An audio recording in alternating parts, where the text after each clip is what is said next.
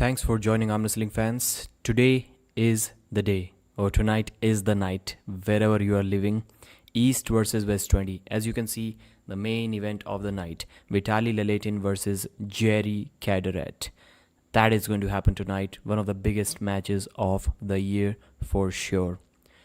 So we have a lot of matches with us today. Let's see what those matches are. We're going to check them in a minute. I have all of them written in the description of this live stream.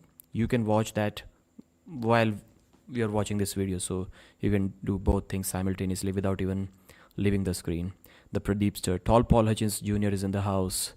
Ziggy is in the house. I can't wait to see Vitaly versus Jerry arm fight. Yes, James, we all are waiting for that. So 90 people have already joined. Another East versus West without Pushkar. All of the East versus West have been without Pushkar.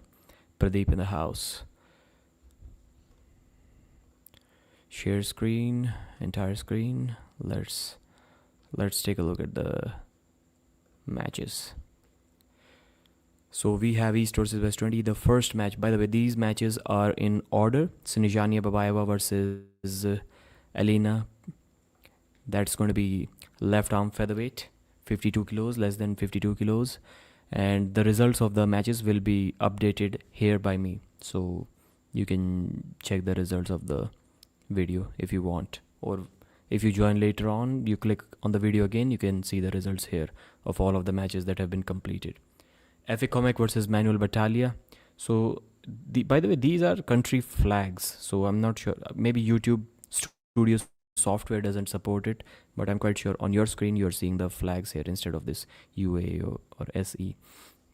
So this is a super heavyweight right arm match, 115 plus, FA Kömek versus Manuel Battaglia. Why am I doing that? I should be just changing the background of the. We have upgraded our stuff here, so I don't think I need to do this. Let's see. Let's see how I can do that.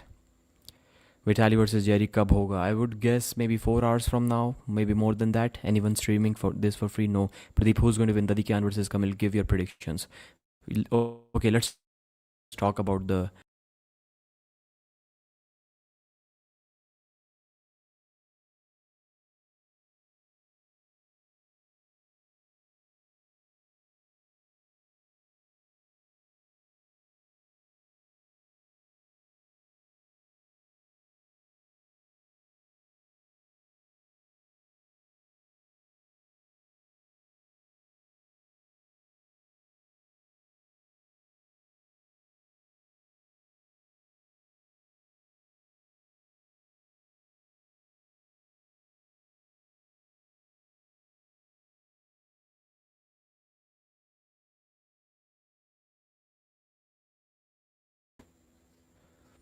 Okay, so it doesn't let me add that, so I hope didn't. Yeah, stream is off. It was edit mic settings. Yeah, maybe I can do it from here. Yeah, visual effects. So this, you can see the stream is choppy, and I have nothing to do with that. It's just the software. So if I do none, that's my green screen and everything is perfect here. So it's a weird thing. I've paid for this Streamlabs software, and it's StreamYard, not Streamlabs, and the green screen doesn't really work. It becomes choppy on this one, so that's a bad thing. Anyways, let's discuss the matches. First one, Snizhana Babaieva versus Elina Persson. That's under 52 kilos, as we just discussed. And this one is FA Kömek versus Manuel Battaglia, super heavyweight right arm match.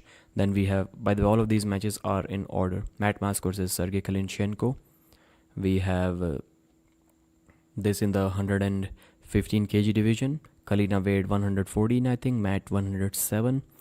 Then we have Mindaugas Tarasaitis versus Danil Ustinov. Mindaugas, this is a 77 kg match, but not a world title match because Danil Ustinov was the 70 kg world champion, not the 77 kg champion. We have Yoshinobu Kanai versus Petro Marharint. That is obviously the 105 kg match, right arm. Then we have Tom's Rozits versus Oleg Zhokh. That's what, 85 kilos, left arm obviously. Barbora versus Gabriela, super heavyweight female, left arm world title this time. So that's a world title match. That's again a world title match. And before that, there was no world title match before that. All right. Dadikyan versus Kamil Jablonski, left arm super heavyweight match. That's one of the most interesting matches out there, if Kamil somehow makes it interesting. Then we have Irakli versus Todd, another world title match, 95 kg right arm. Then we have Nuko Shikadze versus Oleg Petrenko, 105 kg title match. This one was the 95 kg world title match. And this one is 115 kg title match, Dave Chaffee versus Ibrahim Sagov. That's going to be an interesting one. You can say that Chaffee destroyed Hutchings and Sagov lost to Hutchings, so Chaffee is the clear winner. But Hutchings cannot force the hook on Chaffee. This guy Sagov can. That's why it's interesting.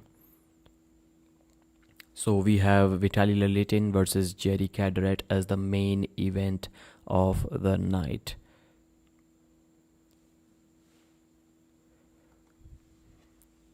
If I remove the... No, it's still choppy.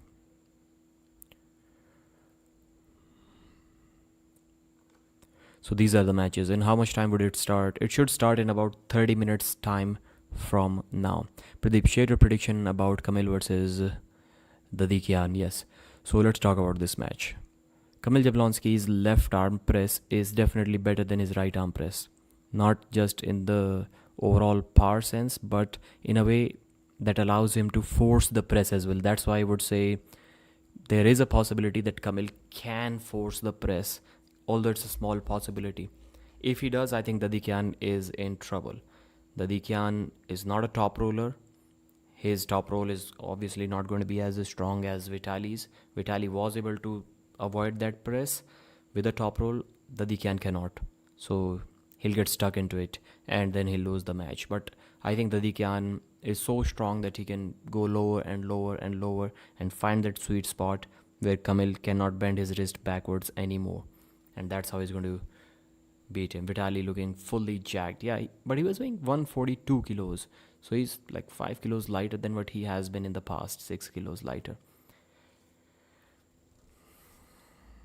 Trovo. Who is Trovo? Pradeep, share your prediction. So my prediction is 3-1 David Dadikyan, and he loses one round on fouls. Pradeep, can Dadikyan hook Vitaly on left? No, I don't think so. Even though the practice pull that they had about 3 years ago, it was interesting. Dadikyan almost did it, almost. But then still Vitaly at least stayed flat, kept hitting sideways, and he was able to pin Dadikyan after a while.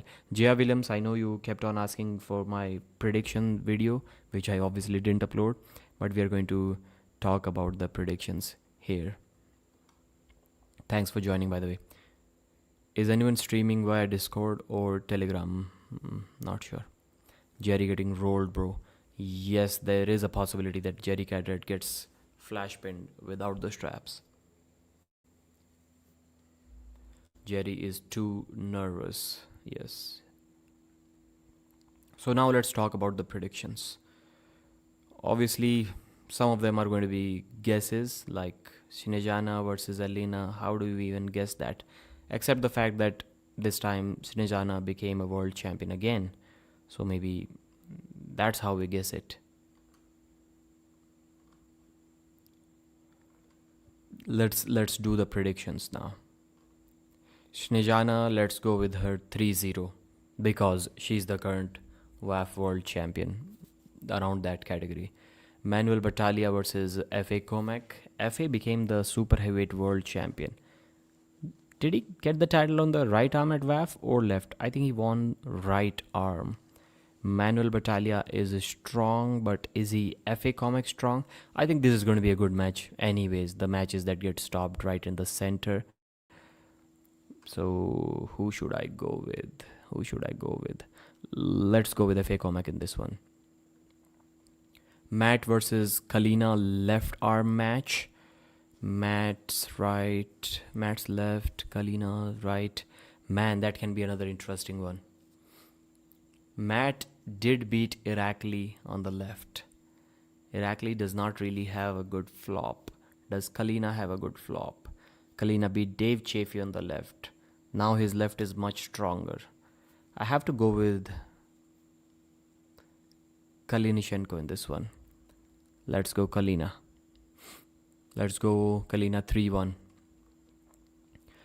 Mindaugas Tarasaitis, Danil Ustinov. Danil beat Mindaugas on the left arm some years ago, and at that time he was not as strong as he is right now. Can he do that on the right? He said his right has always been stronger, so that worried Mindaugas a little bit. I'm still gonna go with Mindaugas, just that safety buffer zone. I'm gonna give one round to Danil Ustinov. So again, 3-1. Then Yoshinobu Kanai versus Petro. Either Petro is intentionally playing some mind games, underestimating himself in front of everyone, or he's seriously not going to win this match, because Petro keeps on saying that he tried to press without his wrist. He cannot. There is no way he can press. So he'll have to figure something out. No, you're not going to figure something out. I don't think Petro is going to force the hook on Yoshi. I don't think he's going to top roll Yoshi. So we'll have to go with Yoshinobu Kanai. But these Kings movers, they can lose one round with just pure side pressure. So I know I'm saying way too many 3-1s here. But again, I'm going to go with Yoshinobu Kanai 3-1. Oleg Zhokh, Tom's Rozits. Oleg has lost one round at one of the WAF championships a couple of years ago to Tom's Rozits.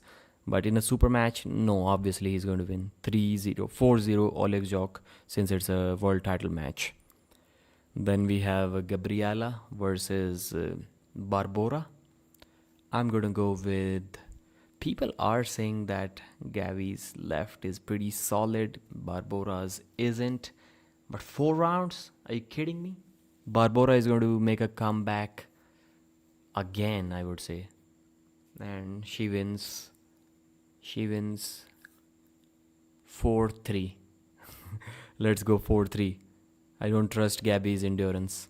And how can you have endurance when there is a woman more than a feet taller than you attacking just your wrist for 4 rounds, 5 rounds, 6 rounds straight? Like, how can you maintain that endurance in your wrist? It's like literally impossible. Dadikyan versus Kamil Jablonski. I've already shared my prediction about this one. We have to go with Dadikyan 3-1 this time, because I think Kamil can force the elbow foul on Dadikyan a couple of times. I don't think he's going to pin Dadikyan. He's looking pretty strong. Again, these matches are in order. You can see the order in the description of the live stream that you're watching right now. And the matches will start in 25 minutes from now. Uncle Todd versus Irakli. This time, I'm going to predict the upset. I'm not sure if I predicted Irakli to win. No, last time I predicted Todd to win. First time also I predicted Todd to win. This time I'm predicting Irakli to win. Some people are saying that Irakli should work more on his cupping. He should go sideways. Kind of way the way Prudnik beat Todd the first time. I don't think he's going to change his style like that. But what we have seen from Irakli in the John Brzezinski match is that he can flop press. And a flop press is going to work against Todd. He tried that in the second match. It worked in 1 round. Somehow Uncle Todd blocked that. He didn't allow Irakli to get into the flop. Then he won the match. And even Todd mentioned that he tried something different in the second match and it didn't work for him. So it's not like Todd Hutchings stopped Irakli's flop press. It was, he didn't even allow him to go there. He stopped his access to the flop press, not the actual flop press itself. So with that logic, since Irakli won that 1 round with the flop, with that logic, all Irakli needed to do is to somehow, from this weird position that he can be, Like his wrist is gone, his pronation is gone, to access that flop. That's all he needed to train in these few months since their last match. If he trained somehow to like jam the match here and get behind his shoulder, I think that's all he needed to train. And if he can get behind his shoulder, the way Todd's arm flew towards the losing side in that second round when Irakli pressed him, or third round, whatever it was, I think Irakli can get the job done. So let's go 4-2 Irakli Zirakashvili. 4-2. But only with the press. I don't see any other way. I don't see him beating Todd with cupping. I don't see him beating Todd with back pressure, top roll. No. Only flop press is going to work. And I think Irakli will flop press in this match. So Nugzari versus Oleg Petrenko. That's the interesting one. Some people think that it's going to be a completely one-sided train. Why? Like, how did we start rating Oleg Petrenko so highly? I think it started with the Ongarbayev match, but then we saw Ongarbayev isn't really at that level. Matt also destroyed him. But then it continued because of the Dadikyan match. That was interesting. But Dadikyan claimed injury in that match too. So we're not really sure what happened there. But we have to say, if we're just talking about, I don't think Matt can beat Dadikyan. I'm mentioning Matt Mask again and again because Nugzari also beat Matt. So I think it's an interesting one. I keep going back to the John Brzezinski match. John cracked Petrenko's wrist pretty comfortably. And I think even at that time, even that John that beat Petrenko, I think even that John loses to Matt Mask. I know some people may call me weird, but I think John, this version of Matt Mask, I don't think after 2015, I don't think in the past 9 years, any version of John would beat this version of Matt Mask. So just beating not John, why would I say John? So beating Matt in that sense does change things up a little bit. So, and he took his risk too. So I personally think Petrenko has also leveled up since the John match. Obviously he has, but how much, man? Petrenko has been arm wrestling for like a decade now. So it's not like he got 30% stronger in last 3 years. Man, this is a difficult one to predict. I'm predicting the upset, which nobody's predicting. 4-2 Nogo Shikadze.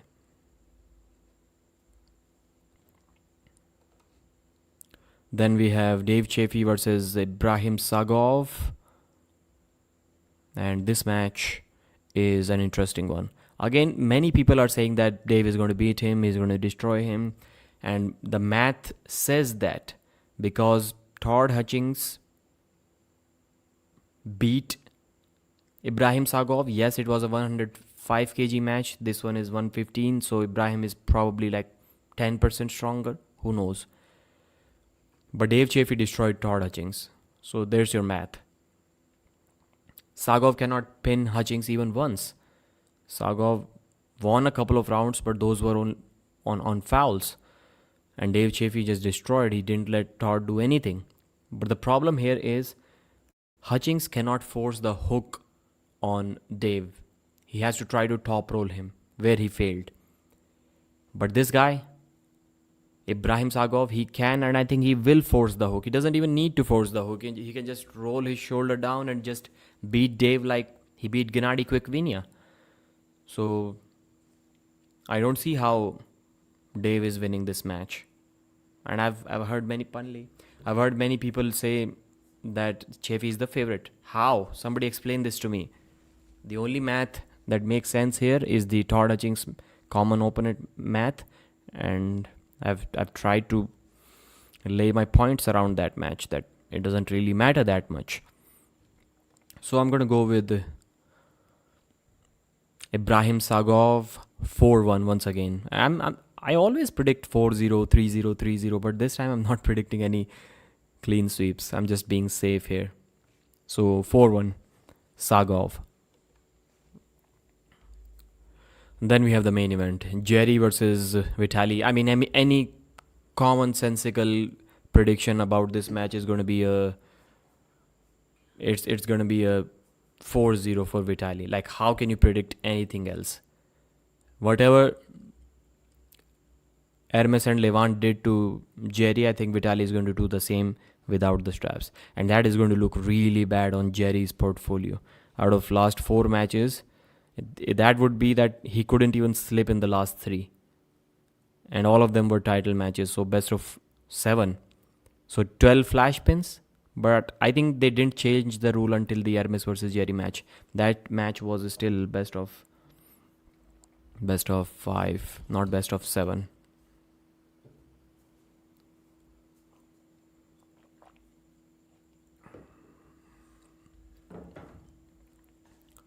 And why did they start, man? Switzerland time, I don't like it. They're starting the event at 12:30 a.m. Indian time.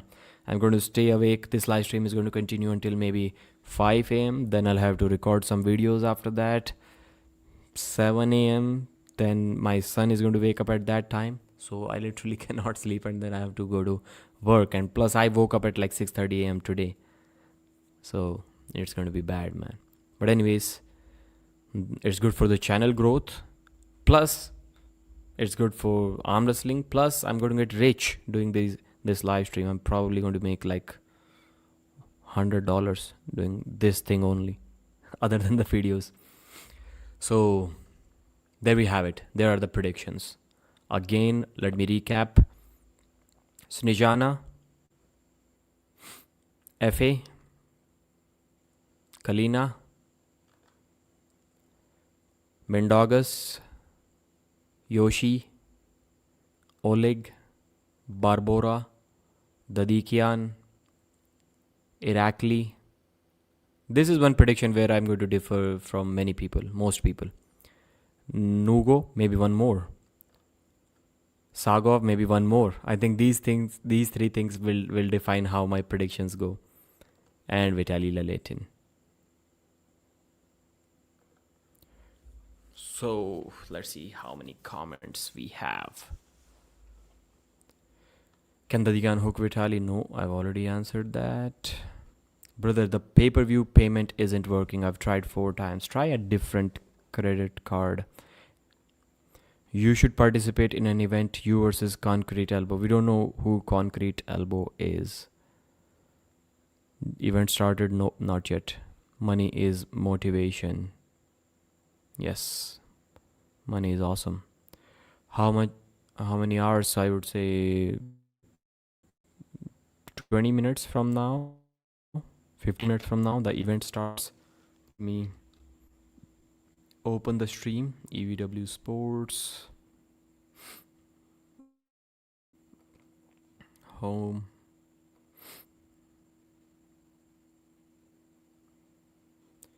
I hope I'm already logged in. Don't want to watch the thing on my phone. 3-1. Pradeep, is Vitaly going inside against Serhii tonight? Nope, not inside. Although he did say that people say my hook is not strong, they should try putting me up against a hook arm wrestler, then I'll show. But no, Vitaly is not going to go in a hook. It will be something between a hook and a top roll. It will be Serhii trying to get behind his arm and Vitaly immediately doing this. Just doing this. Why are they starting so late? Yes, exactly. Nugo gets owned 4-0. Straight flash pins from Oleg. Let's see. I think Petrenko will win. People were saying Oleg is legit. Nugo and Oleg is a very good match. Oleg is still the man. Serhii cigarette.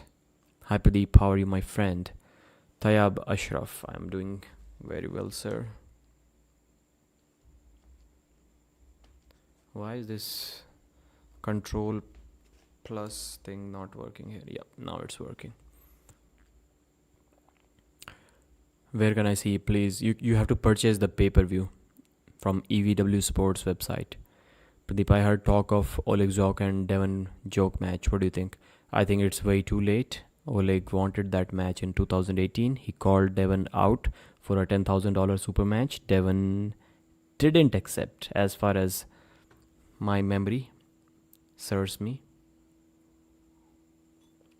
I don't think Devon accepted that match. Oleg was ready to put up his own $10,000, and that was a good amount of money at that time. 2018 it was.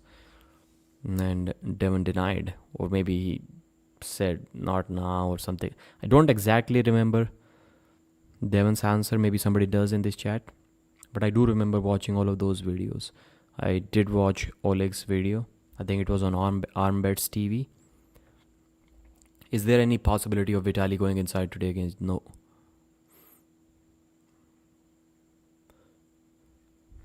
Okay, I think we have caught up with the chat. 238 people watching now. Pradeep bhai, जो BJP vote चोरी कर रही है उनके बारे में क्या कहते हो? यहाँ तो कुछ नहीं कहता, कभी और कहीं बात करेंगे इंस्टाग्राम पे. Bro, I just tried again with a different credit card and it isn't working. Is my region, I don't want to miss this. Where maybe try a VPN or something. I'm not sure how it works, but I'm doing a live stream. I don't think I can help you right now with this. If Michael versus Levan happens, do you think Todd is going to get pounded by Levan? Yes. Kamil Jablonski versus Vitaly Laletin, left hand. Do you think we will ever know who Concrete is? Yes, sometimes. If his channel continues. Sometimes your bank declines it. I've never faced this problem. When my bank used to decline, it means the card was not working and it never worked. Try a VPN. I don't think VPN is going to change anything in this matter. I'm not sure, but Kamil versus Vitaly, left hand. Yeah, that rematch needs to happen. It needs to happen. If you become rich like after reaching 45, 47, would you want to go an event? I want to go to events now, but I cannot because of my job. Maybe I will soon. Pradeep, who's the strongest arm wrestler of left arm to ever walk on earth?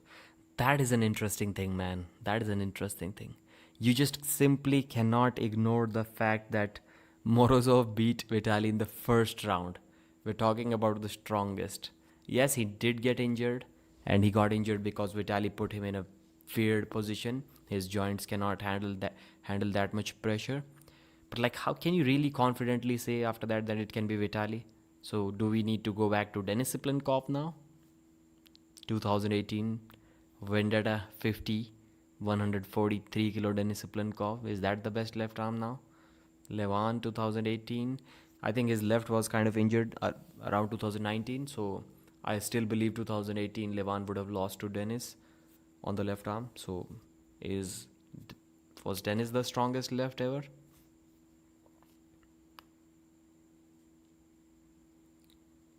Okay, Gaurav. Riser is good. Pronation is a little bit lagging behind. If Michael Todd faced Levan and they allowed the King's move, no. Michael, I don't think he would even get to the King's move before Levan pins him. For me, it used to happen. I had to call my bank and then tell them to approve it. Okay, ever since then it worked. Sometimes it would text me, was this purchase you? Okay, I've never had that. When I purchase something international through my credit card, the one-time password system also isn't there. I just click purchase and then that much money is spent on your credit card ending with this. And that's weird because domestic, any purchase that you do, you get an OTP, a one-time password, and then you have to put it in to complete the purchase, but not with the international purchase.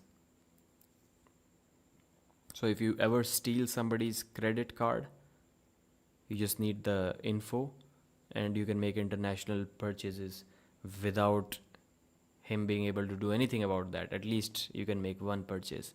then he can block the card. Dennis destroyed a very good version of Devon with very little resistance on the left hand in 2019. Yeah, but Devon doesn't think that that was a very good version of him. That was 2018. Who's your favorite? I do remember. I was in West Bengal in a hospital. I think my shoulder was already operated, or no, it was about to get operated. I was there for that treatment. I was admitted there, and I purchased that pay-per-view, and the stream didn't work. It didn't work for anyone. They didn't expect that many pay-per-view buys at $30 each. $30 pay-per-view back in 2018, and I couldn't even see the Devon versus Dennis match. It crashed all the time. So it was lagging so much. You see one thing now, and then the next frame is when the round is over, and just the score is 1-0 Denis Siplenkov, and didn't see anything. Who is your favorite arm wrestler? As of now, I don't have a favorite arm wrestler. Dadikyan is pretty close. I'll let you know some other day. As of now, no favorite arm wrestler. Used to be Hermes, but he isn't competing enough. Can Dadikyan or Alijan beat the Morozov who faced Vitaly? I think yes. Because they will be able to get to their move. They will be able to get in the hook with Morozov. Morozov, yes, he has a good top roll now, but I don't think it's so good that he can prevent the hook. And in a hook, both of them are pieced. So yes, they did have the possibility. Can Dennis hook Vitaly? Man, that's the question. The practice pull that they had back in 2018 or early 19, Vitaly was just playing around with Dennis. So Dennis was in a white t-shirt in that practice pull. So I'm not sure. No, I don't think anyone has a promo code proving astrology. Devon had months to train for that match, didn't he? So I don't know why he would use that excuse. He had an elbow surgery more than 2 years before that match. That was Devon's excuse, that he was still recovering from that surgery.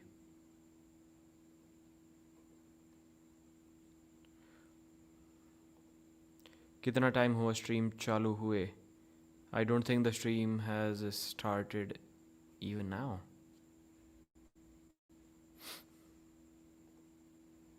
Let's see. Stream is kind of on. Okay, let me.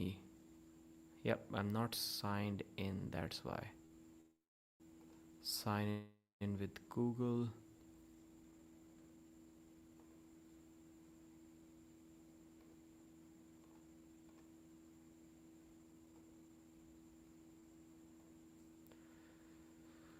Okay, let's sign in with my email account.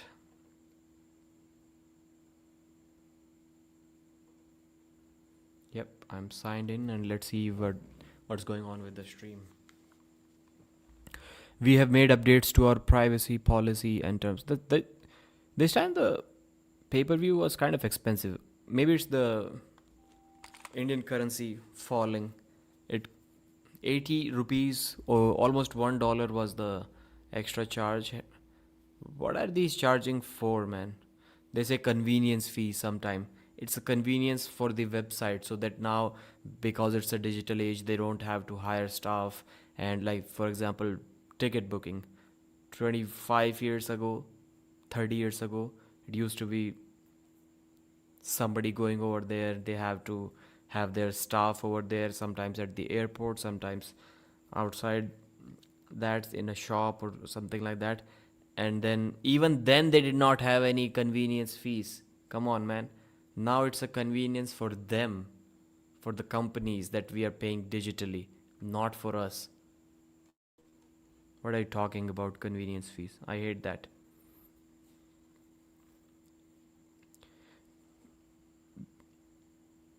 Pradeep ने मुझसे 20 rupees लिया था अभी तक. Where? कब? 1999. So for me it was 1856 rupees, something like that. In my business, banks try to sell me on credit card processing all the time, and they advertise that I should charge a fee to my customer to recoup that cost.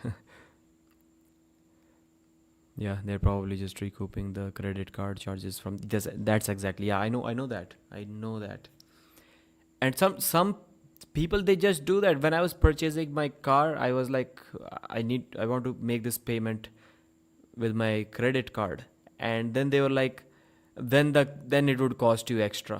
So some shop, I'm not sure if it is legal or not. I don't think there'll be a car showroom will do something illegal in terms of finances, but they were just straight up telling me, if you purchase with a credit card, then we'll add the processing or whatever we are going to be charged by the company, will add that cost up front. Like, and they were not even hiding it. So not sure how exactly it works. What are the rules in my country or other countries?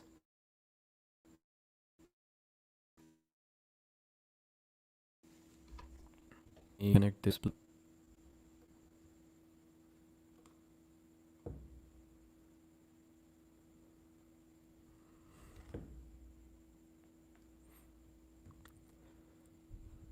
So yeah, it is what it is.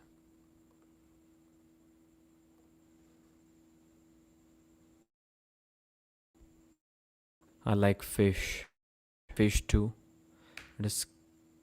I don't know if somebody is selling it around my area or not, and it's kind of expensive. Do you think Devon versus Tobias on left is a 50-50?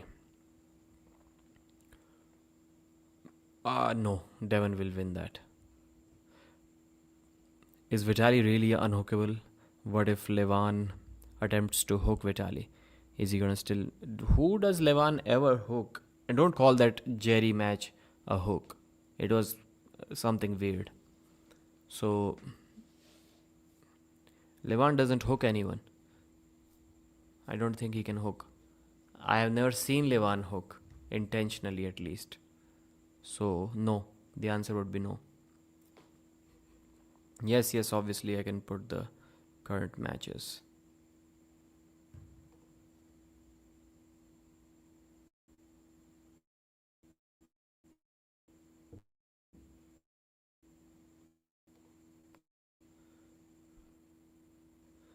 Okay, that is going on for 7 minutes 51 seconds. Have the matches started yet? That's the question.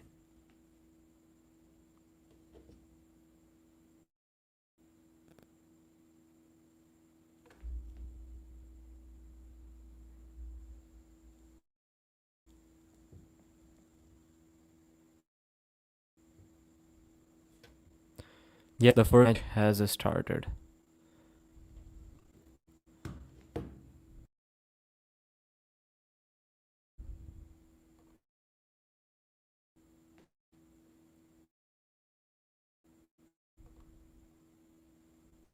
Is my stream lagging?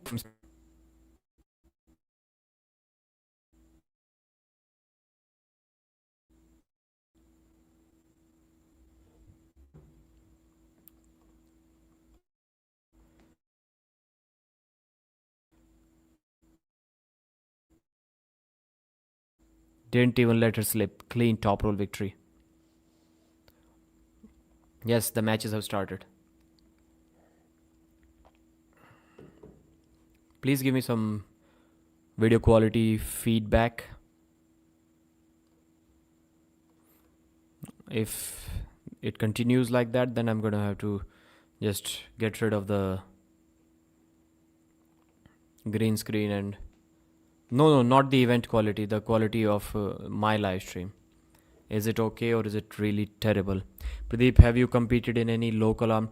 Not now, but in 2019 and 20, I competed in total of 3 tournaments.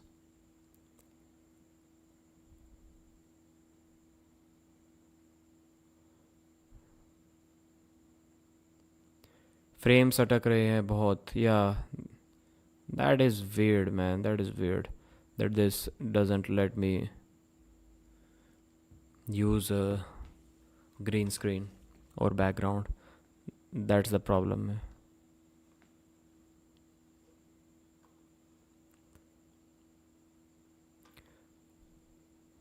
How's your performance? That was the first time, 2019, that was the first time I saw an arm wrestling table and a strap. And still I won like 3 matches there and lost 2.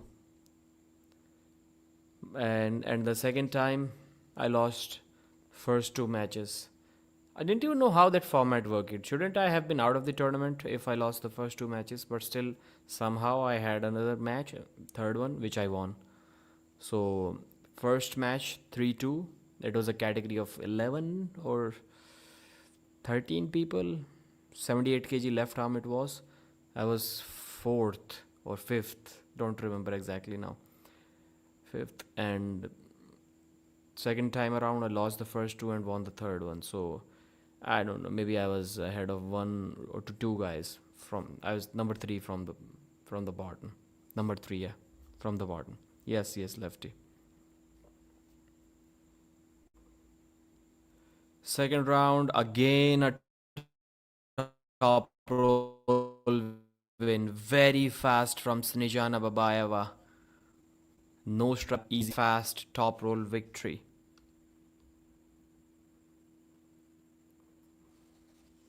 Do the pads look higher to you?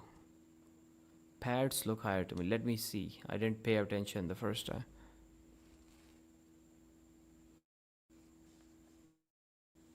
No, they must be standard 4-inch elbow pads. I don't think they are higher. I can't see anything. So hopefully the matches are over quick. That's what we always expect with these late night events. In USA, Canada, it's day for most of you guys. Even in Australia, it must be like daytime already, sunrise time. For everyone else, it is somewhere around night time. Even in Georgia, those countries, Turkey, UAE, it's still like around 10 p.m. Everyone give me the direct link to the match, please. Stream is lagging. Video not smooth. Okay.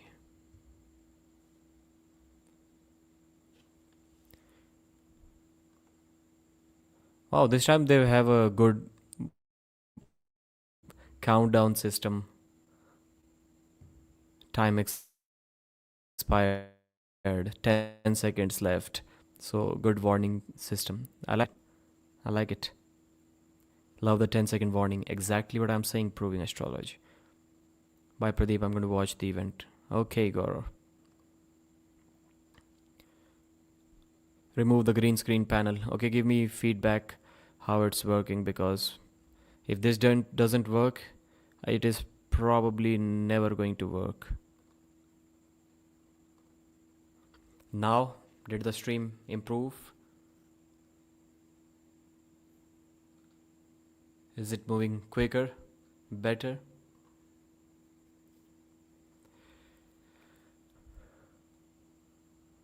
ऐसा लग रहा है 2 लड़के आपके स्वयंवर में हैं. Vinny Travis. Yeah.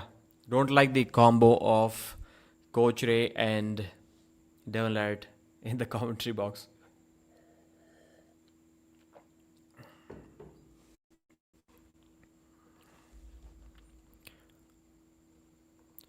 Round 3. This time she stops the match. Hand control, good cupping, insane cupping. She's not letting Elina do anything. Is she just playing with her, or is she trying to win but cannot win? But this time, full control from Snizhana. And she's working on it. Now she's rolling the wrist. Strap match. Let's see if Elina can do anything in the strap or not. But that's good.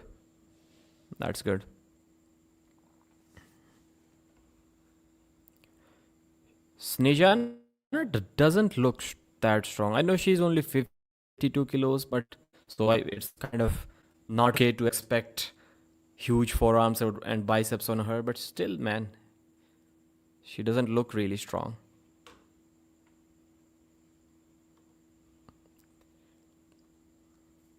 There are some audio issues still persisting. There aren't okay. Let me see. There aren't okay. Let me see. No, audio seems cool to me. Audio is fine. Still lagging. Still lagging. Why? For me too. Okay, somebody's also mentioning that there are some lags. Where you watch? I'm watching on the paper. In the strap again. Cupping. Good control. Now she's going to pronate as well. It's good. It's good that Snizhana is giving her opponent an opportunity. That's what I love. That's what I love. When you're confident, allow your opponent to get to the strap. Allow her to try something in the strap. That's what I would have loved to see in the Chetna versus Adelia match. Where when she was winning, let's go in the strap in one round. Snizhana won 3-0. Alright, okay, maybe I'm going to stay like that. We're not going to change the background. Or maybe I'll just take a small 30-second break and remove this green screen if it is looking really bad. Can someone show EVW support email ID, please? Share. Just go to their website and scroll down. There will be contact us, just like there is on every single website, and they'll get the email. First match versus Snizhana won 3-0 against Elina Persson from Sweden. Okay, let me create let me update the results in the description. 3-0. So in the description of this live stream, all of the results will be updated as we speak.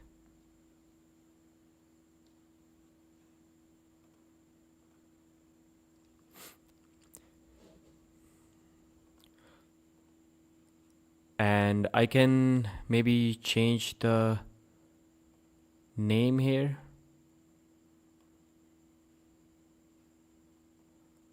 To show you what match is going on. Would that work?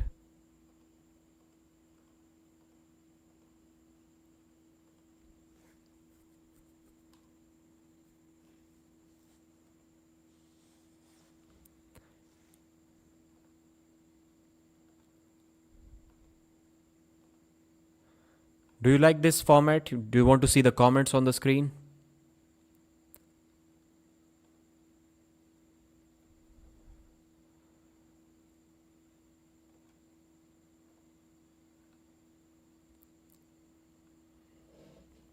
Snizhana Babaieva is the winner of the first match. Now she is getting invited. Yes, 2 no's and 1 yes. Yes, 2 yeses.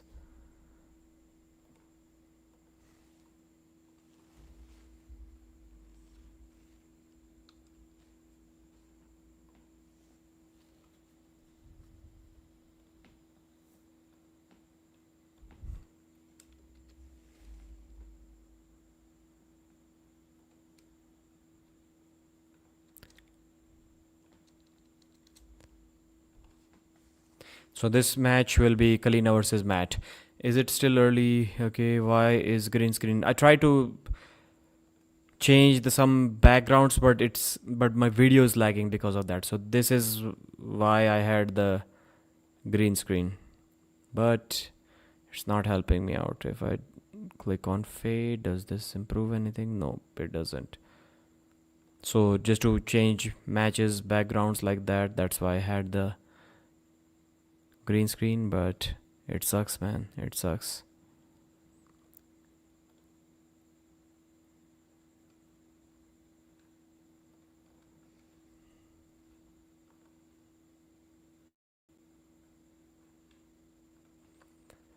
What happened to the old background?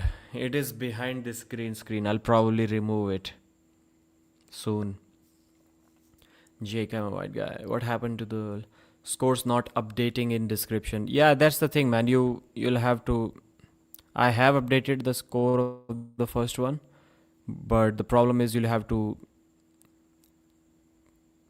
exit the video, and which I don't really want. So, somebody, if you're joining the stream again after closing this video, then you'll see the updated results. So, YouTube description is not updated live. You have to click on the video again, and only then it will be updated. So that's a YouTube thing. That's not on me.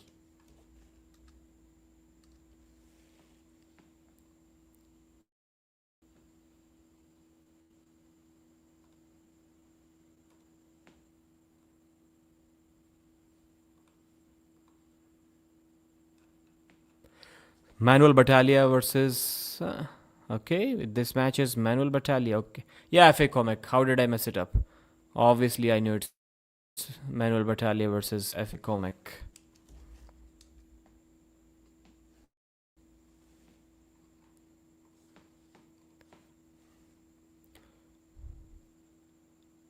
FA Kömek, Manuel Battaglia. Copy here. I predicted FA Kömek to win this one. Please share your predictions in the comment.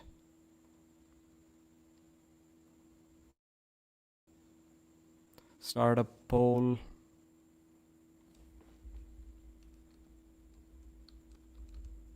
Battaglia versus FA Kömek. Or that's the better way, I would say. Instead of writing this, maybe I create a poll of every match, and then that's a much better way.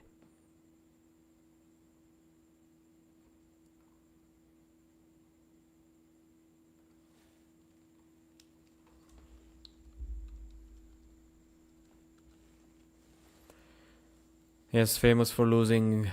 Is the stream lagging? Sound still coming though. 12, how many total matches? 12, yes.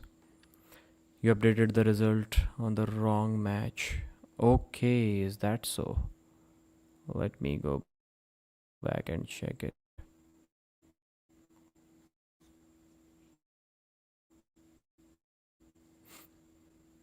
Yes.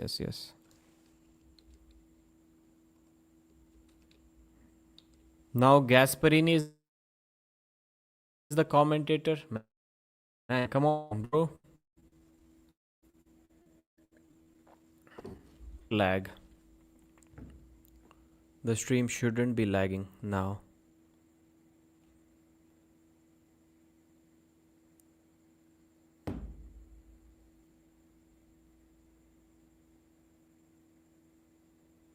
Yeah, but it is. Devon must be an owner. How else can you explain Matt being on the cards all the time?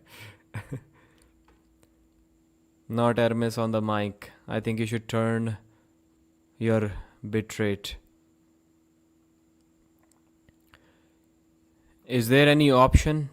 I don't think there is an option like that in StreamYard. Can somebody check online? Can you change the bitrate on, or byte however you pronounce it, in StreamYard app? I don't think so.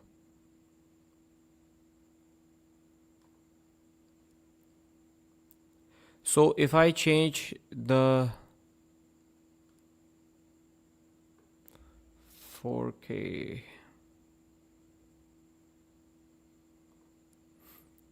so I've switched to high definition 720p. Does that change anything? And can I now use background? Is lagging still going to be same? Is there less lagging now? Is it better? What if I switch it down even further? Resolution, hide. What if I go down to 480p? Does that completely stop the lagging? No, it doesn't. Let's go 720 and Let's see if it is any better.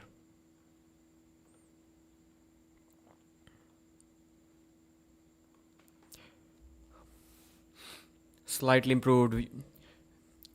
We can change the rate that YouTube shows your channel. No, I don't think you can. That's just the video quality.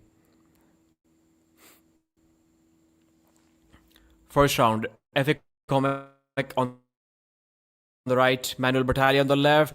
Battaglia goes over the end of FA, but warning on Manuel, moving fast. On, somebody get rid of Ermekarini as soon as possible. Yes, he's cheering the crowd up, but he's not commentating.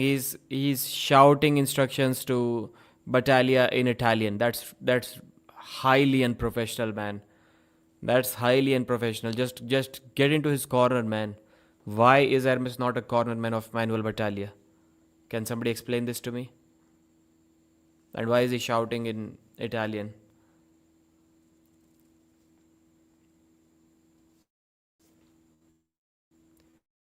Again, Manuel's hand goes over the top of his hand. It's not looking good for FA Kömek. That's not what I was expecting.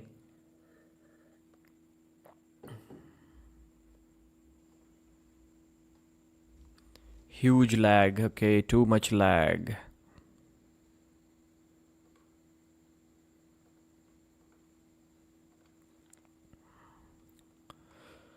Why does it?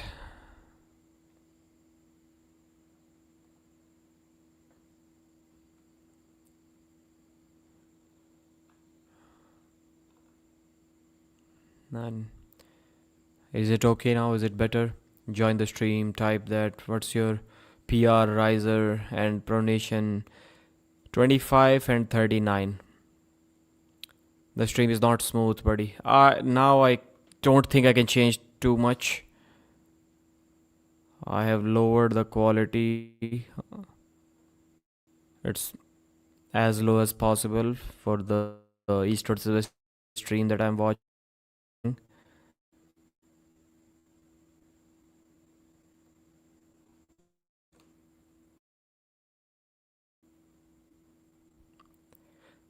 Manuel Battaglia, FA Kömek in the straps this time. First round, FA cracks the wrist and takes him down to the pad. Completely different scenario once they are strapped up. Totally different story, not the same. FA Kömek is the man. He shows why he's the current WAF super heavyweight world champion. Destroys Manuel Battaglia in the first round. And these rounds, when you get opened up, not just through your wrist but through your arm as well, they can be pretty taxing, they can be pretty damaging. But if you somehow keep your pronation throughout this motion, you can damage, you can exhaust your opponent's wrist. But there was no pronation from Manuel Battaglia. So this round is 100% going to cause some endurance problems for Battaglia. My prediction is Battaglia can get flash pinned pretty soon. Even though this round took like 2 seconds, but when you go down like that, your body is going backwards and your arm is opening up, it's going downwards. You're done, man. You're exhausted.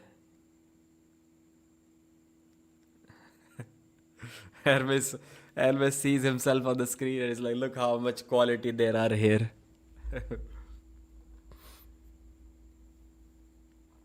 Type the link manually into PC. Do you think Mindaugas can dominate today? Dominate would not be the right word, but yes, he can win. Put your keyframe interval on 2 maybe. These things, there were a lot of options like that in Streamlabs app, but StreamYard doesn't give me any option like that. So I'm not sure how I can do that.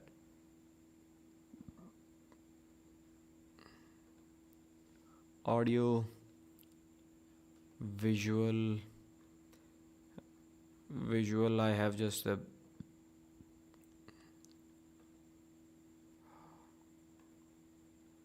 guess. Okay, layouts, no. Hotkeys, no. Recording, no. Visual effects, no. Camera, Logitech, okay. Mirror my camera, so there are no options here as well.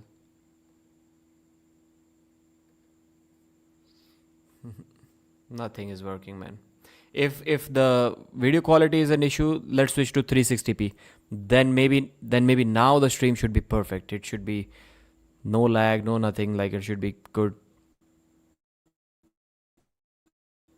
really smooth.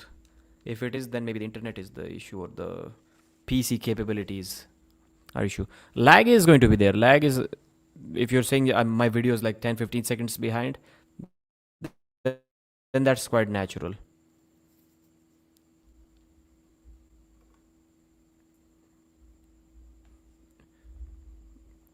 If you're saying that whatever I'm saying is like 10-15 seconds behind the actual East versus West live stream, then it's not a problem. It's normal. I thought you were talking about a lag in my stream, or maybe you are talking about that. Or if it continues, I'll just restart. It's lagging more now. FA Kömek flash pins. Yeah, I told you it's going to be a flash pin. But there's an elbow foul on Manuel Battaglia. Let me just refresh this stream.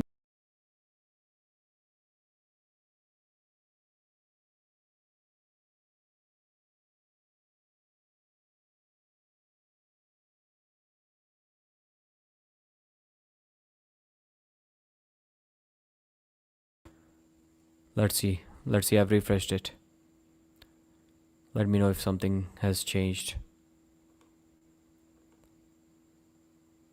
Second foul on Battaglia wins the match.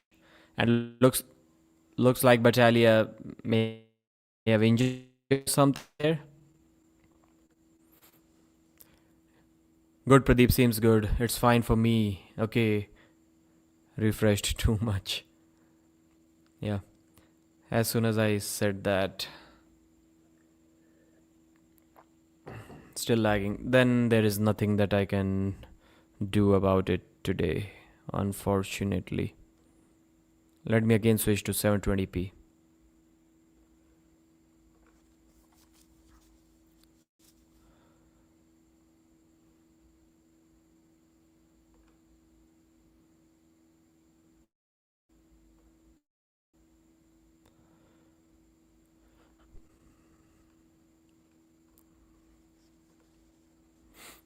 (2-0) FA Kömek, dominant victory.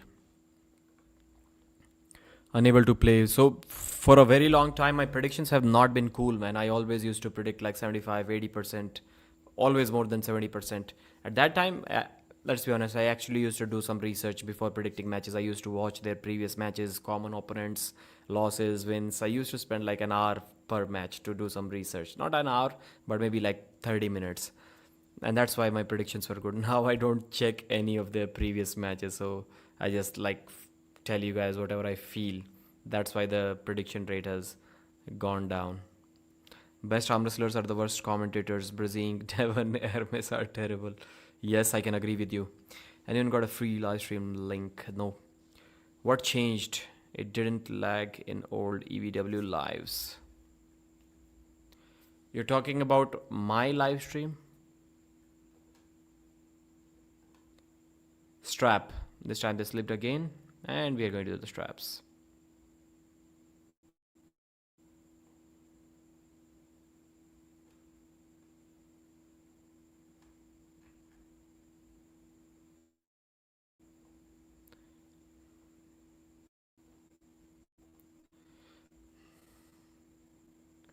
The audio stream's current bitrate is lower than recommended bitrate.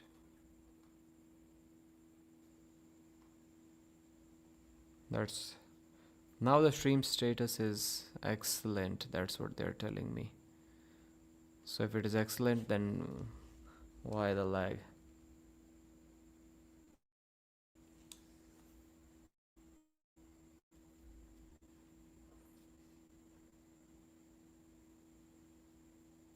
And I've also selected ultra low latency. So even then the video stopped.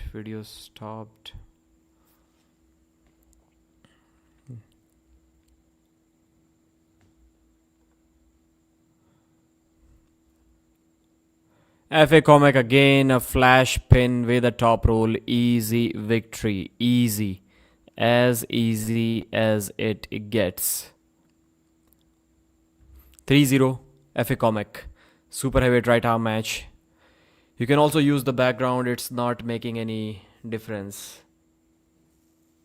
Okay, so you're saying it's still equally bad.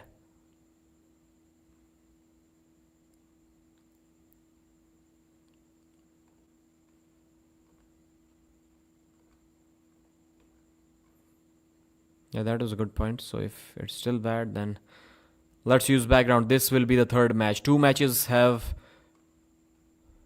finished. Let me edit the results in the description of this live stream.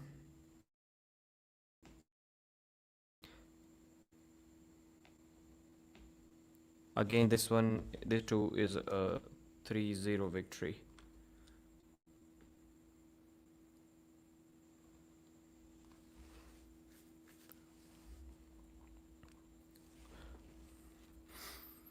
This time is a little bit difficult to fill for the commentators. The slow replays, nothing is going on. Maybe they can add a little bit music at this point.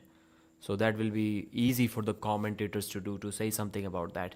So there was nothing for those who are not watching. Of course, many are not watching the actual matches. They're just listening to me. So let me help you about this match. With this match, FA Kömek, just traditional, pure top roll. Nothing crazy going on there. Pure good use of, sensible use of body weight, good side pressure, good attack, good pronation, and classic, the top roll 101. Easy top roll win for FA Kömek.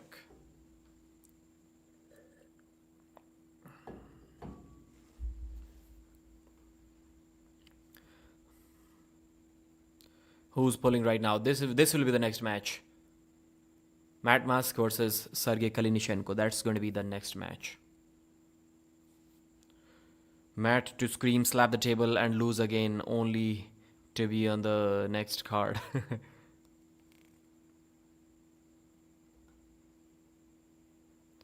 FA's plan is to continue.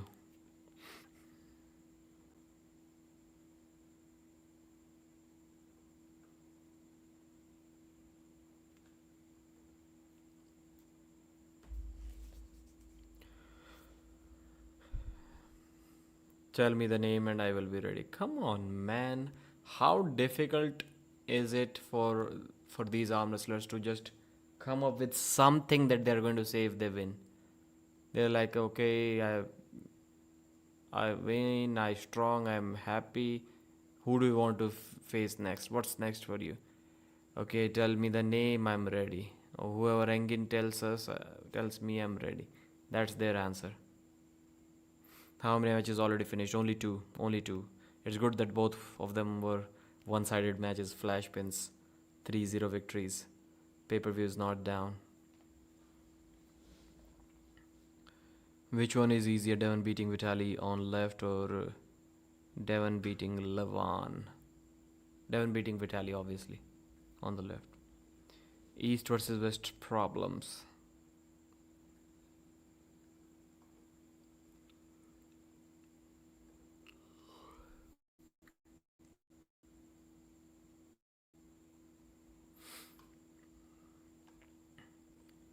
Hailing from and representing Ukraine, first Kalina is walking to the table. Serhii Kalinichenko.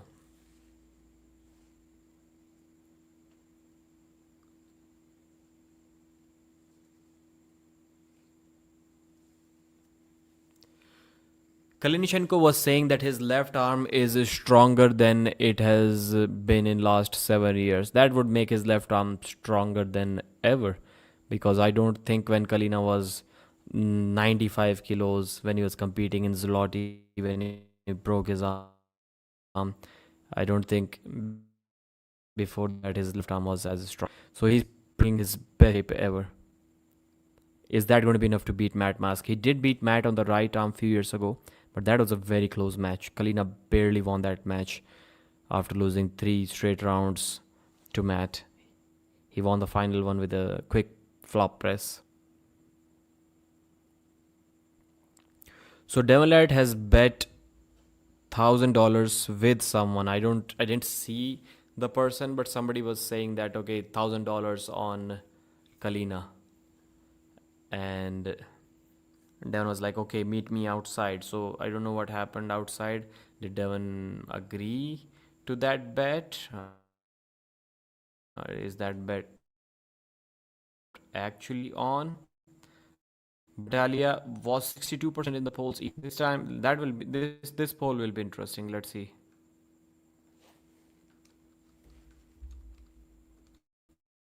Matt Mask Kalina. Left arm match it is. Left arm. 32 years of age. Kalina. Matt is 43 years of age.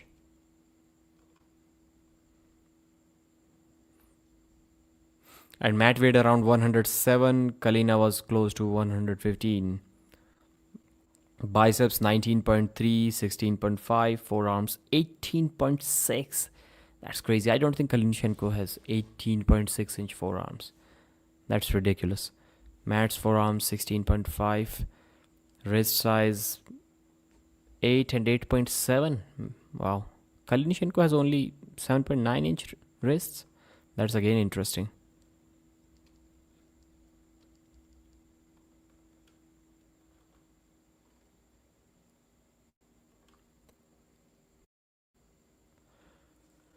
So, first round, Matt on the right side of the screen, Kalina on the left. They're all charged up, ready to fire, ready to explode. Risto is about to say go. Before that, he's correcting the wrists. Matt grips again. I think this round is going to go to referee's grip for sure. And as per East versus West rules, I think now if one round goes to referee's grip, all go to referee's grip. And we have Devon in the background giving instructions to Matt. He's his corner buddy. 2 guys are allowed this time. So a couple of guys on Kalina's side, a couple of guys on Matt's side, including Devon. And then there's a cameraman between those guys. It's going to be interesting. If Matt cracks the wrist, Kalina still has a flop press. And if Matt cracked Irakli's wrist, there's a possibility that he can do that here as well. Wow, Matt was fast. Matt was aggressive. Matt is looking good. Devon is happy. Matt is happy with this slip. Both are happy. Both are happy. So I don't know the level. What's Matt's level? What's Kalina's level on the left? We kind of know where Matt is because he recently competed. Matt beat Irakli. Can Kalina beat Irakli's left? I think he can. On the right, Kalina is going to destroy Irakli. I don't think it is close. I think Kalina is going to beat Irakli pretty convincingly on the right. I'm talking about 130 kg Kalina, not the lightweight. So Kalinichenko should win this, especially knowing that he can press. Read last, please. Devon versus Vitaly, no. Can we have a score up now somewhere on the screen, Pradeep? Okay, yes, I think we can. But it will be too distracting from the commentary. Wow, Matt, I wouldn't call it a flash pin, but a couple of surges. And wow, he's fired up. Kalina is shocked. Kalina is shocked. Matt, clean top roll victory. One hit, takes Kalina close to the pad, stands back up, hits again, gets the job done. Again, very clean top roll.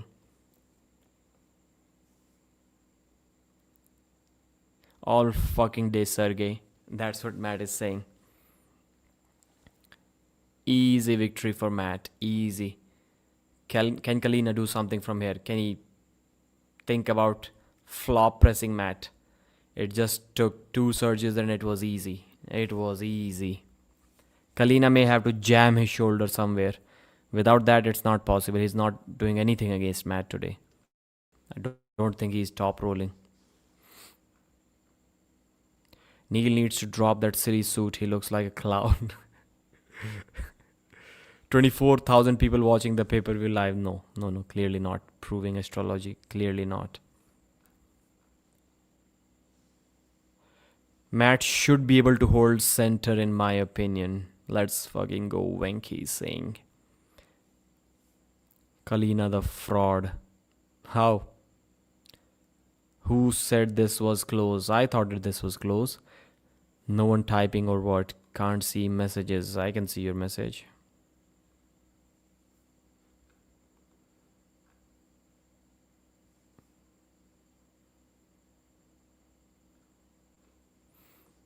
Round 2. I think they're going to slip again. Surely.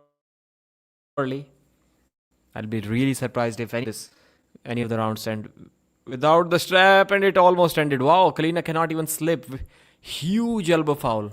Still couldn't slip. Matt just held on to the fingers. It was a meter elbow foul. These fouls like that should be straight losses. Like that looks really weird. Really weird.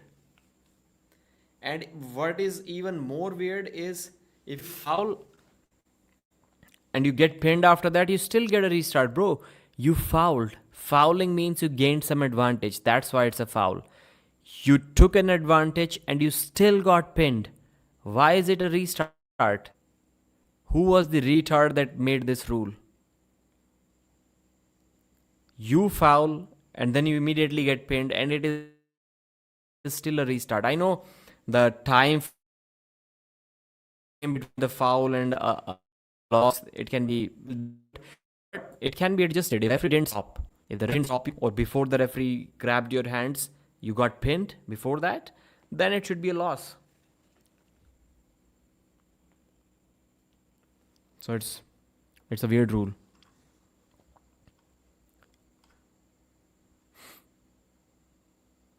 Wild horse on the move. Try using the app on your phone. Kalina stomps. I was wrong. It's the number of times people hit the clap button. Yes. Now you're right. Is Pradeep frozen? Partly frozen. Okay. That's bad. Can you commentate in Hindi? Ustinov match? No. Devon versus Kamil right arm. What's going on? No, that's not the match.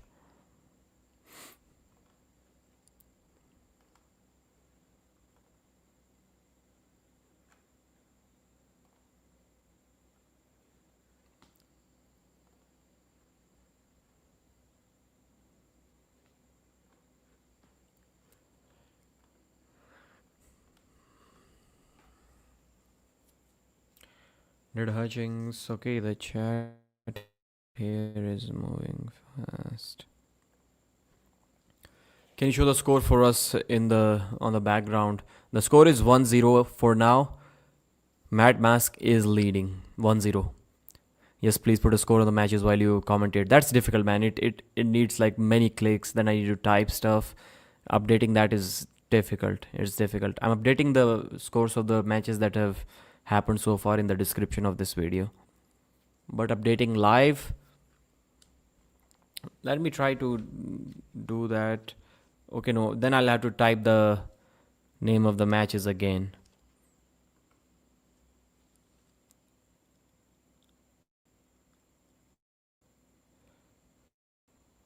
One warning, Matt moving early.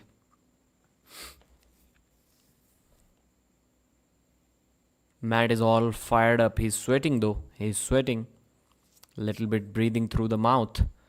Not a good sign. Spent too much energy celebrating the first round win. Christo, the referee, the head referee of this match, he's about to say go. Kalina puts the brakes on this time.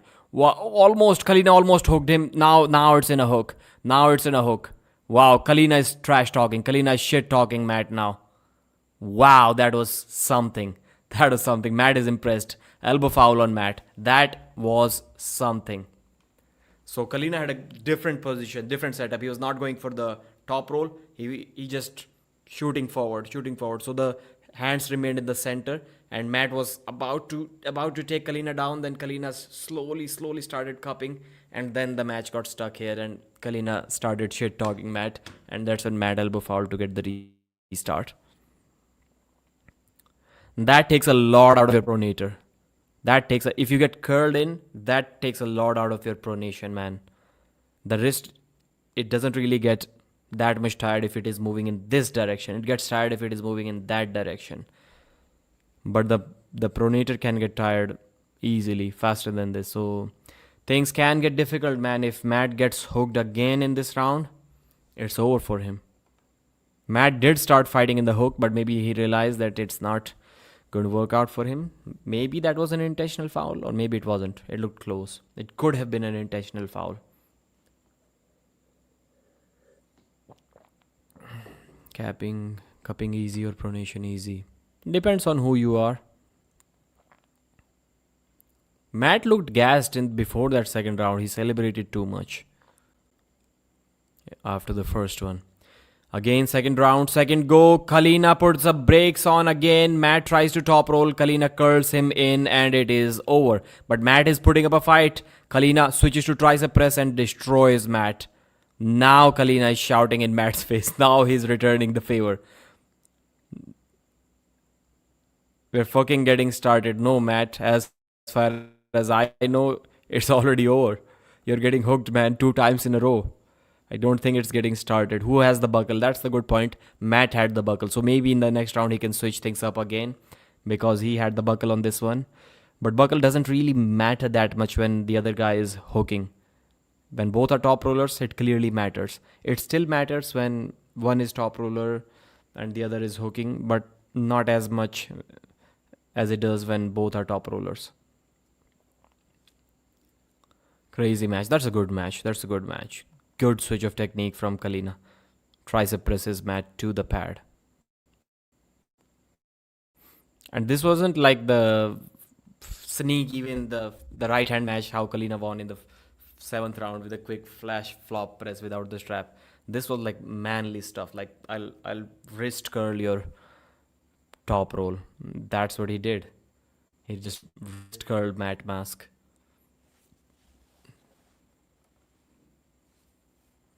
How wide is the buckle, Matt? I'm not sure, man. I just see matches.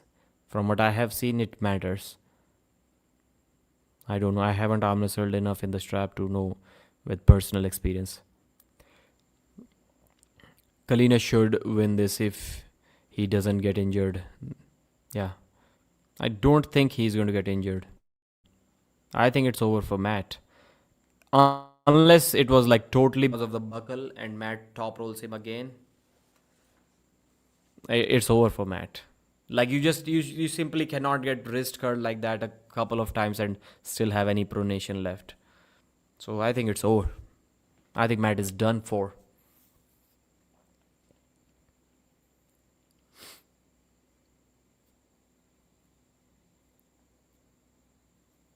I will close Matt first. Kalina on the left, Matt on the right. Round 3, Matt top rolls Kalina. There's an elbow foul on Kalinichenko. Wow. Without the strap, Kalina is still in trouble. He was in trouble in the 2nd round. He is still in trouble in the 3rd round. So let's see.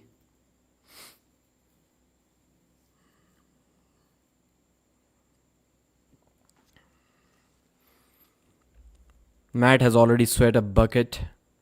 And this is just the 3rd round.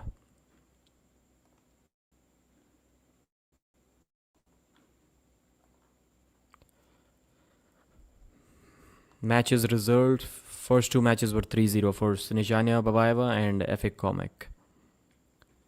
Don't move, go. And this time a clean slip. A clean slip from Kalina and Matt.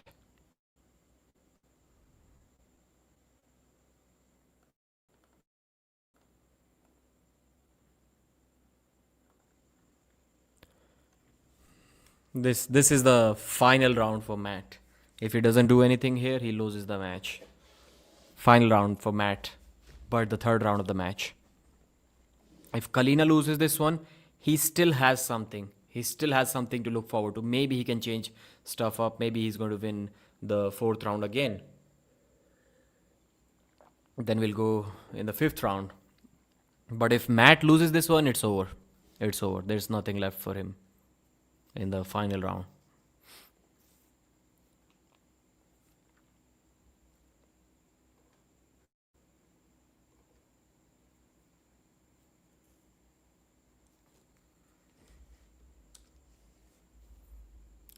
Vivek Sharma, imagine being free. Mohammad Muaz, GT channel. Adamantium, arm wrestling. Matt first. Matt's fingers are getting closed first, and now it's Kalina. Third round of this left arm super match. Both move early. Yeah, that's the call. Both moved early. That's what I saw too.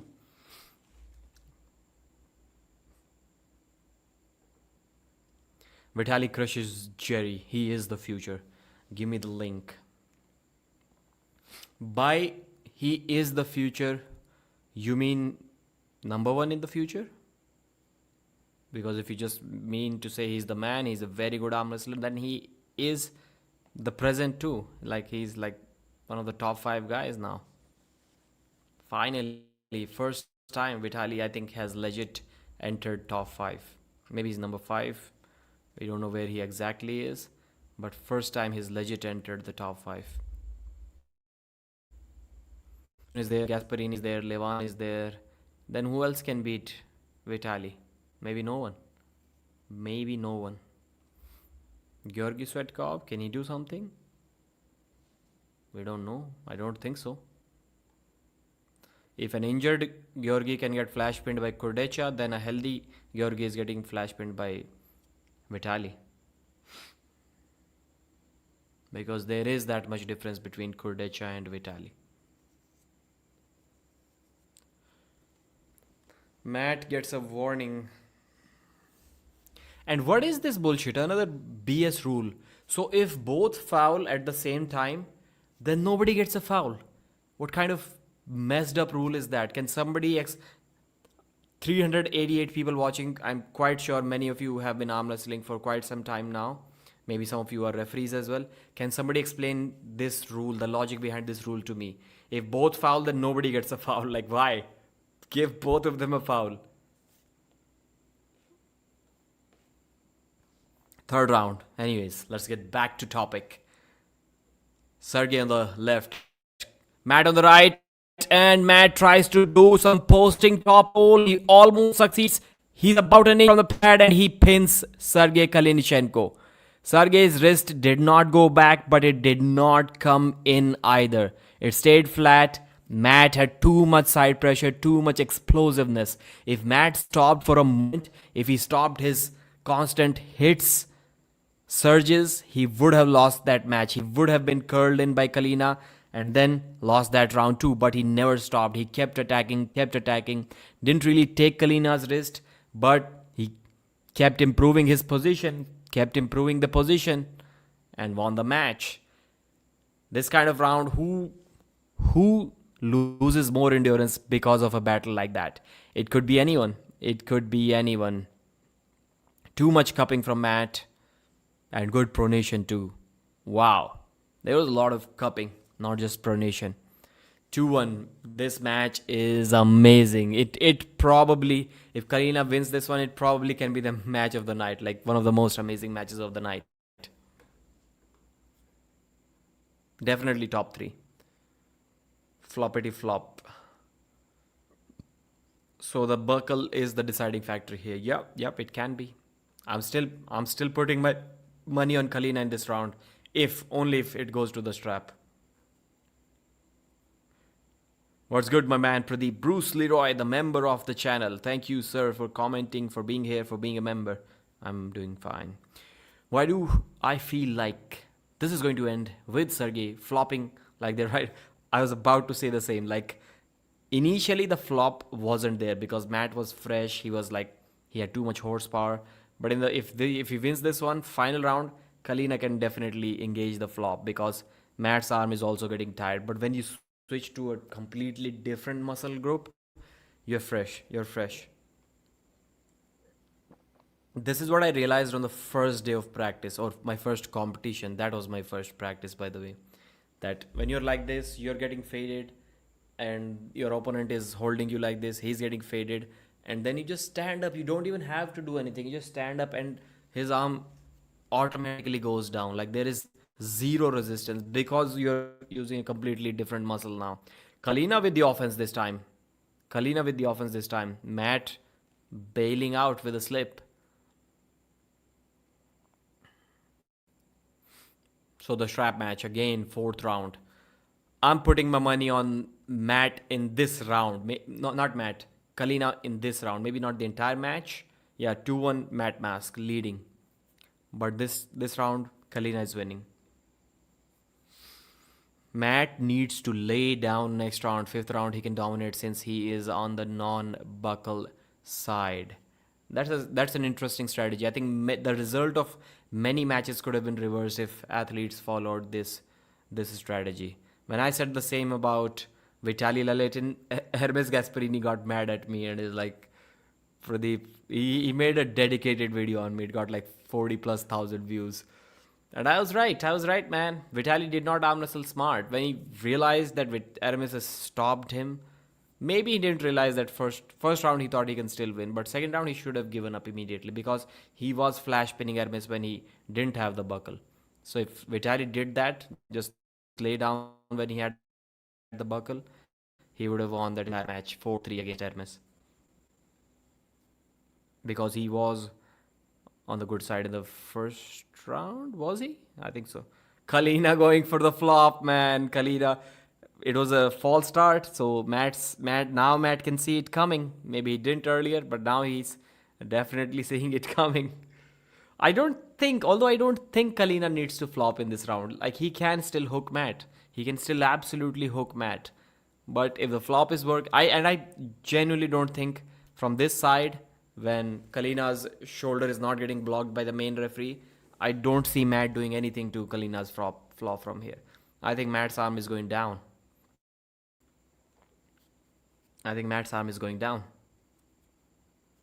Yep, Kalina's already broken his wrist a little bit. Yep, that's 100% a flop. Flop is coming. One warning, Matt. One warning for Kalina.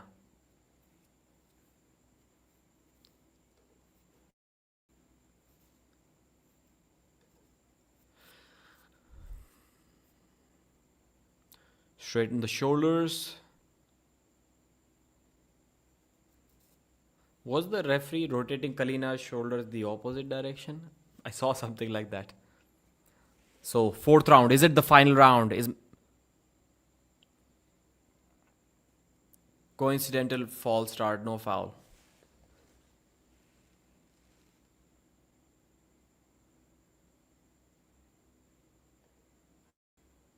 Matt thinks it should have been a false start on Kalina, but the referee doesn't think so. He thinks that both moved. Matt will win, I think. It's possible. It's definitely possible. Coincidental fouls result in cancellation. It's simple math. Same denominator cuts. What does that have to do with? Second warning, 1 foul on Kalina. Kalinichenko is 1 foul away from losing this match now. He needs to keep his elbow on the pad. 1 foul away from losing this entire thing. Cannot afford. All right.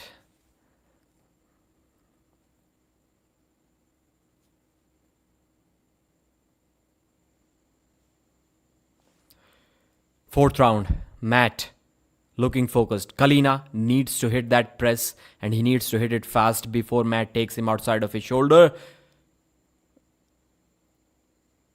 Referee, wow, it looked like Kalina was moving first, but the referee gave a foul to Matt and Matt is pissed. We have to see that in slow motion because Kalina did a bigger movement. Maybe it was after mat. Maybe this again was coincidental. Who knows? But the referee knows. He thinks it was mat. So 1 foul each. Just give a start already, man. Come on, guys. Mat flash pins Serhii Kalinichenko and gets the match. Destroys Kalina.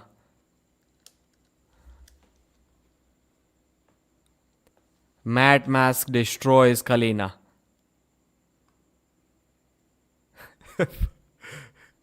Mat can hype up the crowd.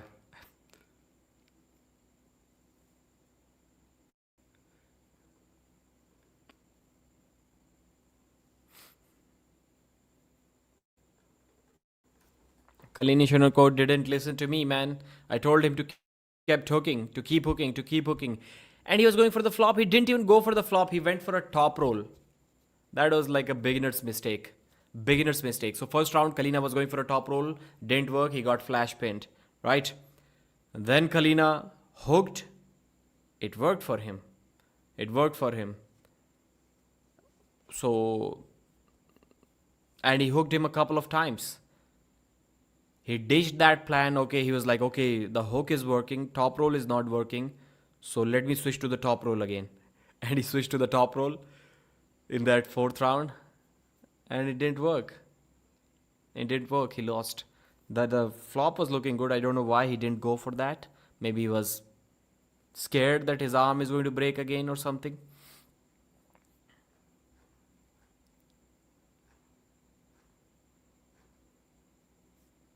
Matt is saying my left seems even better than my right. Devon now gonna hunt down the person he made the bet with. Yeah. Matt versus MMT next. Left arm, Matt is going to beat Michael easily. Right, I think. Yeah, 105. I know Michael is not going to cut to 105. But Matt is beating Michael Todd at 105. Michael lost to Ongarbayev. Come on, man.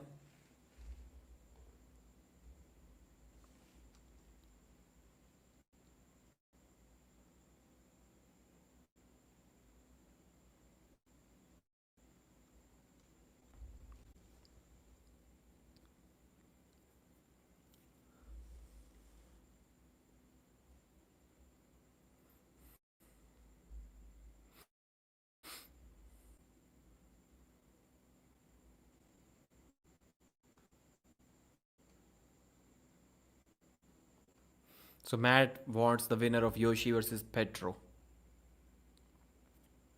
Matt versus Cordecha.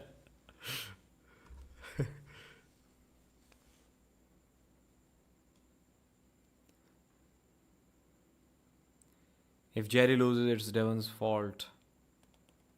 Kalina gonna start his crying with his Instagram stories again. Matt can easily flash pin Levan, prime Dennis. Yes, where to watch live. Harris audiobook. I'm going to have to put you on timeout. Banned? I accidentally clicked on banned. I wasn't trying to ban you. But yeah, it's okay. Matt versus Dave. Should I record the result of this?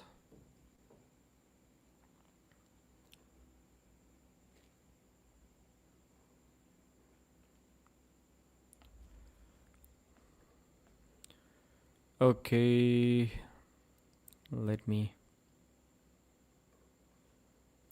What was the prediction? 64% it was mask, right? Yep, it was good.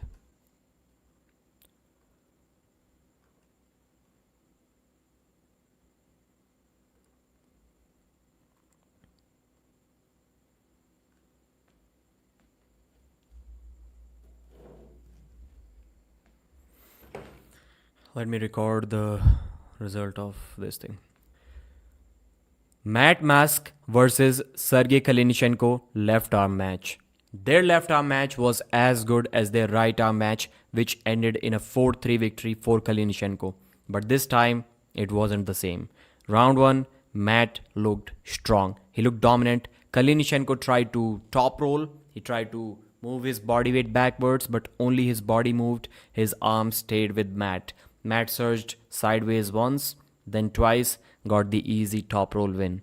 Second time, Kalinichenko barely escaped Matt's grip without the straps. Somehow he got to the strap, and then in the strap, he changed technique. He was moving sideways, supinating, cupping, and slowly turning Matt into a hook. He was almost about to lose his wrist, but then he curled Matt back in slowly. Matt fouled. After the restart, again Kalina did the same move. His hook worked. He got Matt inside, and then he finished the match with a tricep press. That was beautiful transition to a tricep press and beautiful switching of technique. It looked like Serhii has this in his bag now. He's going to take the victory home.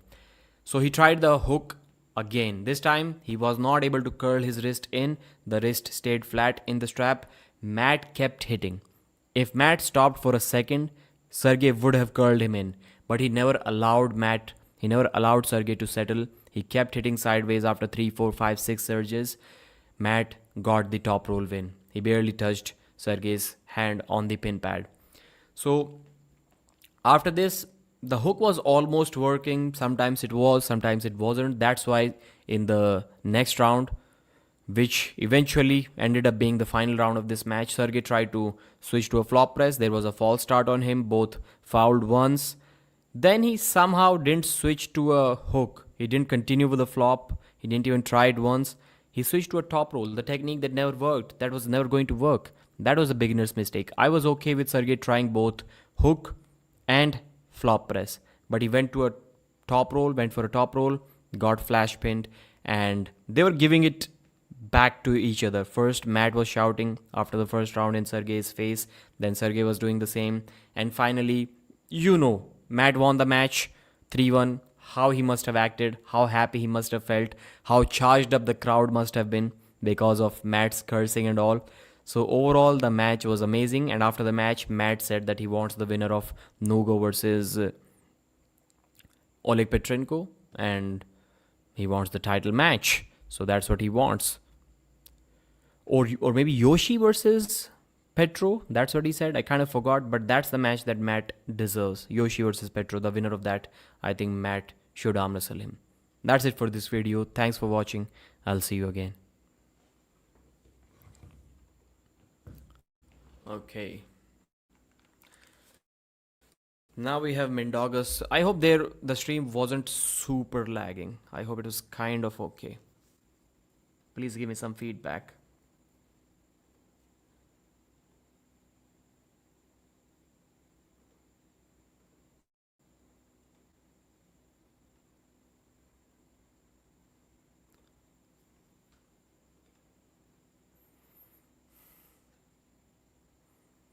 Levan will crush you, Pradeep. Where to see the live match?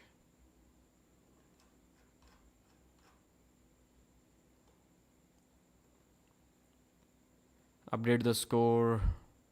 Please ban Hasib. Yeah, I was about to do that.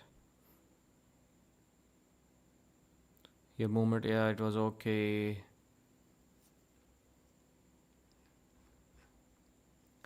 भाई हिंदी में भी बताया करो थोड़ी इनकी news.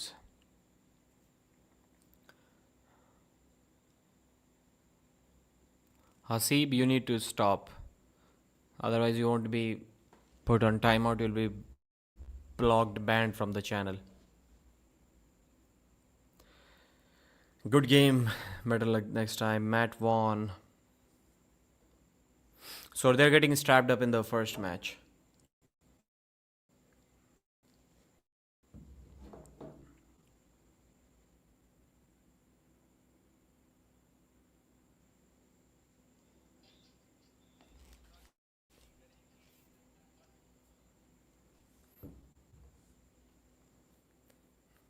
Why is the stream quality so bad today? I have no idea about that.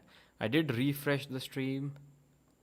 I'm not sure why it is that way.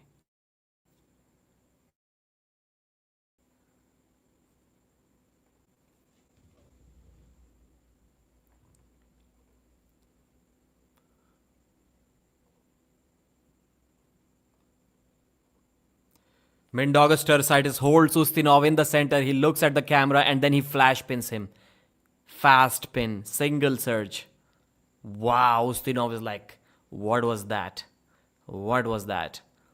Mindaugas did say before the match that he's going to teach young Ustinov a lesson. Even the referee is surprised. They're like, how can you beat the current 70 kg East versus West champion like that? It was so easy. It was so easy.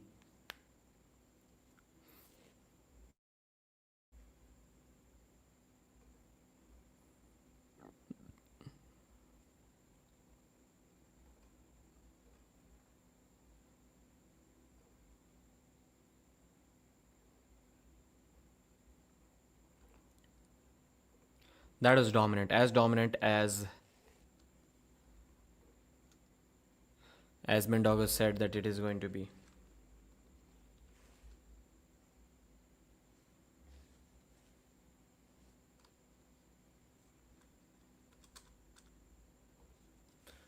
I have updated the score of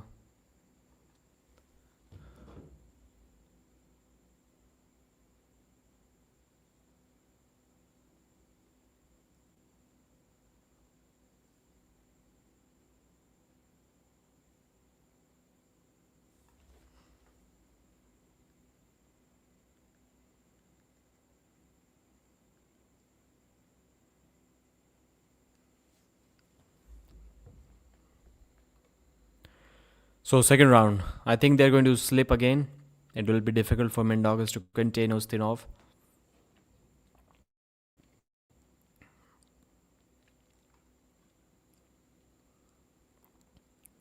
So Ustinov is kind of famous in India because he was beating our best 80 kg guy, Danik. Like he was destroying him like pretty easy, not close in the Asian tournament.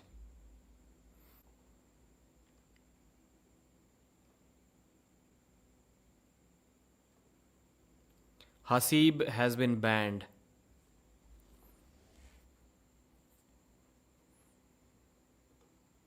Today I'm Engin Terzi. I'm going to no warnings, no timeout, straight away banned, blocked from the channel. Whoever is creating problems here, whoever is the enemy of this live stream is going to get banned.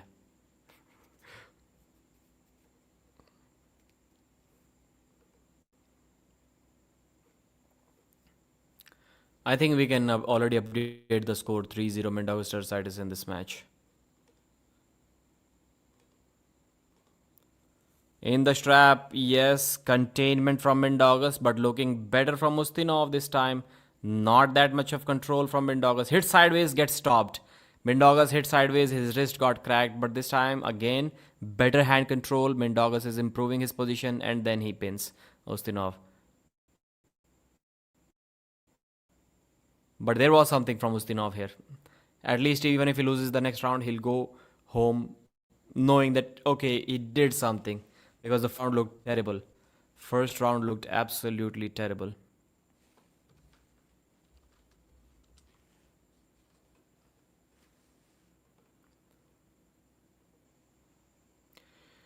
Need to have Mindaugas beat Makarov. Give me the free viewing link, anyone.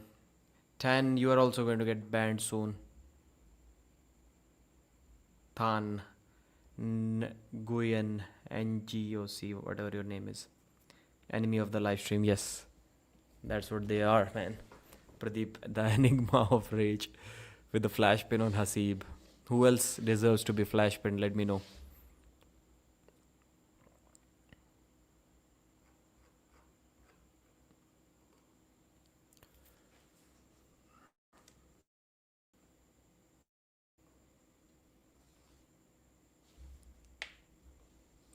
This warning system looks cool. 30 seconds till next round.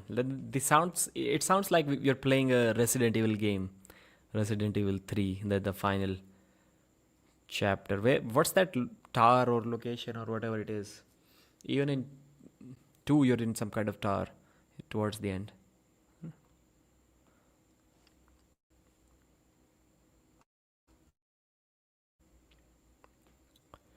Mindaugas versus Ustinov. false start on Mindaugas Tarasaitis in this third round. Has anyone played RE2, RE3 here? Any gaming fans? That was the first time I ever removed comments. I felt kind of good. Okay, so Tall Paul Hutchins is also in action. I didn't know that.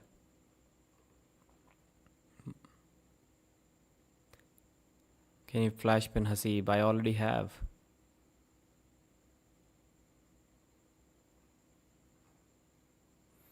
Mad Mask crushing Pradeep with one flash pin. Don't become addicted like Engin.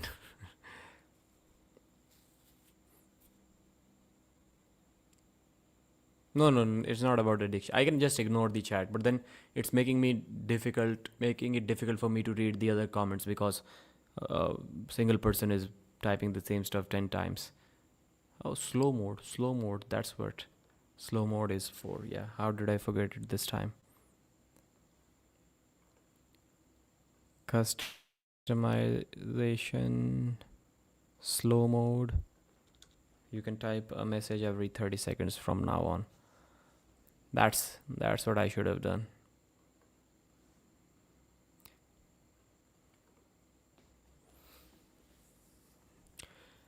This time Mindaugas tries to control again, back pressure, but Ustinov is applying a lot of up pressure. Tarasaitis is appreciating it. He has stopped the match in center. Ustinov stares into the eyes of Mindaugas Tarasaitis to see if he is also getting...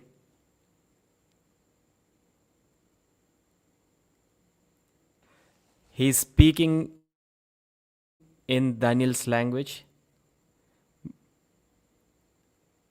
It's like an interview. It's like an interview going. He's talking about biceps.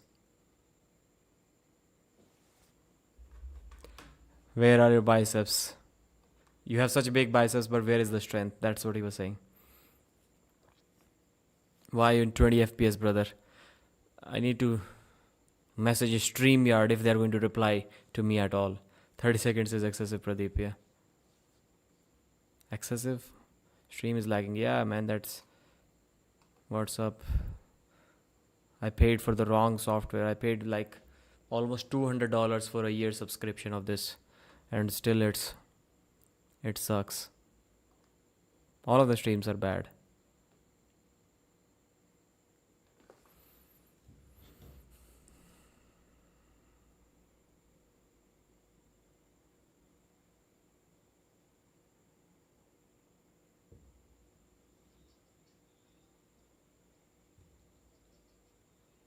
Gasparini and Devon soon.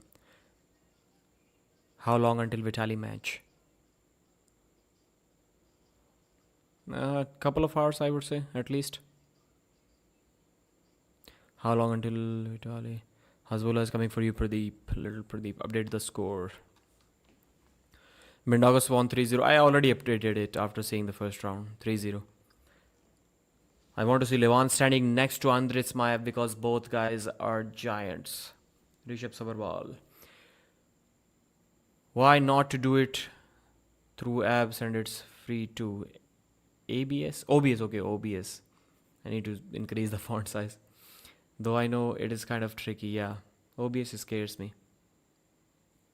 I mean, just the regular YouTube software, YouTube app, YouTube website would have been okay. It would have been much better than this. But still. I came in prepared. You can see I have the green screen. I cropped all of the photos. I imported them in the app. And it's still messed up. Like, I came in fully prepared like that. But it's giving me like 20 FPS as somebody was saying then. And there's literally nothing that I can do about it. Okay, let me close the East versus West stream which I was watching. Maybe it was my internet. If it was because of poor internet, then maybe now it should be better. If it is still not better, let me just try one more thing. Let me refresh the stream. I'll be gone for like 5-10 seconds, but I'll be back. Let's see maybe if that works.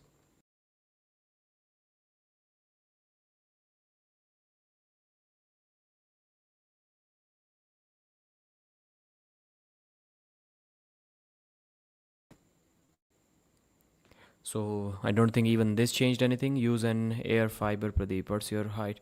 Bro, if I tell you the location where I'm living, what's an air fiber? I have not heard about it. Give me the free viewing link, anyone, please. Okay, you also maybe put you in timeout.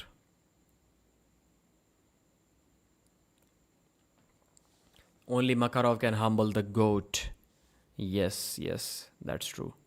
So, did that improve the stream? Lagging? Whatever the issues were?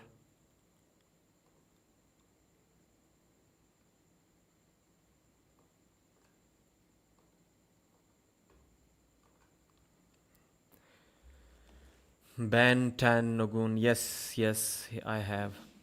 Alternative of Hasib. I think I remember him saying 5'11 on a previous stream. Who, me? Pradeep, when's Kamil and David match? I would say an hour from now. So let's check the matches, the order of matches we have with us. We have. So let me recap the scores too. Snizhana Babaieva defeated Elina Persson 3-0 in the first match. It was a left arm super match. Alright. And then we have FA Kömek versus Manuel Battaglia. FA Kömek won that match 3-0. It was strong, good, dominant top roll victory. Kalinichenko versus Matt was an amazing match. Matt Mask won that match 3-1. Mindaugas Tarasaitis 3-0 against Danil Ustinov from Kazakhstan. Next match is Petro Marharint versus Yoshinobu Kanai.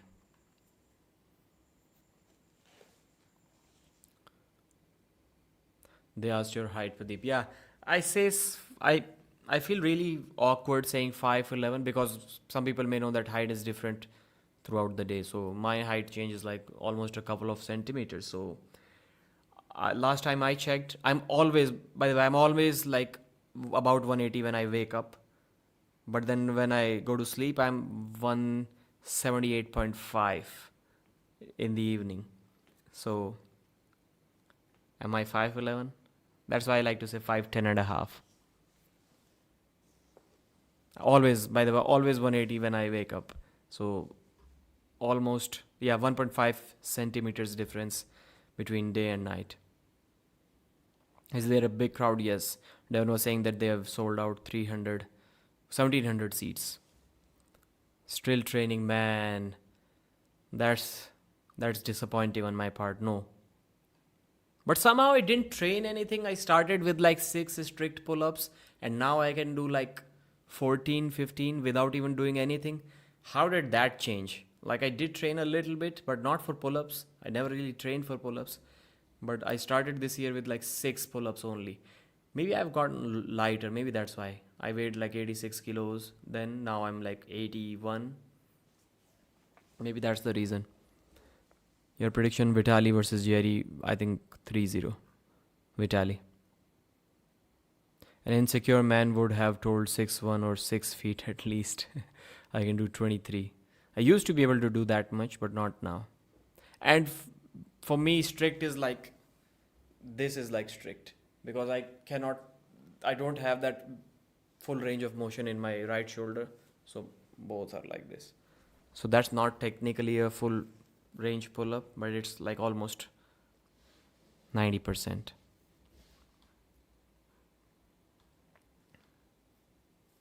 Yeah, I've seen guys my height and they say they're 6 feet tall. I was like, bro, come on, man. You're not even 5'11". What do you think about the call out to Devon from Gennady? When? Where? I've switched off the live stream. By the way, did it improve the stream? My stream? At all? Like, did anything change?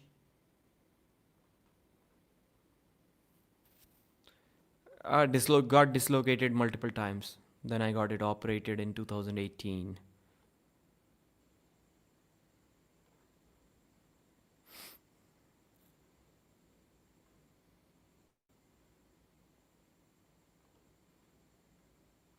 When did Gennady call out Devon? For what? Kind of lagging. So yeah, it's somebody saying it's better.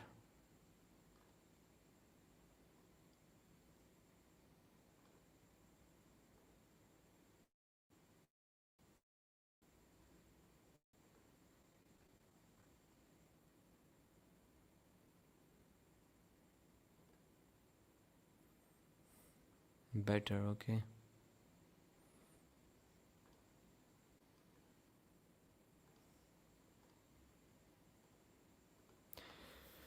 Do you think you can beat the Whisperer if you hopped on Levant's doses, assuming you can tolerate it? I'll still need like few years of training for that. Then yes, maybe I can. But few years of training. And who is there to tell you or me that the Whisperer isn't already on Levant's secret sauce? You really don't think Jerry can stop the match, but instead Vitaly will execute the terrorists. Yes. I don't think Jerry is going to get to the strap.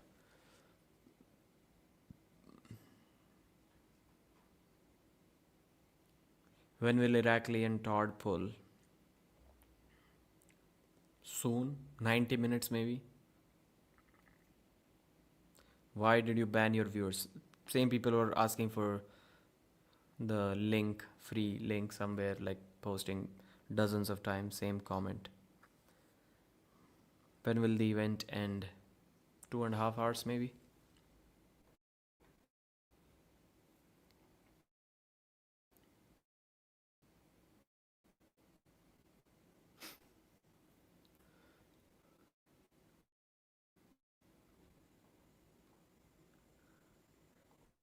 We have Yoshi versus Petro. I even missed the first go. Let's see what happened there. Wow, the match is already going on. How did I miss that? Okay, let's go back and commentate. They did slip. I have obviously Yoshi as the winner of this match, 3-1. Okay. Petro almost top rolled Yoshi to the pad. 2, 3, 4 surges and Yoshi is stopping, man. Yoshi has some kind of weird stop close to the pin pad. Wow. Petro is clearly way too powerful for Yoshi. He hits like... So, do you remember elbow foul? That was a big elbow foul. Is Bill Collins blind or what? What happened? Let me see that again. That was a huge elbow foul, I think, on Yoshi. Yep, big elbow foul.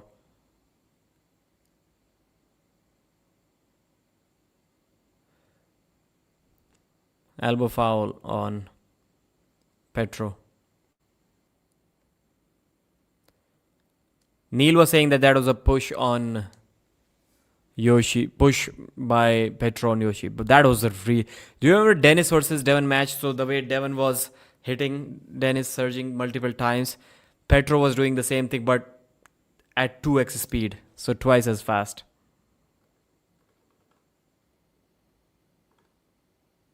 Again, ready go, one foul on each. Petro is looking Yoshi into the eyes. Now he hits sideways. Yoshi somehow stops it an inch above the pad. Petro top rolls again. Now Petro is being more patient than the last time. Still the first round. Amazing hits. Wow, what an amazing match. Still again hits sideways. Hitting side. Yoshi went for a press but Petro blocked it. Yoshi is Michael Todd. Petro, hard surge, tries to pull him down. Yoshinobu Kanai cracks the wrist of Petro now. Wow. He's in a winning position, so he can be under the table. He's completely under the table. Now Yoshi stands, and now Yoshi presses for the win. Yoshinobu Kanai, wow. Yoshi is ruling the crowd. Everybody is so happy. Wow, that was amazing. Typical King's Move versus top roll battle. King's Move wins.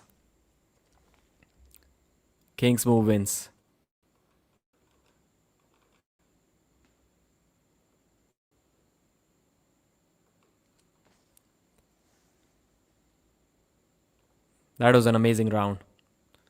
No-go versus Yoshi.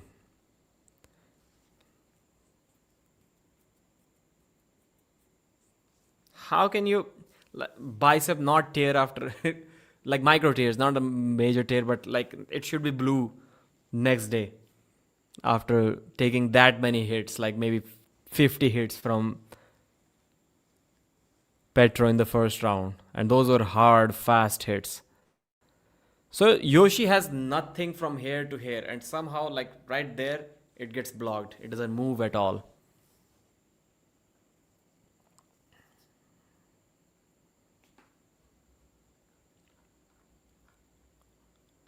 Yoshi is OP not because our names are similar. Yoshi is saying that. The man had a 10-minute war with Todd Hutchings. I expect this to happen. Yep. How did Todd beat him without a press? That was surprising.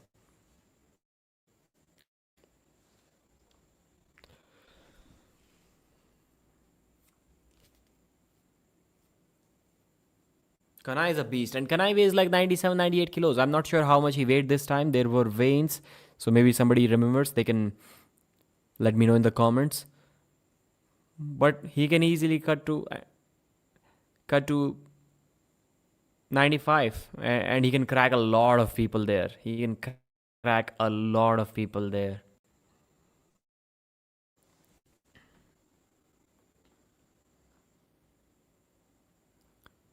Then he lost 3-0. Yes. Wasn't Yoshi also a character on the Super Mario Brothers game? Yoshi? I'm not sure. Hasbulla is a 30-year-old that looks like he is 6. Yeah. I'm kind of fed up of Todd versus Irakli. Yeah, Irakli versus Yoshi. Make it happen. Why not? Do you think they'll do MMT versus Levan before Vitaly? I mean, I'm not against it. Let them do it. I think they should do it. But isn't MMT versus Levan pointless? It is.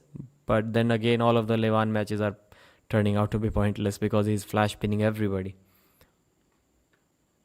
If Georgi can press MMT, then yeah. This time Yoshi cracks the wrist. Now he's shouting. I like this shout from Yoshi. Wow, Yoshi is amazing. Like, you watch Yoshi's matches and then you wonder why isn't he being invited for every event. Petro goes sideways and now looks like Petro has lost everything. He's trying to push with getting behind his shoulder. He's like completely opened up in a typical arm break position. Kanai stands up, improves his position, hits with a little bit side pressure. He's trying to get, but he couldn't. Now he can. And Yoshi pins Petro. Petro is frustrated. He's sad. Like, it looks like it's his first time experience against a Kingsmore like that. The Japanese samurai is ripping up the Ukrainian fighter.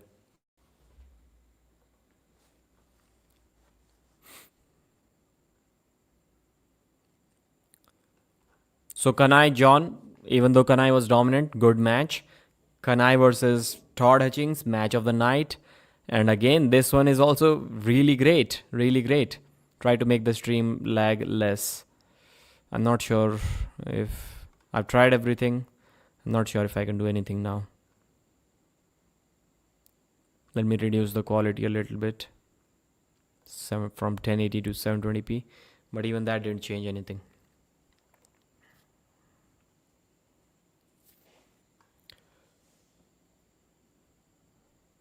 Guys, how many matches already done?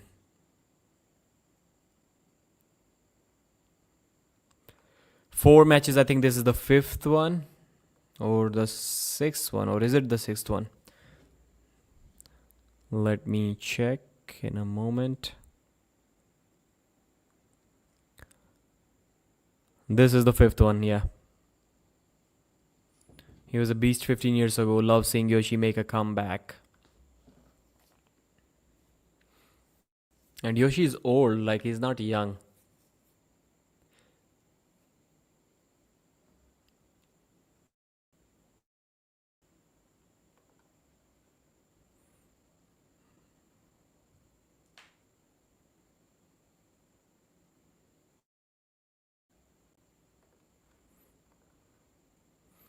The score is 2-0 Yoshinobu Kanai. Still worth it buying pay-per-view. Now, yeah, you can see Vitaly, you can see Todd Hutchings, you can see Dadikyan. So I would say yes. Plus you can just rewind and watch all of the matches. There is a rewind option. So yes, obviously. It's still worth buying the pay-per-view.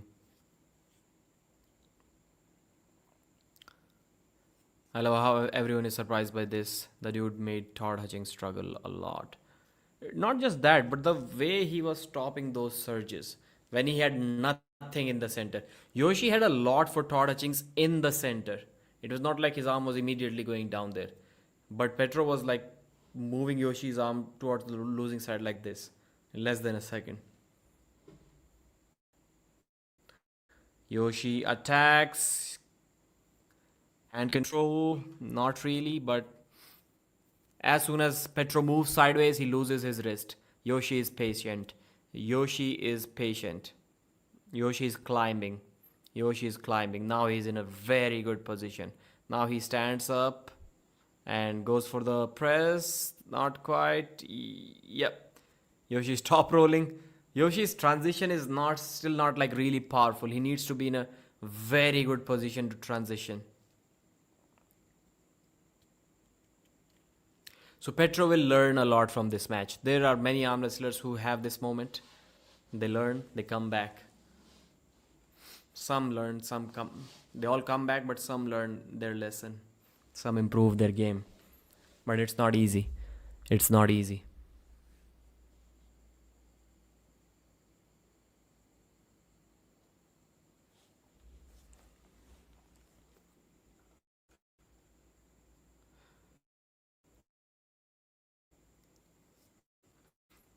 The platform got messed up a little, so they are installing that again. The athletes got some break because there was a foul on Petro. Let me come back in just 15 seconds maybe.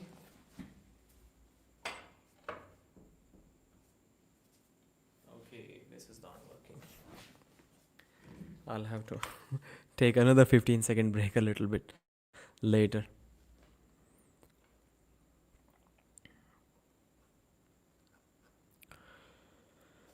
2-0 Yoshi currently, yes. I'm getting pinged for some reason every time someone types Yoshi. Yeah, it is going to be 3-0. Pradeep bro, please remove slow-mo mode, I request. So is my video that bad? It's looking like a slow motion video. Is Black Friday thing in India? Yeah, it is kind of, but I don't see the sales being... Maybe like mostly for international stores. Not really for Indian stores. I don't think so. It's cool having a top puller in Japan. Feels more truly international, like Street Fighter. Yeah. Pradeep went to rip a fart. That I can do sitting here. You wouldn't even notice.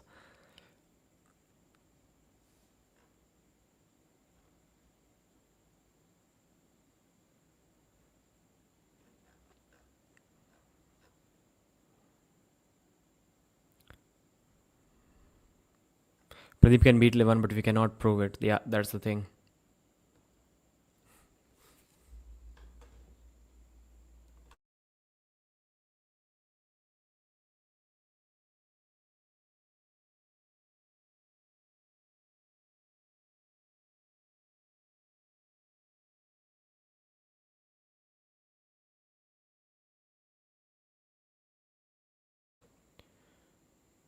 Pradeep, sorry, I'm saying remove slow-mo comment, please. Okay. Slow motion in comments. Okay, why? Why? Did Yoshi pull? Yes, Yoshi's match is going on right now. Yoshi versus Petro in the straps. This is the third and most likely the final round. Yoshi hits sideways. The wrist is flat as of now, but Petro's wrist is going to go back as soon as he hits sideways, which is exactly now. Now he's trying to press without getting behind his shoulder. That's a weird way to press. That's almost a Todd Hutchings style, but it is not really working for Petro. Petro is throwing his entire body sideways. Is it the second foul on him? So Petro wasn't lying when he was saying that he doesn't really have a flop press. So the platform has moved again. The platform is dead. Looks like it's over. So that was not a foul on Petro. That was just a restart. Now I'll have to come back. So my wife has kind of logged me in here. I need to get some water.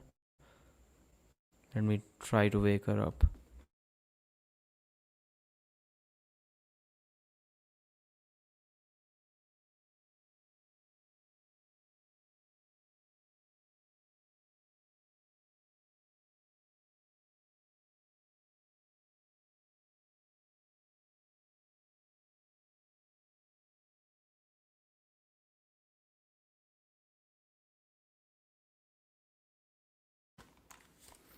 Successful.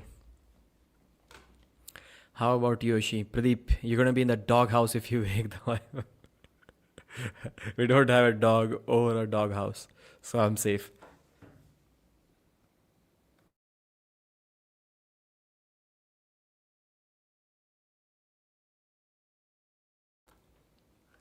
Any lip readers can guess what I said? But I was sideways, so you cannot guess. Plus, I was speaking Hindi. So impossible. Nugo versus Petrenko did not happen yet. Yes, you're right.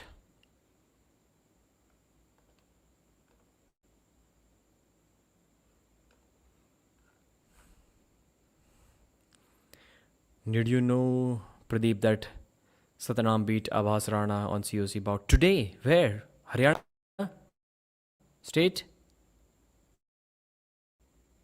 Wow. Satnam is a beast. That's surprising. I didn't know. Final start, or maybe not. Let's not hope this is a final start. Let's hope that Petro somehow makes a comeback. Yoshi Kanai cracks that wrist. Petro Marharint is going sideways, desperate. One of the most desperate attempts to finish a match. Elbow foul on Petro. So Petro is pushing like this. He's completely outside his shoulder and he's throwing his entire body and pushing like this. It's really weird, difficult to watch. I've never seen this move work. Tornachings can make it work. He's outside of his body and he pushes like that. But he's still kind of pulling. He's not really pushing. Even though he's kind of going sideways, but I'll say it's more back pressure than side pressure. For Petro, he had no back pressure, only side pressure. And side pressure like that never works.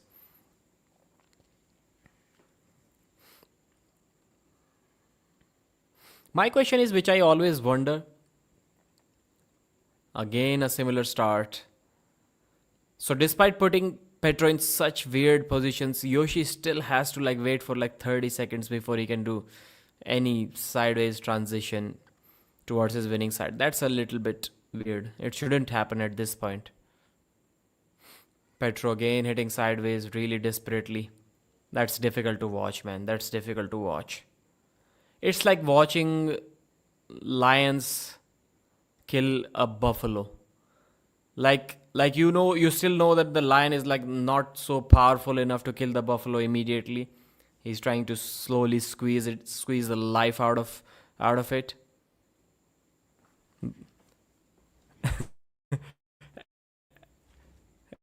And that's exactly what was happening. It was taking time.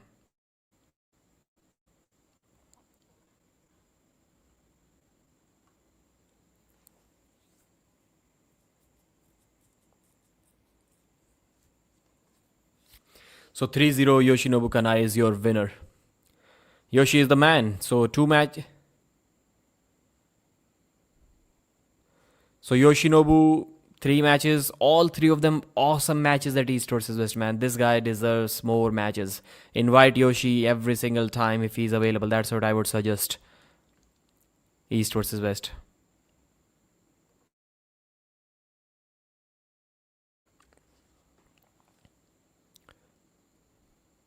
Bro is too good.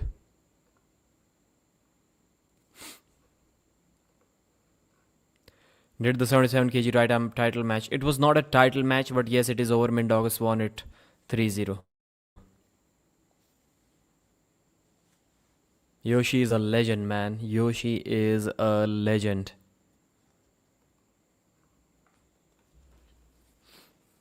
Let's already start suggesting matches for Yoshi, man.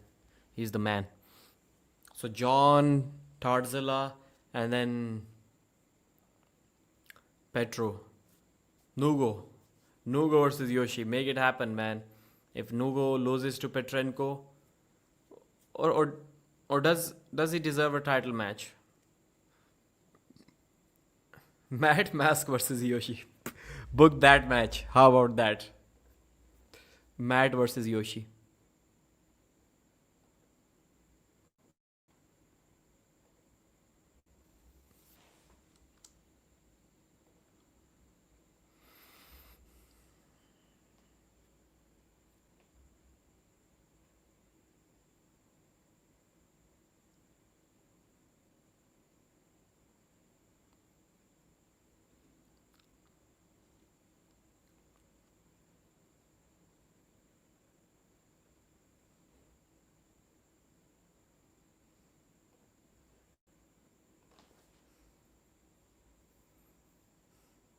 Yoshi beats Ongarbayev, but maybe not Nugo. Oh, Yoshi is going to beat Ongarbayev for sure now. Where is Ongarbayev? Make UFC content. 5-minute ad break and we'll be back. So meanwhile I can update the scores in the description of this video. So if you ever for some reason leave this live stream and you click back again, you'll see the scores in the description of the video in order of the matches updated.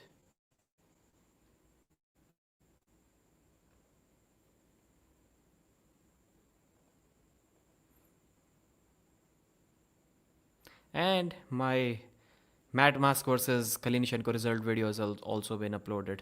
It has 300 views in I don't know how many minutes ago it was uploaded.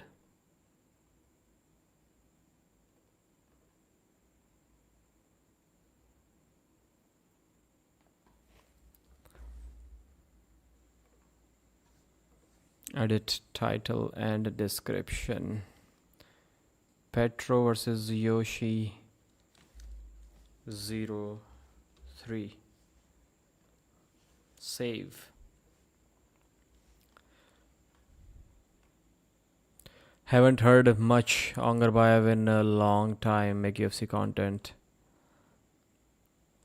Pradeep, by all the fellow viewers, I just casually do arm wrestling. I have improved my side pressure, but it doesn't convert on the table.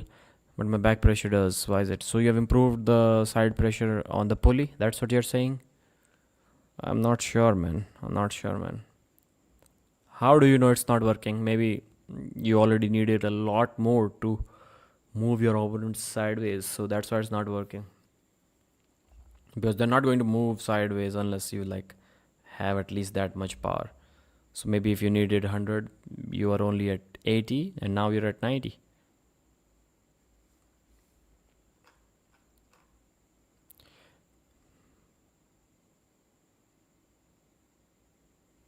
Alex Kordecha made it work against Devon in the first match. Remember when Devon couldn't get behind his shoulder? Do you think Yoshi can defeat Todd at 105? Michael Todd? Yeah, so that's interesting. So if somebody is when you go sideways against an arm wrestler like Yoshi, you lose your wrist. If you're a hooker, I can understand that. But if you're also a top roller, why can't you do this? Why can't you go this way? What happens then? Tell me. So if you are Yoshi and I am Petro, but I'm a top roller, okay? If I'm going here, I'm losing my wrist. Why do I need to go here? What if I also rotate towards this side? What happens then? Why don't we see arm wrestlers doing that? Why aren't they confident in that? Who has a better orthopedic surgeon, Yoshi or Monster Todd? Don't know. 10 kg on the pulley and kind of weight, but still gets stuck in center with the Bastro doesn't even train. Improve the hand, man. Back pressure. Just combine everything. Don't focus on one thing. That's what I would say. I guess Yoshi will press. Okay. Will he lose his wrist when he presses? I think that's what you're trying to say. Larry Wheel's arm wrestling career is over. That's what I think about it. It was over when it started. I already told you years ago. He's gonna press. Yeah. So Yoshi has a better press, it means. And I cannot press Yoshi because he has that sticky kings move. And I don't have that sticky kings move. That's why I will get pressed. So yeah, that's the answer. So we need a Michael Todd versus Yoshi match at 105. Both can go defensive in that match because they both have that bone lock. I am assuming Yoshi also has a bone lock. Otherwise, when it is empty here, no pressure, and the arm goes down, it's like it has to be a bone lock. Otherwise, it doesn't happen. Like for Dennis too, it was like nothing here and then it was stopping here when Devon was hitting. So that is a bone lock. Somehow King's Wars have good transition press. Yeah, that's like, it has to be good. It has to be good. It's like saying somehow all crocodiles know how to swim. Like they don't have an option. They cannot win just because of that. They have to have a transition. Why isn't the match starting? No, MMT5 said Michael stops people with his biceps. So where are his biceps in the center? Why do the biceps come into play right there? Exactly the point where his bone lock is. Nogo lost recently to some nobody in random tournament.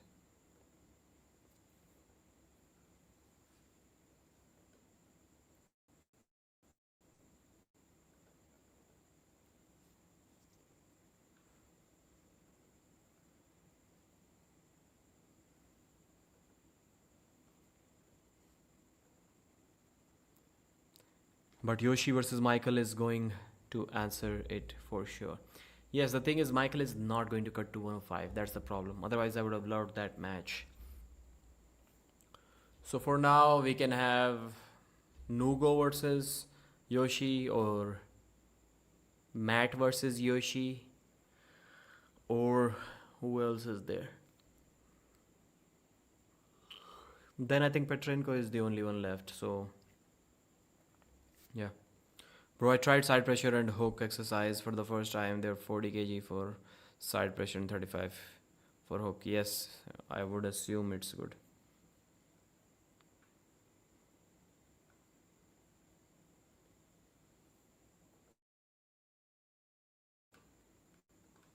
So Tom's Rozits versus Oleg Zhokh is the next match.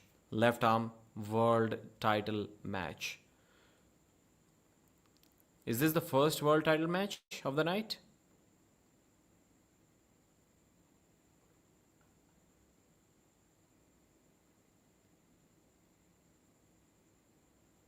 Yep, this is the first world title match.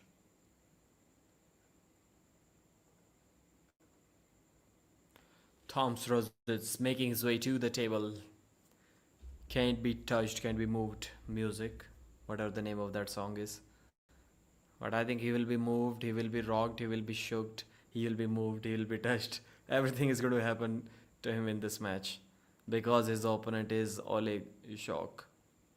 There's just one way to beat Oleg, and that is like a press. You cannot hook him in this category. You need to be a category up, like Beth Kilioniani did against him. So in this category, you cannot hook him. So the only option left is to somehow fast press him. And you cannot top roll him. No way. There is no way you can top roll him. Just wait a second, one more time.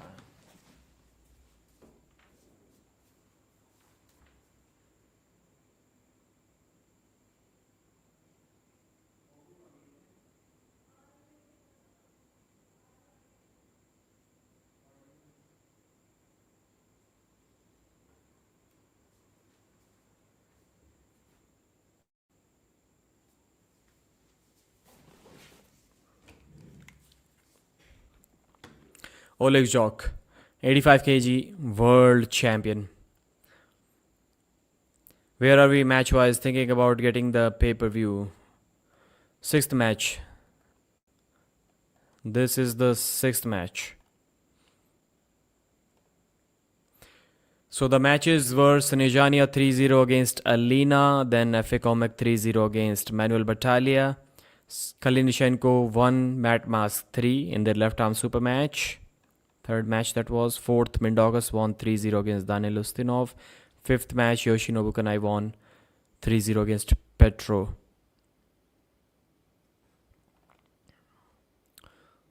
This has to be a 4-0 victory, right? 5 predictions are 1 incorrect out of 5. These 5 were easy, man. They should have been 5 out of 5. But how can you say it was easy when the Matt versus Kalinichenko match could have gone either way? Even with 35 kg hook, I can't use that hook power. in the match. Why? Hook is also, it needs a lot of confidence to set the hook. Just trying to finger curl someone is not that easy. So supination, side pressure, wrist curling, finger curling, all four of these things at the same time and faster than your opponent.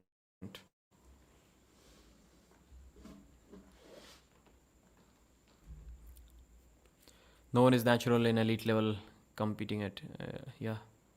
Most of them are juiced up. Mostly all of them are. Most likely all of them.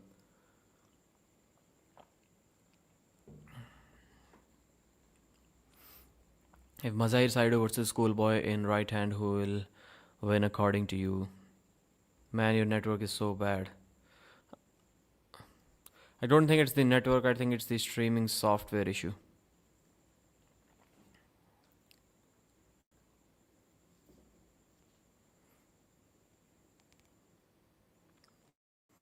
So world title match, left arm, Oleg Zhokh, Tom's Rozits.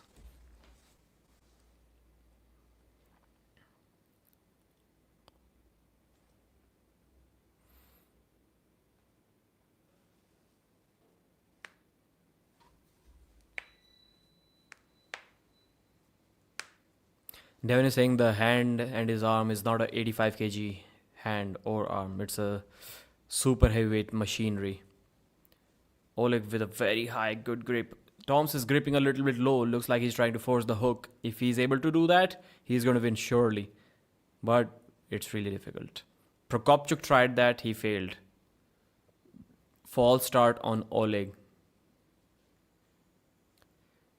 So Toms has practiced with his training partners, with them wearing a baseball glove or whatever glove they were wearing, just to replicate Oleg's hand.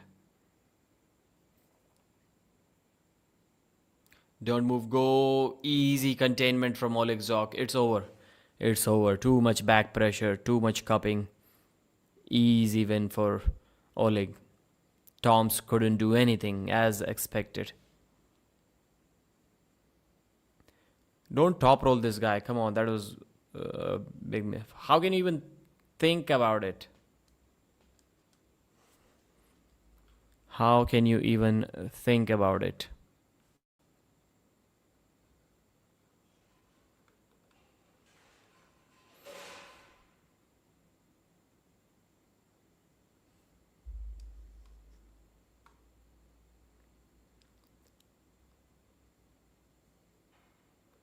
He kind of went sideways. He was not hooking. He was not top rolling. Something in between. You have to commit all in a hook. When are people going to learn that nobody top rolls this guy? Did Petrenko top roll him? No, Petrenko didn't beat Oleg. He beat Betkilioniani. But Betkili also hooked. I don't think even Petrenko could have top rolled Oleg Zhokh. It's like almost impossible. Go back to the 2012 or 13, whatever it was, the Devon versus Oleg Zhokh match, super match. Even Devon had to hook Oleg. He did not top roll him. Maybe Devon was hooking everyone at that time, but I don't think he could have top rolled in that match.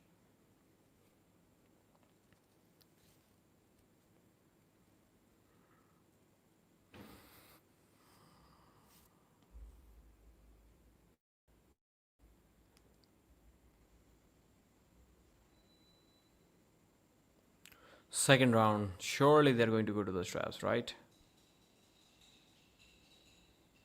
Is this grip even legal? What the hell was that? Oleg was grabbing onto the hand like this. So that's the fingers. That's how you take a grip. Oleg's fingers were like this. They were closed. And that's how the referee said go. And then he slipped. Is this even legal? Any referees here in the comment section?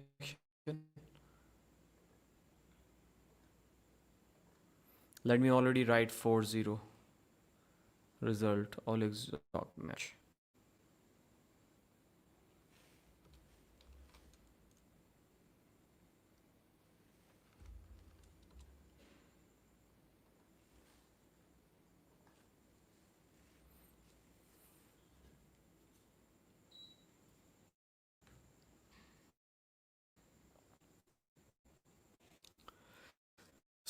Second round.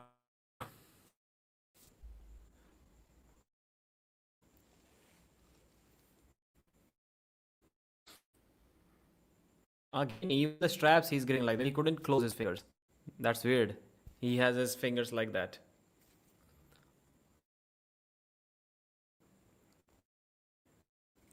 No, no. How is much better? He's getting killed. Come on, I don't know. Can't believe. Will I do? Toms is getting killed. How is it much better? Full cupping, full everything. Like he doesn't need to rotate. He doesn't need to top roll. When you have wrist curl like that and you have maintained your pronation, you can just lay your body weight on your opponent's hand and it gets the job done.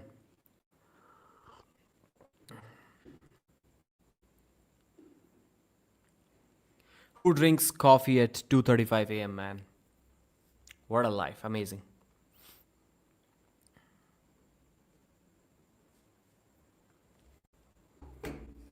Yeah.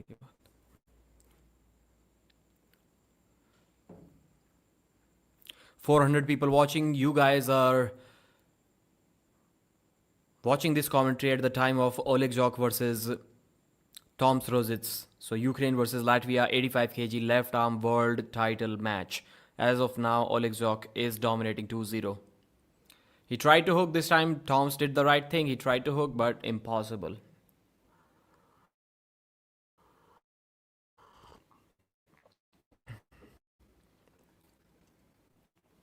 So Devon and Oleg were talking about left arm match. Again. Who was the Indian street fighter, Pradeep? Indian street fighter? Where? Which street fighter? You guys are underestimating Vitaly compared to Oleg. Where's the beer, Pradeep? It is in the fridge. It is in the fridge. Should I get it out? Did I put it there? No, no, I didn't put it there. Didn't put it there. It's going to take a lot of time to get lad Pradeep.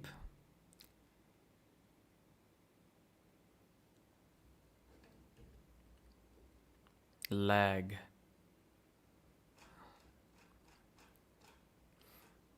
Street Fighter, the game. I don't play Street Fighter, so I don't know.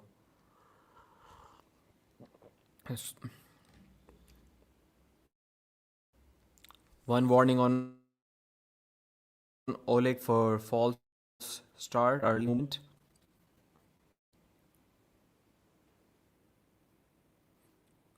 Toms is gripping low. He's doing everything he can. Side pressure from Oleg Zhokh. Toms Rozits gets contained by Oleg completely. Toms is opened up like this, but a little better, little better. Oleg is not fully curled in. He's not fully laying his body weight over Tom's arm. Tom's with an open move, but still too much containment from Oleg Zhokh. 3-0. So the only problem with arm wrestling, I'm telling you now, so we are at 2 hours, 10 minutes now, right? And let me tell you when this match started.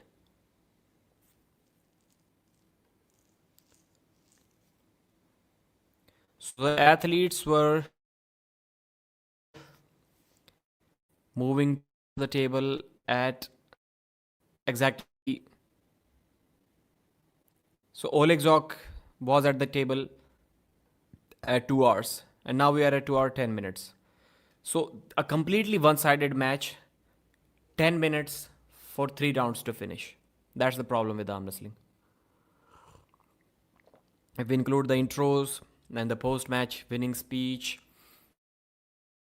then this match is easily 15 minutes. A one-sided match is 15 minutes, more, maybe more.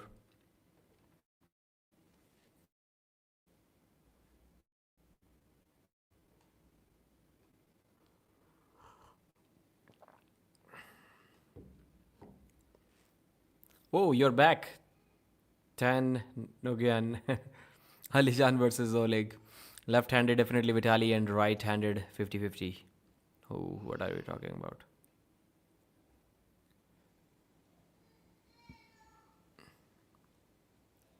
So looks like my son woke up. It's 2:40 a.m. Devon will just press through Oleg. Yeah, now Devon can top roll him too without any trouble.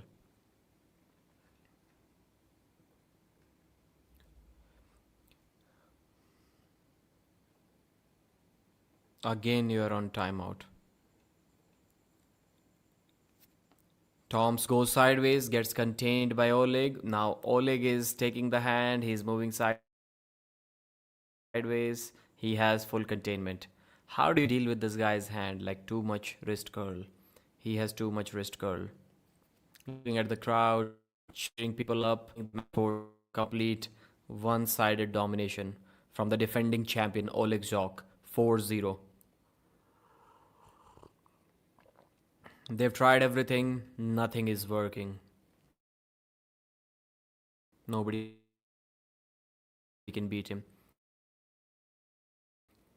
Did Sasho vs Oleg happen on the farm? They were the same category at what happened to Sasho? Like, can anybody let me know? When was the last time Sasho and Oleg faced? Maybe that is the match?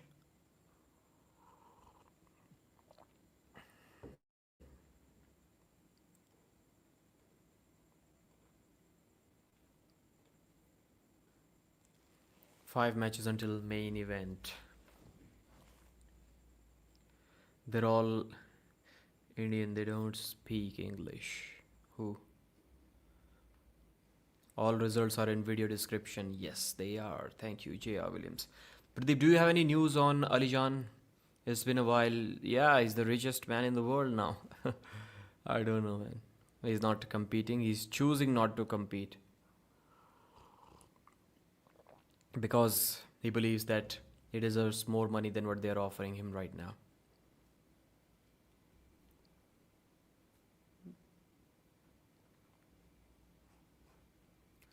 Five matches until the main card.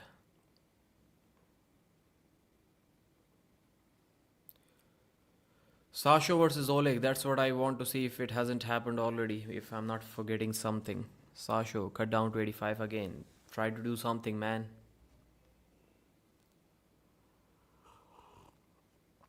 No, my live stream is choppy. It's like 15 frames per second. Pradeep, are you updating the result in description? Yes, I am. I'm updating the results before the match is finished. So the result of this match was updated like 10 minutes ago.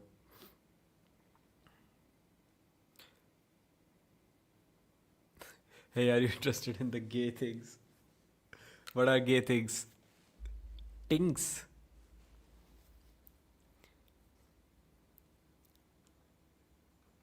Slava Ukraine.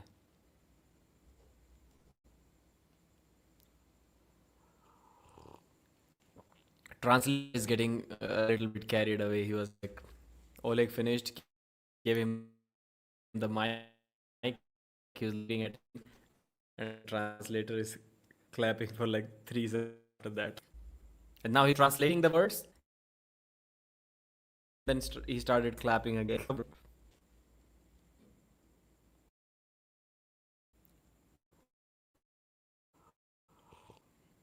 But the guy is the best translator that we have. Best in the business. Result are great service. Thank you, sir. But do you think that Vitaly will beat Devon in April? No, I don't think so. Don't buy from him, Pradeep. Sasho cannot win against Oleg. Yeah, I'm not saying he can, but I'm trying to find what are the matches left.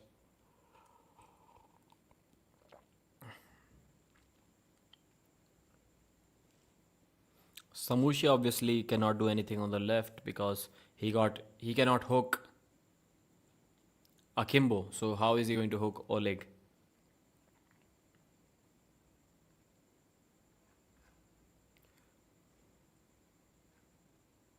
Alijan has an aggressive starting. David lost to Prodnik while Alijan stonewalled Prodnik. Pradeep used to be a scammer, now he'll be declared a gigolo.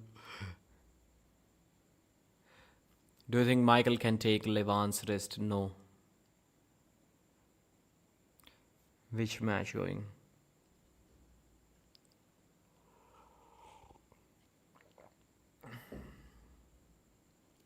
Barbora versus Gabriela is the next match.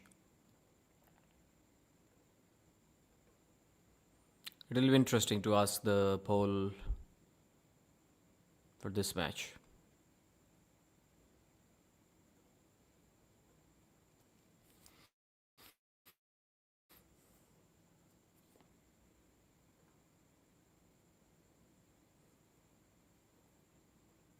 But no poll, let's just ask.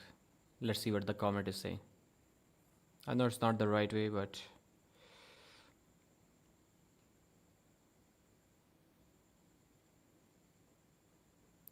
Barbora is the challenger this time. She's the champion on the right, but she has not. I don't think she has competed left arm at East versus West.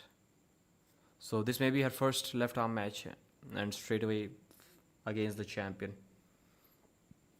Gabriela might win. People are saying that Gabby's left arm is the same as her right, but we cannot say the same for Barbora. If that is the case, then she's going to win for sure. Gabby's going to win for sure.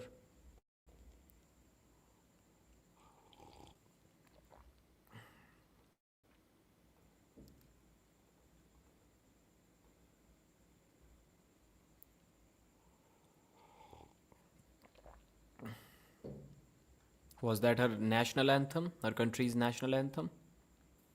That she was singing? She had the flag.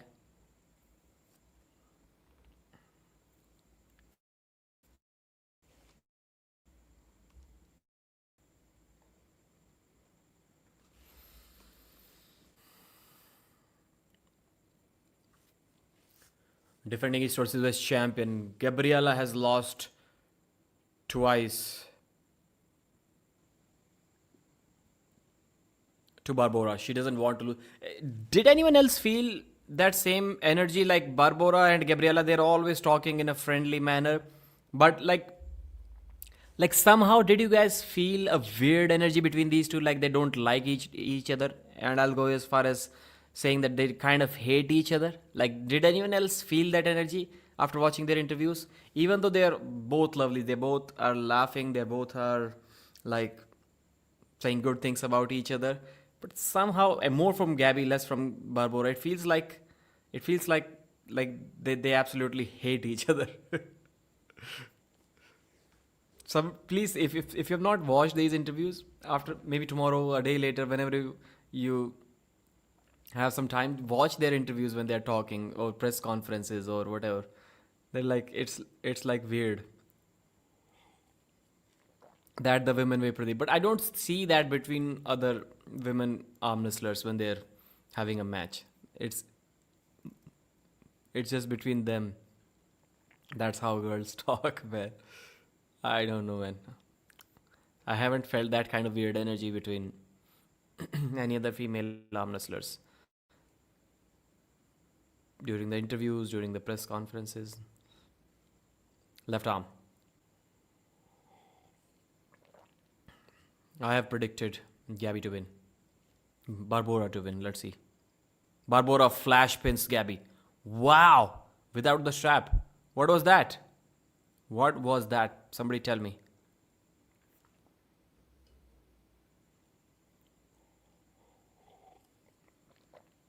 Barbora is the female Levan.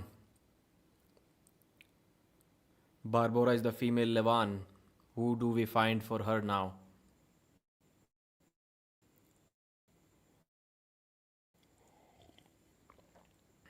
If Barbora weighed like 70 kilos, then I would have said maybe I can step up and take the title away from her.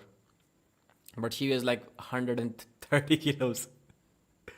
I can train for my whole life, get juiced up on all the sauce of in this world, and I still may not be able to beat Barbora.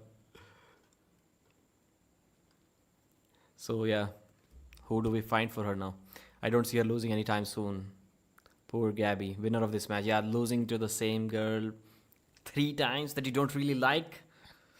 Man. Coach Ray stonewalls Barbora though. Yeah. That's kind of understandable.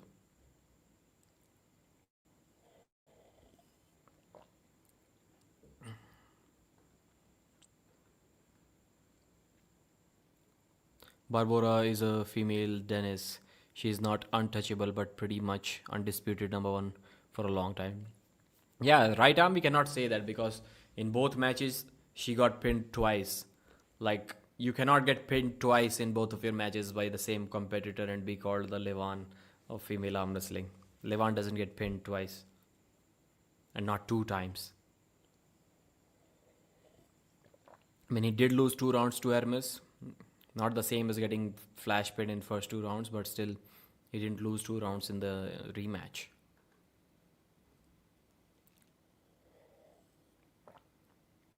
Can Gabby slip now? She has to. She must. Yes, she does. She does. She'll have the buckle on her hand. Let's see if it matters. The world is lucky. Barbora is lucky that Gabriela is not 5'5".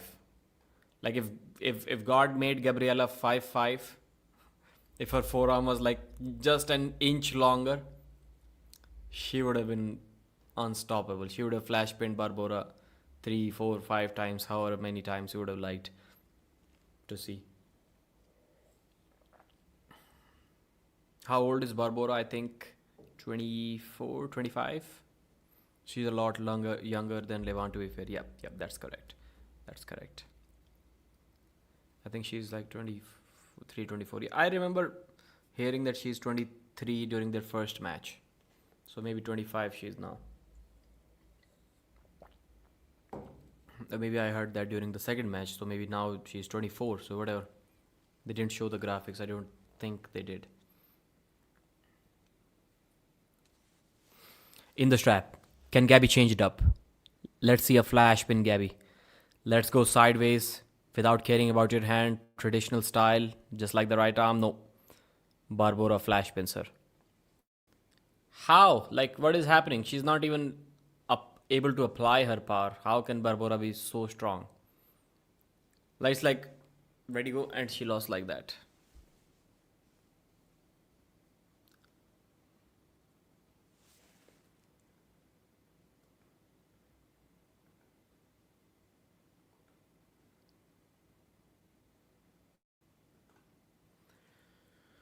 Sixth match, is this, or seventh match? Sixth match, I think.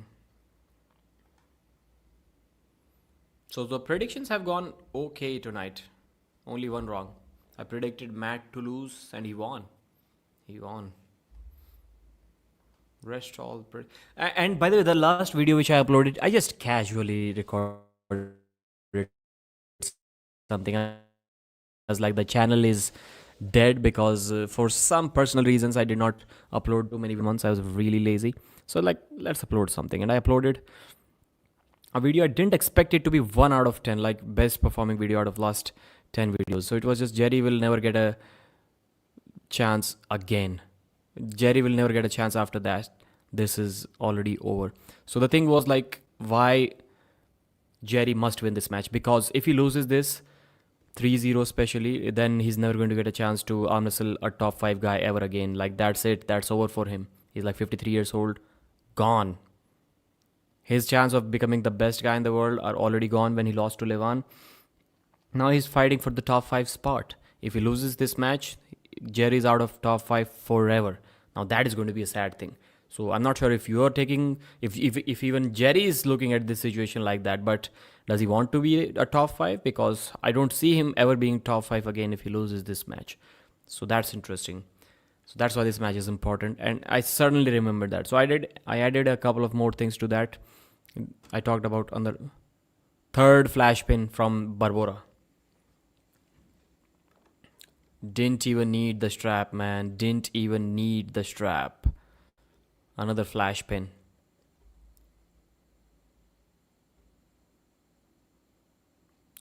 Clean, classic top roll. Jerry's 68. So am I right? Or did I say something crazy? Let's see the likes and dislikes on that video. So yeah, so YouTube has hidden the likes and dislikes. So if you guys would like to see the likes and dislikes on my videos, I'll show you after this match. Yeah, maybe the internet is very low. Inaugural left-hand women's super heavyweight title. Or Gabby was the champ. She beat Agilevaitkute. Like that was like 3 years ago. When they arm wrestled both left and right, Joa Williams. Since then, Gabby is the champion. Gennady matchmaking is better than Jody matchmaking. Good comment. Good comment. Not quite. Jerry's in his 50s. Yes. Him and Michael are basically the same. 52 or 53. 53. They are 53 years old. Pradeep Lazy works harder than all other arm wrestling people. Nah, man. Last 3 months, I cannot say that. Before that, yeah, I was good. But now, no.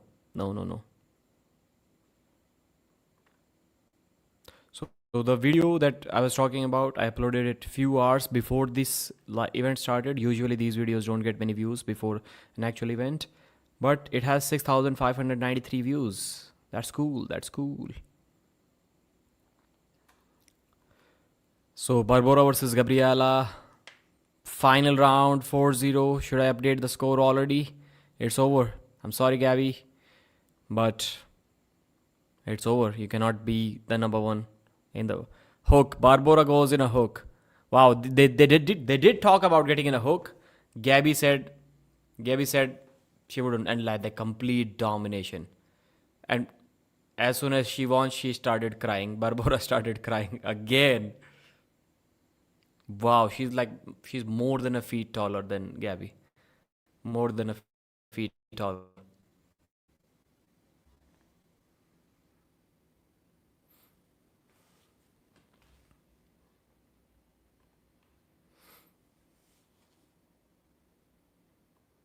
Number one left, number one right. Barbora.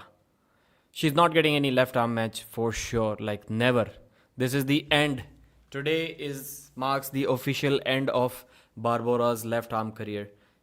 Even during the right arm match, I did say this thing that if she destroys Gabby 3-0, she's never going to be invited back to East versus West. Like it's over. We can already see that Gabby won this title like 3 years ago, and since then she had not defended it, even though Barbora was there. Now there is no one there. So dead. That category is dead. Barbora, you are officially retired from East versus West. At least the left arm wrestling. It's over. You're never going to get another match. That's my prediction.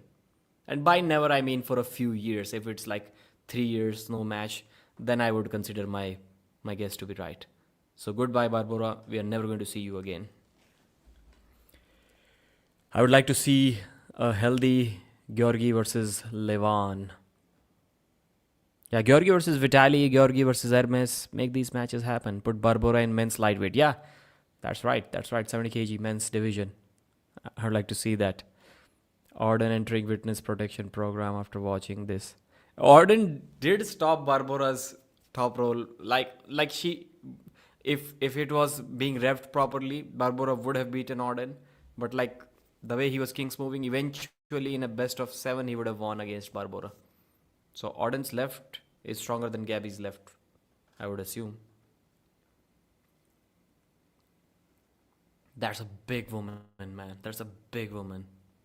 Vitaly and Barbora need to produce some children, man, for the love of arm wrestling. People say for the love of the sport, like this term is being used a lot. For the love of the sport, Vitaly and Barbora should produce some arm wrestlers to take down. I cannot say Levan because Levan will be retired by then, but the next Levan, whoever is the Levan at that time, I think she's a dude. Orden needs to train more back pressure. Orden is an under table dweller. We need Barbora and Levan to produce a child.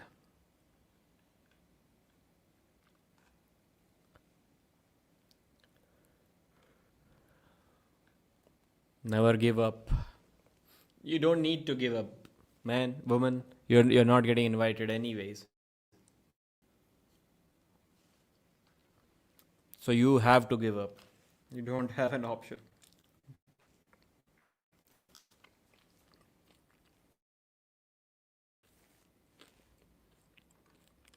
Because wrestling is not like any or boxing. Even though if somebody is like clearly much better, there's still a very small possibility, like a 0.5 or 0.2% possibility that maybe the weaker guy lands a punch and it's a knockout or it becomes interesting. In arm wrestling, there is nothing like that. There are no knockouts. That's why Barbora is retired from arm wrestling. Professional arm wrestling.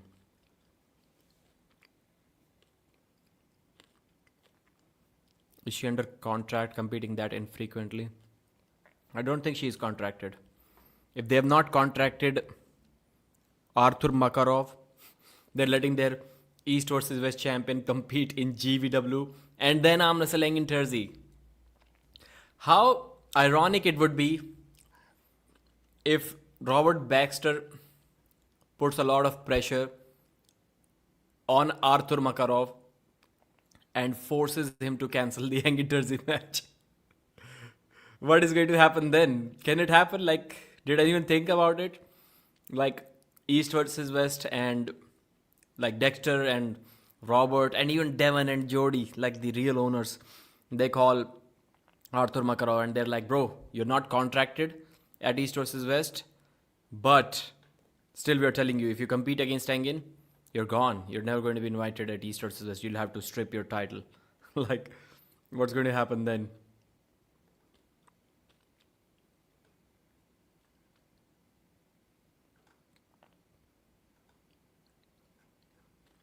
Devon led 6-0 Las Vegas. Yep, that's the match.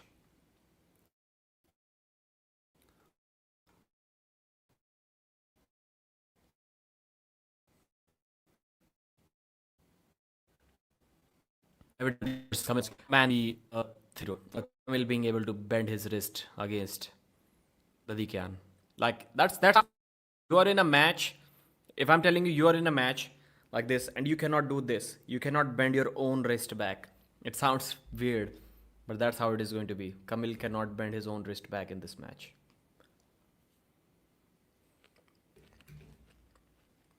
Indians will know what I'm eating.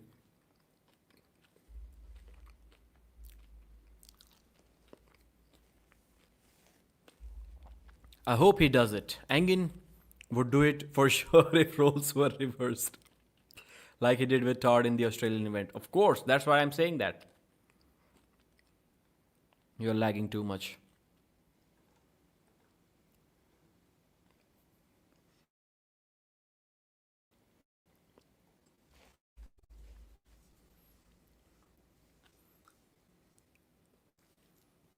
Dadikyan and Vitaly have a secret practice match or something?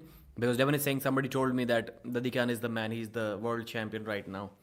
Devon is saying that this is an inside info. If Kamil can slip, then I think he may be able to get the flop even in the straps too. It will be difficult for Kamil to slip.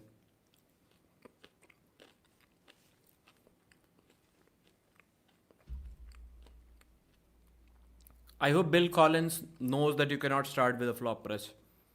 Not many referees know that.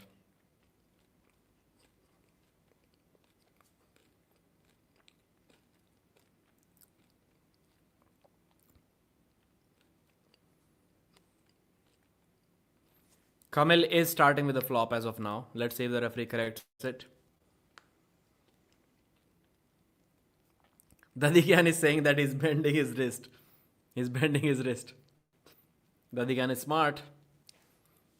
I had to teach this rule to like half of the arm wrestlers and more than half of the arm wrestling referees. Nobody knew about this rule until the Devon Cup match. I said before that. I said it before the match happened. Before the American match. Like the rule says, you have to start with the wrist. It does not say that you cannot wrist. It says straight wrist. This is not a straight wrist. You cannot do that before the go. But all of the referees, like even East versus West referees, King of the Table referees, they all allowed it. They all allowed it. And now, even now, they were kind of allowing it until Dadikyan stepped in and he was like, he's doing this. Well, correct him. Wow, that much tension before the ready go, first ready go. It's interesting. Let's see. Dadikyan on the left, Kamil on the right. Let's see where the arms are going to go. Is there any surprise in this match from Kamil? Is he going to press Dadikyan down to the pad? Is he going to be able to flop his wrist? It's kind of already flopped.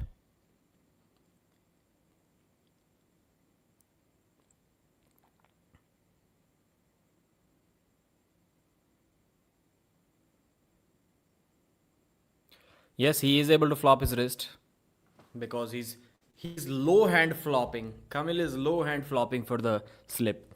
That's an interesting one.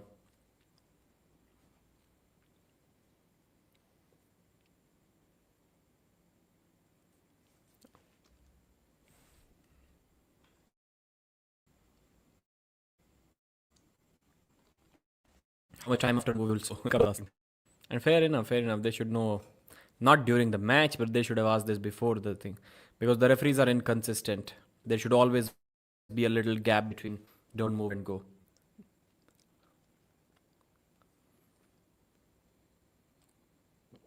First of all, there shouldn't be any don't move in a referee's grip. It should only be when match is not in a referee's grip. This time, finally, we are going to see a ready go. Dadikyan versus Kamil. Kamil flops. Dadikyan brings him back. Elbow foul on Dadikyan. Interesting one so far. Dadikyan has to go for the top roll. He doesn't want to be there. Dadikyan, you don't want to be in a top roll position against Kamil.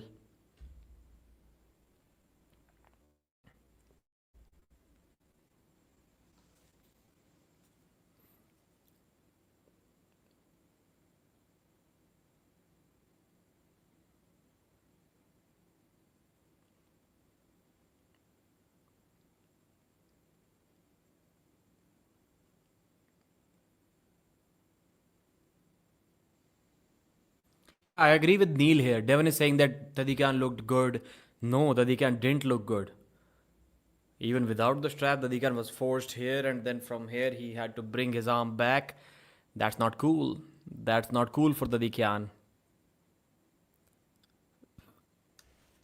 Dadikyan is mad. He's like slapping Kamil's hand.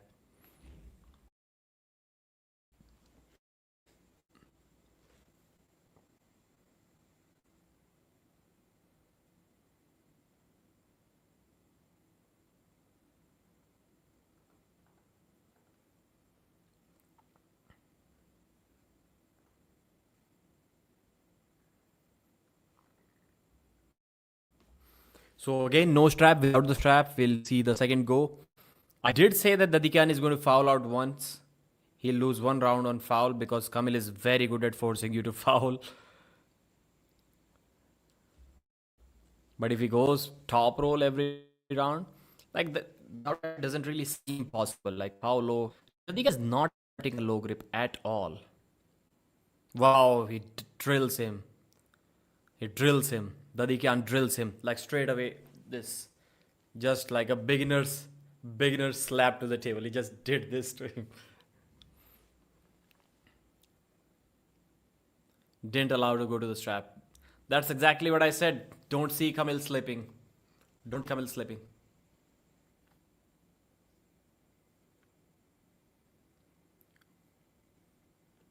Devon is talking about some practices now. My guess was right. So the way Devon was speaking about it, he used the word info. So it looks like, yeah, maybe there was some practice. Now he's talking about some practices. So did Vitaly and Dadikyan have a practice pool? Secret practice match? It seems like that.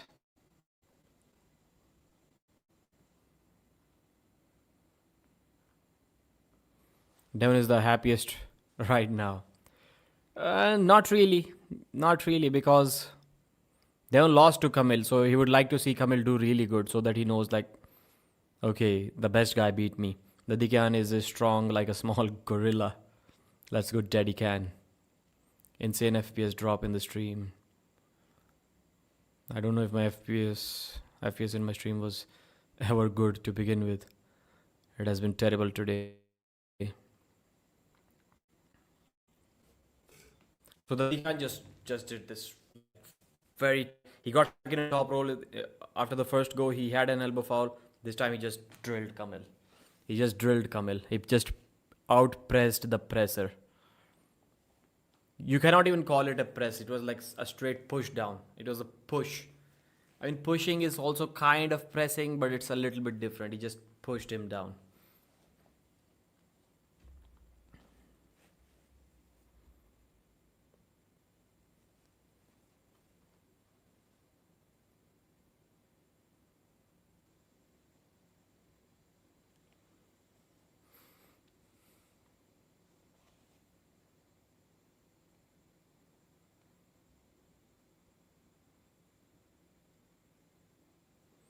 Dadikyan has been doing really good on the left since his loss to Evgeny Prudnik. After that, he has been doing good.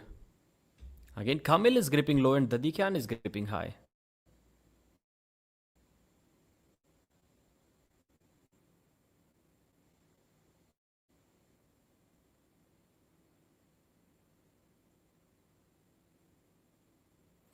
So Dadikyan is saying Kamil's wrist is bent, but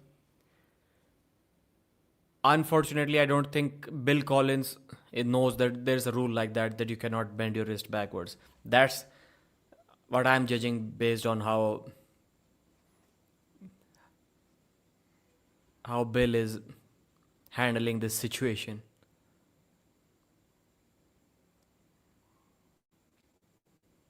But yeah, it is like kind of straight. Neil is right. It's not bent back this time. Yeah, Kamil was going for the tricep press initially. That's why it was not bent.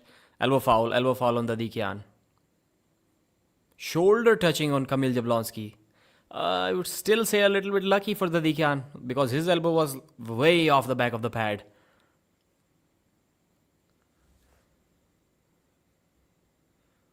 Way off the back.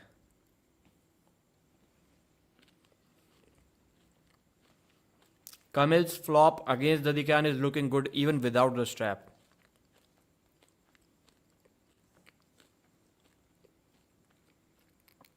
If Kamil can, judging by these two starts, if Kamil can somehow get into a flop in the strap, Dadik is going down.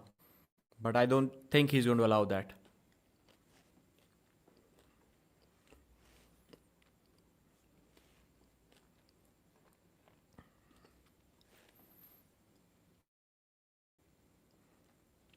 And one foul for shoulder touching on Kamil.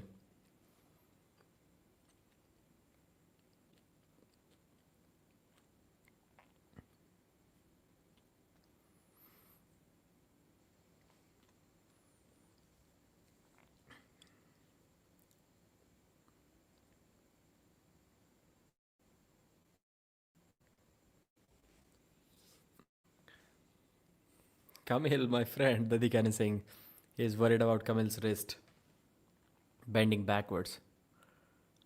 One warning, Dadikyan, movement in referee's grip.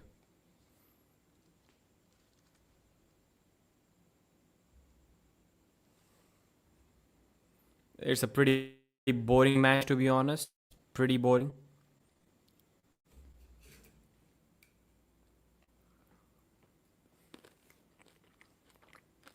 So far, one of the most boring matches of the night.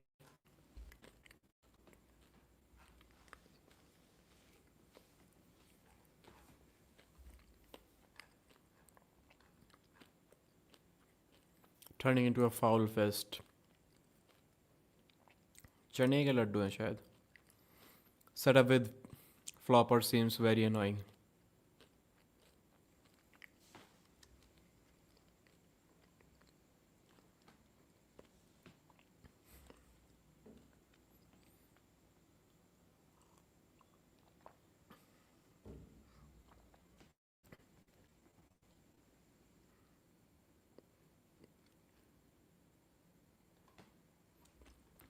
Dadikyan is not happy. He's He's complaining about Kamil's wrist. The referee is telling him to put his elbow down or else he gets a foul. Kamil went inside and got smoked by Dadikyan. You cannot go inside against Dadikyan, man. Come on, man. Morozov had to top roll Dadikyan. He put the brakes on in a hook. 2-0, David Dadikyan.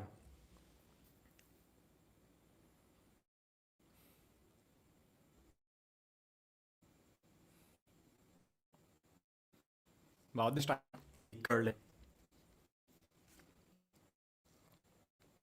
Kamil was going for a tricep press and like not even close, man. He had nothing for Dadikyan there. That slap was way too hard. Dadikyan slapped him on his back.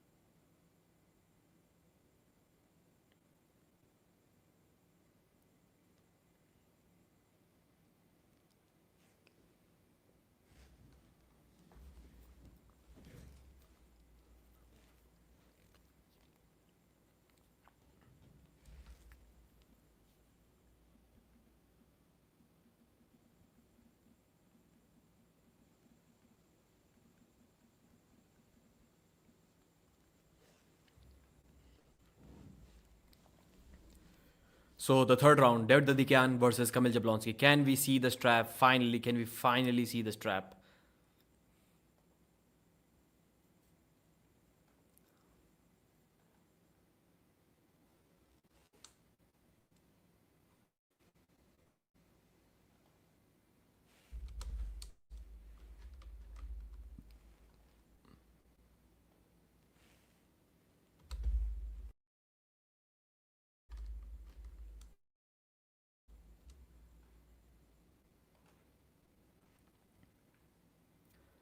Man, just end this match, man. Dadikyan is one of my favorite arm wrestlers, but I'm not liking this match. I'm not enjoying this at all.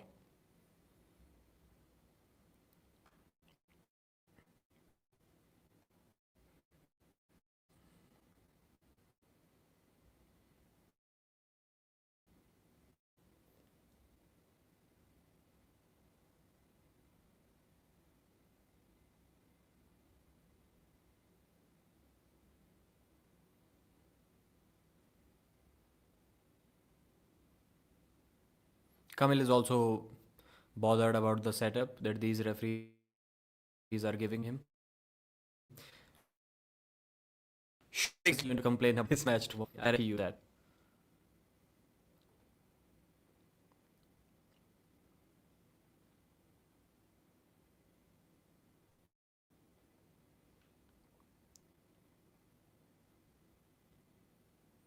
Kamil is upset. Dadikyan is also upset that Kamil is moving to referee's grip. Leaving everyone in a referee's grip. Come on, man.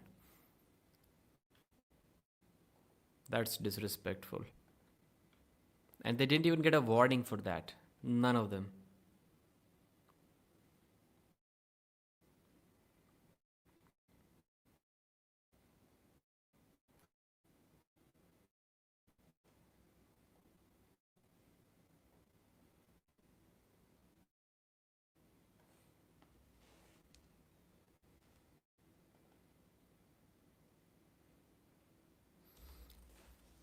My stream is second warning, one foul for Kamil.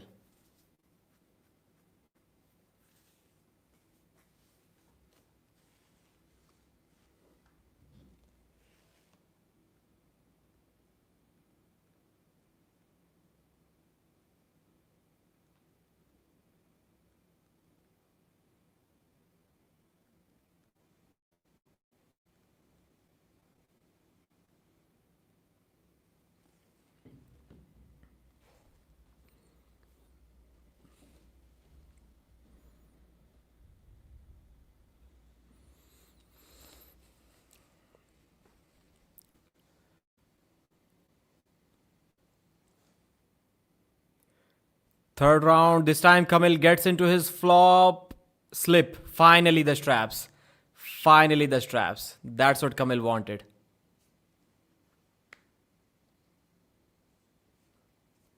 Flop. If Kamil gets into his flop, this match is over for David. He's not going to be able to come back from there. You can clearly see that even without the strap, you can see that how strong Kamil's flop is. In the strap, let's see how low David grabs him this time. Because doing this every time, it can be a little bit risky. It needs a lot of bravery. At least Kamil got to the strap. I really liked it. I really like it. Let's see how it goes this time.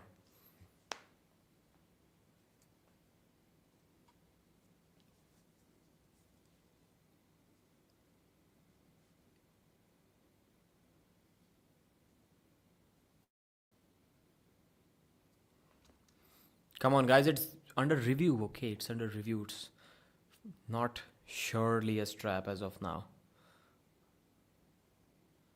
Who is reviewing? Is somebody protesting, or is it a referee's review? It looked like a false start to me, but it's difficult to judge. Difficult to judge. I was not paying attention to a false start.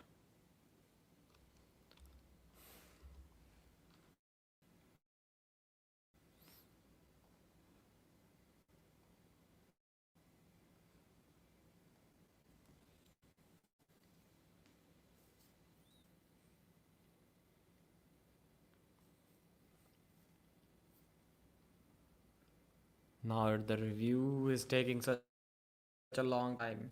Come on, man. What are they doing? Okay, while they are at it, let me quickly recap the scores for the 473 people who are watching this stream. Snizhana Babaieva defeated Elina Persson 3-0 in that left arm super match, 52 kilos. FA Kömek 3-0 over Manuel Battaglia in the right arm super heavyweight match. Kalinichenko lost 3-1 to Matt Mask, 115 kg left arm heavyweight super match. Mindaugas Tarasaitis 3-0 easy victory over Danil Ustinov, a little bit trash talk towards the end in the 77 kg right arm match. Petro Marharint got beat, got humbled, not I wouldn't say humbled, but he got taught a lesson by Yoshinobu Kanai, the veteran Yoshinobu Kanai, 3-0 in the 105 kg right arm match. Okay, review. And they're not going to the strap. Man, I don't like this. Then Oleg Zhokh 4-0 title match defense against Rozits, left arm match, 85 kg. Gabriela got destroyed by Barbora. Not even close. Not even close. 4-0. Then Dadikyan versus Kamil is going on. Mostly going to be 3-0 unless Kamil can... A foul on Kamil. Unless Kamil can force the strap and do something there, maybe get into his flop. If Kamil gets into his flop in the strap, it's over for Dadikyan. He's not going to pull him out. He's not going to top roll him like Vitaly did. He has to either act very fast, just push him down like the first round, or grab him really low.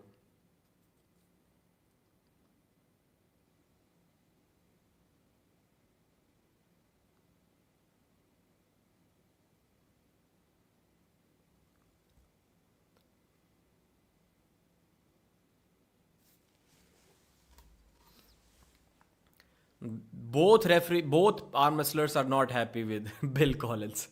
That's not usually how the situation is. Both are upset with the referees.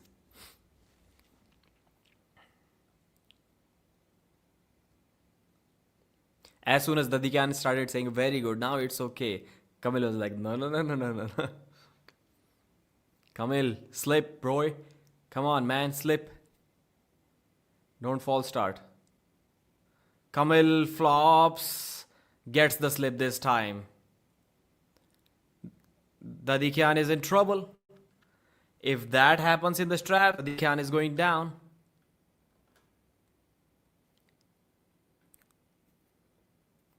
Because the arm wasn't moving an inch. Dadikyan, if Kamil gets into his flop even without the strap, Dadikyan cannot move him an inch. backwards, like the arm is only going down. So if he gets in a flop, it's over. I'm telling you, it's over for Dadikyan. If Kamil can bend his wrist back now, Dadikyan needs to grab him really low, really low. I don't think now he's fresh enough to do that. He did that trap the first round. I don't think he's fresh enough to do that. I don't think he's fast enough to do that now. So he has to grab low. Either Dadikyan, making a prediction here, either Dadikyan grabs Kamil low, which he has not done so far, or he loses this round. And maybe this whole match. If he doesn't grab him low, he has to be brave enough. He has to be brave enough. I'm not sure how many people are seeing this, but so far Kamil has been destroyed. But even then, I'm saying that if Dadikyan doesn't grab low, it may be over. I'm not sure how fast he can be. Even if he slightly knocks Kamil outside fish, then he can win that match, possibly. But still, even Kamil can stop him with a flop there. I see the match turning around if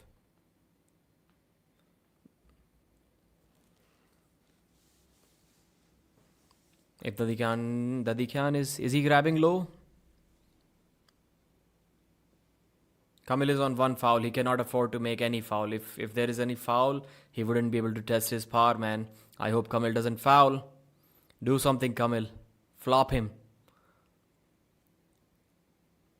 Who fouled? Who moved?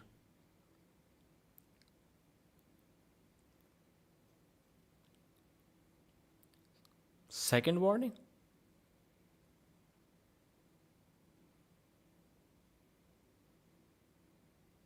What the hell?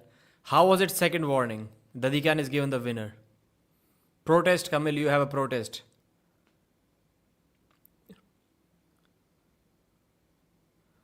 What was that? Kamil is doing this. Come on, bro. Protest at least. How much the fans are booing. I don't like that.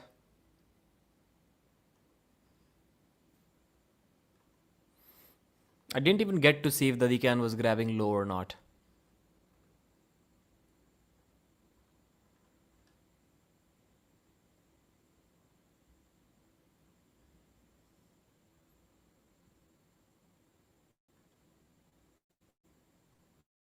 There's a review. I think there will be some pressure from the owners to start this match after the review. Let's see what happens in the review. I think so. Even if there is a foul on Kamil, I think they will restart this thing since there's a review.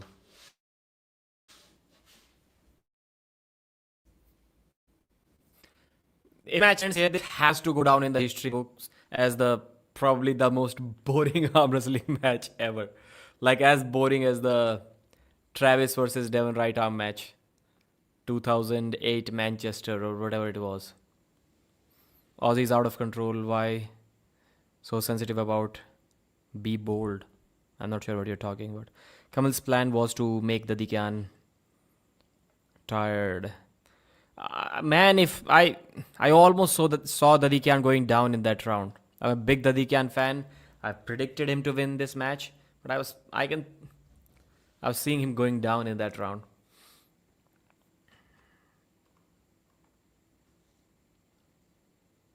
Just start this match, man, or end it. Do whatever you want to do, but do it quick. It's 3:30 a.m. Doesn't Bill Collins know that it's 3:30 a.m. in India? He needs to end this quick.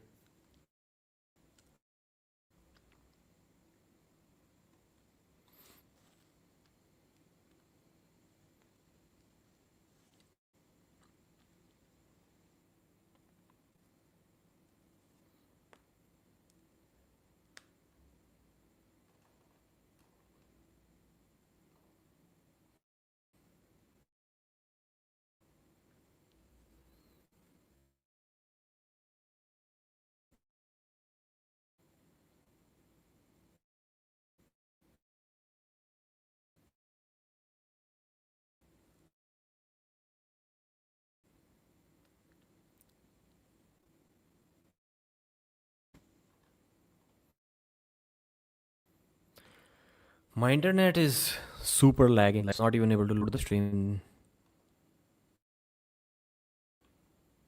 360. The decision stays. Second warning, second foul. Boo.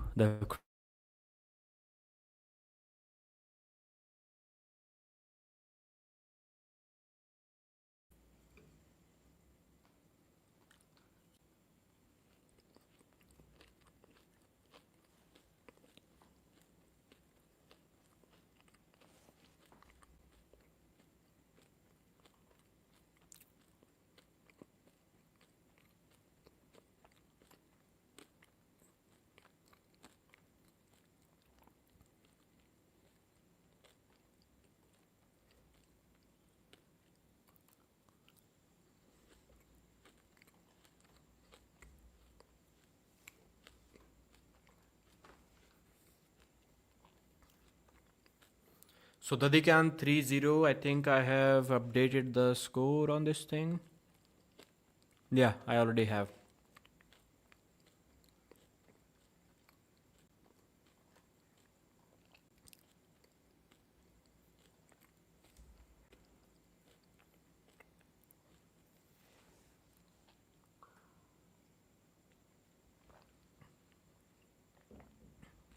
I don't really know what to say, but thanks everyone.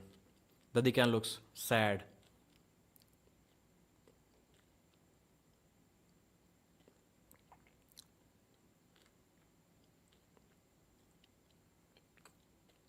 Dadikyan just left the stage.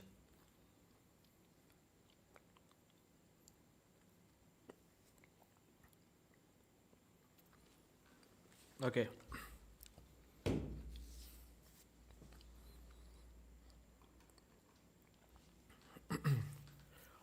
Okay.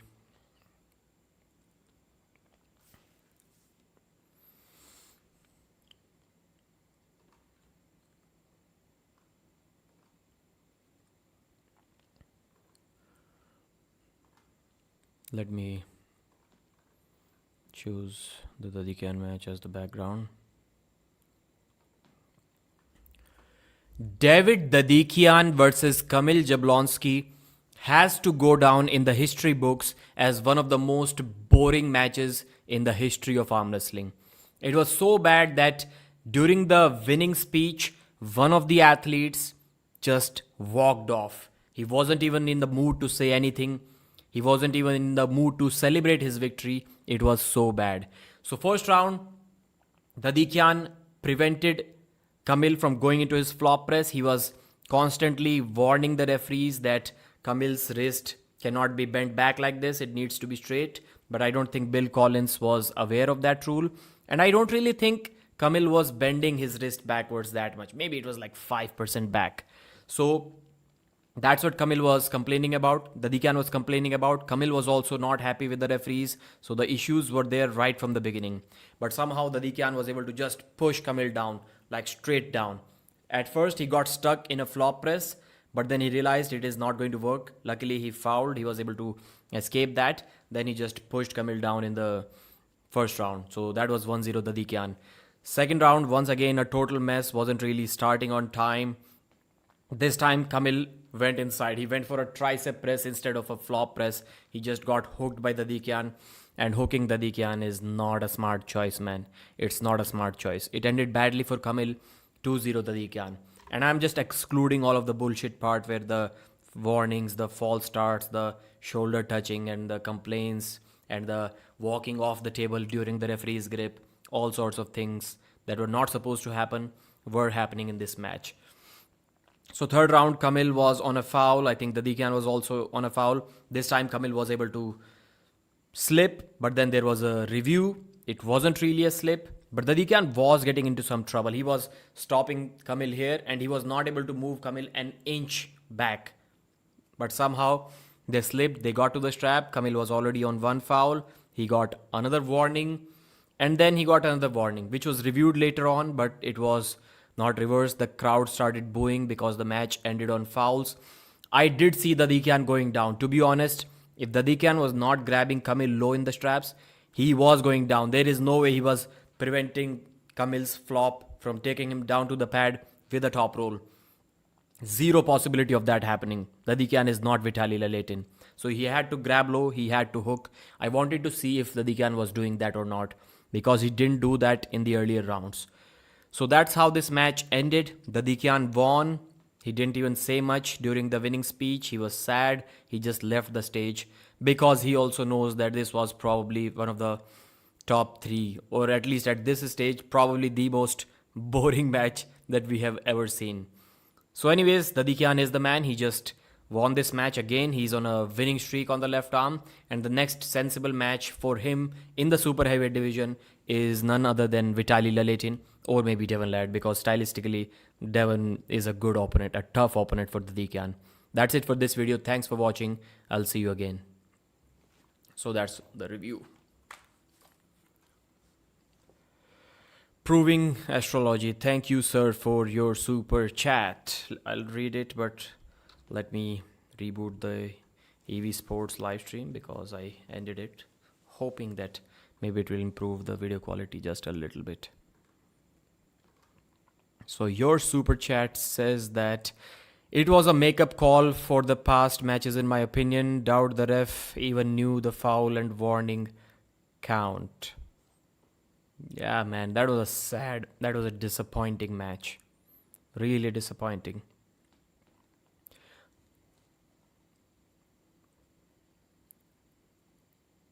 And thank you for the super chat. First one of the night, man. First one of the night. $5. Thank you, sir. Okay, let's start. I'm pretty sure the first round may already be over of this next match. Let's see what happened.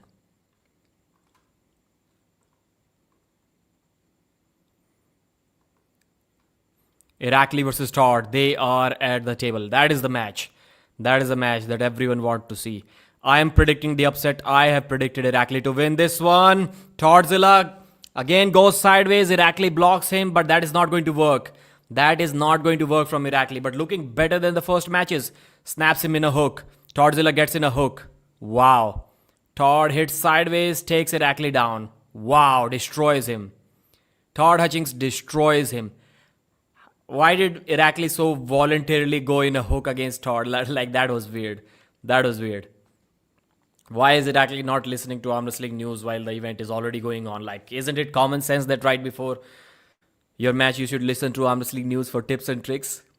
I already told Irakli the only way he's going to win this match is with a press. A flop press, to be precise. Who else? Like they have cornermen and stuff. Which cornerman gives such awesome advice to their partners? Like, I know you have like flop pressed only once in your career, but flop press, that's the only way you're going to win this match. Like, such clear, precise. Let's see if my arm wrestling knowledge is accurate or not. I hope Irakli tries the flop press in this match. So Irakli stopped Todd like this, or I should say Todd stopped Irakli. And then they slowly kind of both went in a hook, which was obviously a bad move. Irakli's hook is nowhere near Todd's hook.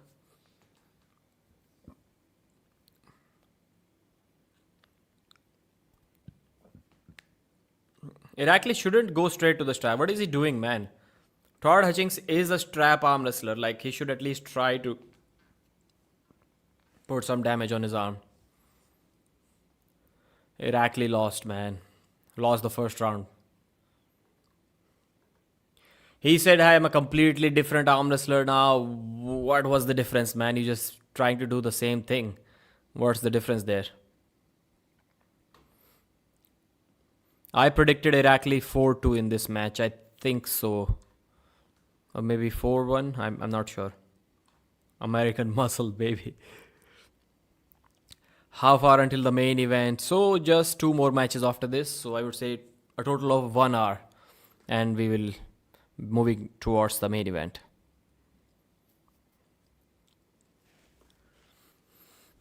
Todd Hutchings going for the top roll this time. He goes for the top roll, side pressure. Irakli holds him. Irakli tries to pull him back. Todd Hutchings says, no, you're not moving me. Todd goes sideways. Irakli goes Irakli's wrist is back. Irakli is trying to move for a flop. He needs to do it quick. Otherwise, Todd is taking him down. Irakli needs to transition. Todd is not allowing that.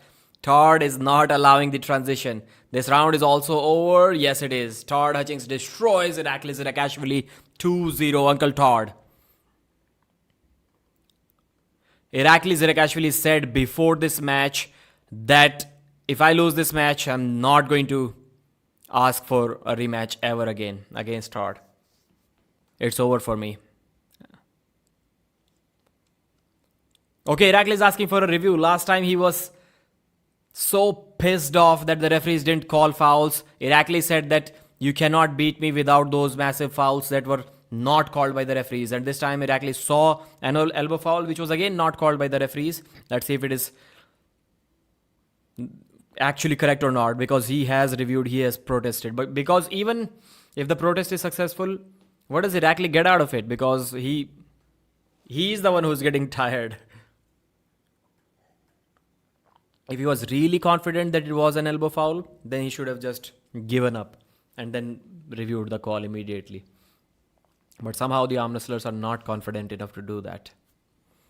I can do that if I'm arm wrestling someone and I'm stuck and I see an elbow foul on them which is not called by the referees. I'm immediately giving up and then calling for a review. Because that micro foul thing, that doesn't slide when it comes to reviews. When you're seeing a review slow motion and you see an elbow foul, you have to call it. The TV referee cannot say, well, it was just a micro foul, I'm not going to call it. I hope they don't do that, because that will be ridiculous. Why are they not showing us the replay? It has been more than 2 minutes since the round is over and not a single replay. Not a single replay in last 2.5 minutes. Bullshit. That's complete. Especially when there is a review for an elbow foul. Still they are not showing replay. Now I remember commentating for Pro Punjab League. They're immediately like, stand by 2, take 2, and then there's a replay. Okay. Stand by 3, take 3, then there's a replay from another angle. And then the producer is constantly calling the head referee, tell me which camera angle do you want? And then he says whatever they say, and then like, stand by 6, take 6. They would have shown like 15 different camera angles by now in slow motion. And here we are not seeing a single replay.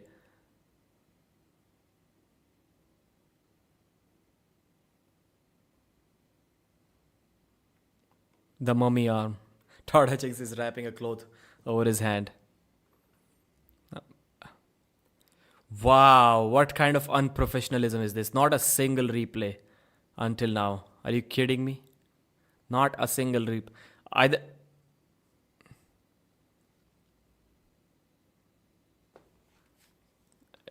Decision already there? Like what happened? No foul? So now Irakli has lost his review. Okay, that's strap match again. So the score should be 1-1. There should be one foul on Todd because they have changed sides. 2-0, they have changed sides. Nail pickup was confusing me as well. No foul. That's why Todd was saying, good job, ref. So now Irakli has lost his call. We are back to the second match. If the referees can make as many mistakes as they want now, and there will be no review, no protest.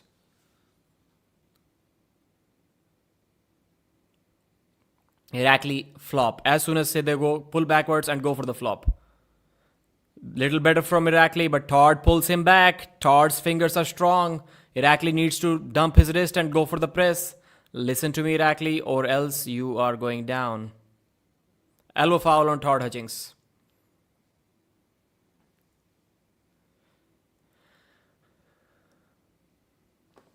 So Irakli moved in this position, slightly pronated position, but Todd's finger containment, man, that's insane how strong Todd's fingers are.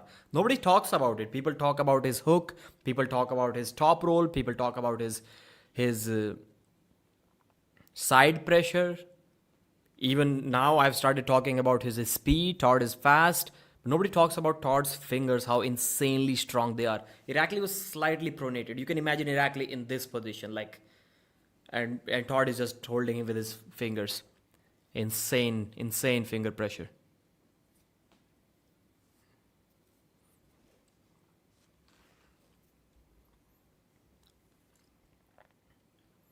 Uncle Todd is the man. Levan is going to disown Irakli from Georgia if he loses this match. Irakli is not Georgian anymore if he loses this match.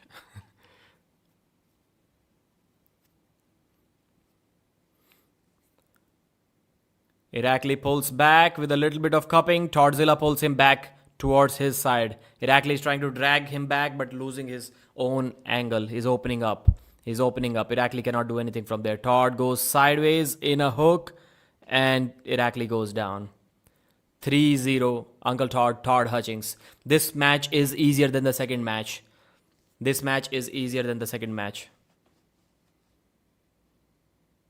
3-0.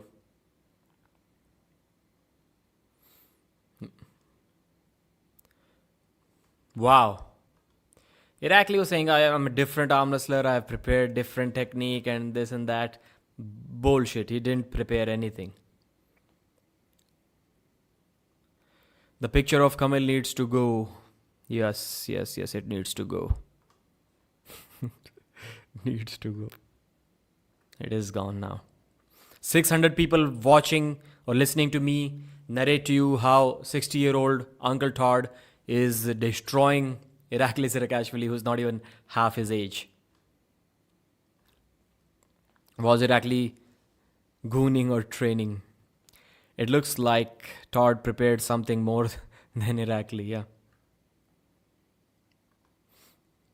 Flop press Irakli. So Irakli is getting this move. He's pulling Todd slightly off center, but then he's dragging his elbow and completely opening up his arm. Just do that move, Irakli. I know you can listen to me. Of course you can.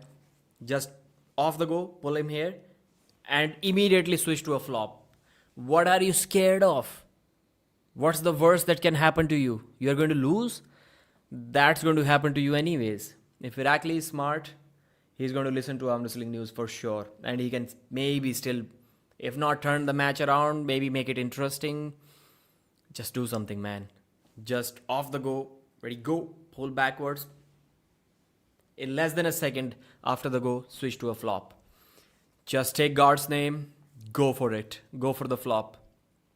Don't go for the flop straight away. You're going to get pretty beat up, pretty bad. You're not a flop presser, so you cannot go for a flop off the go. You're not Kamil, you're not Jerry. You need to pull back immediately for a flop. That's what I would have done if I was Irakli.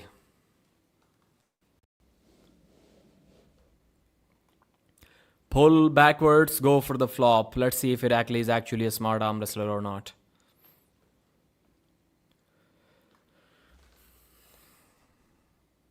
Irakli pulls back. No, he doesn't go back.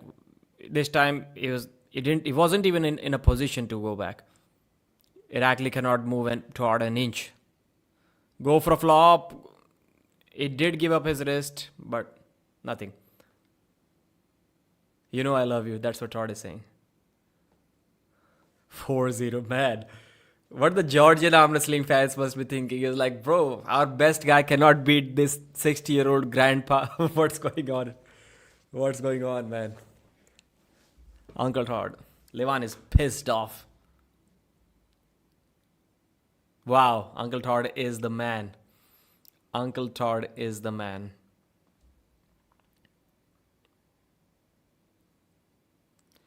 So Petrenko versus Todd has to be the next match.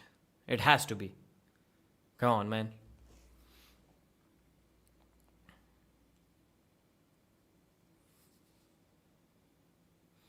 Just pure destruction. Pure destruction from Uncle Todd.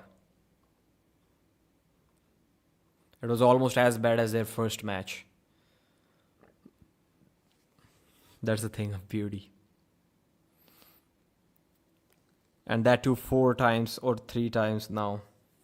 Yeah. When Todd get to 70 years old, Irakli might get a single pin.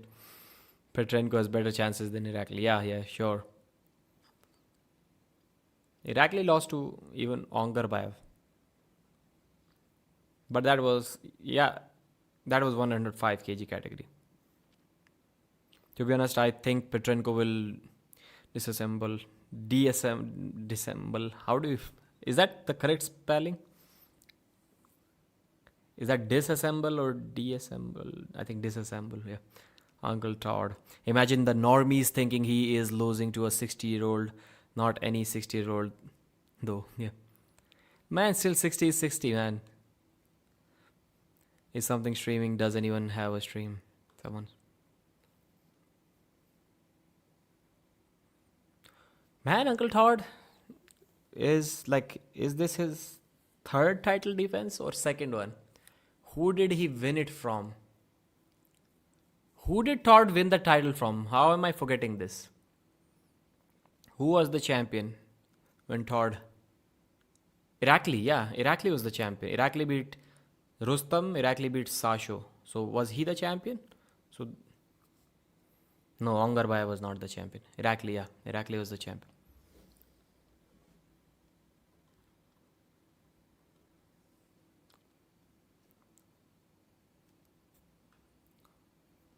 Force the 90 kg best top roller to hook.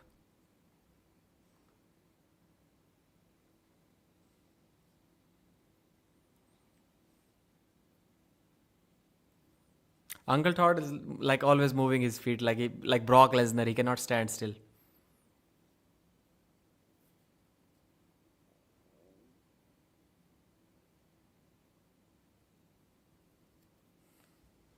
He fooled me once with that press. I won't be fooled again.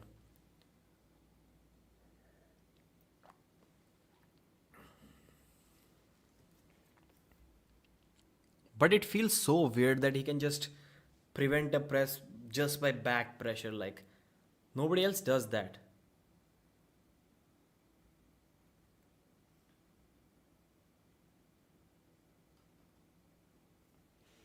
Because everyone else can immediately switch to flop.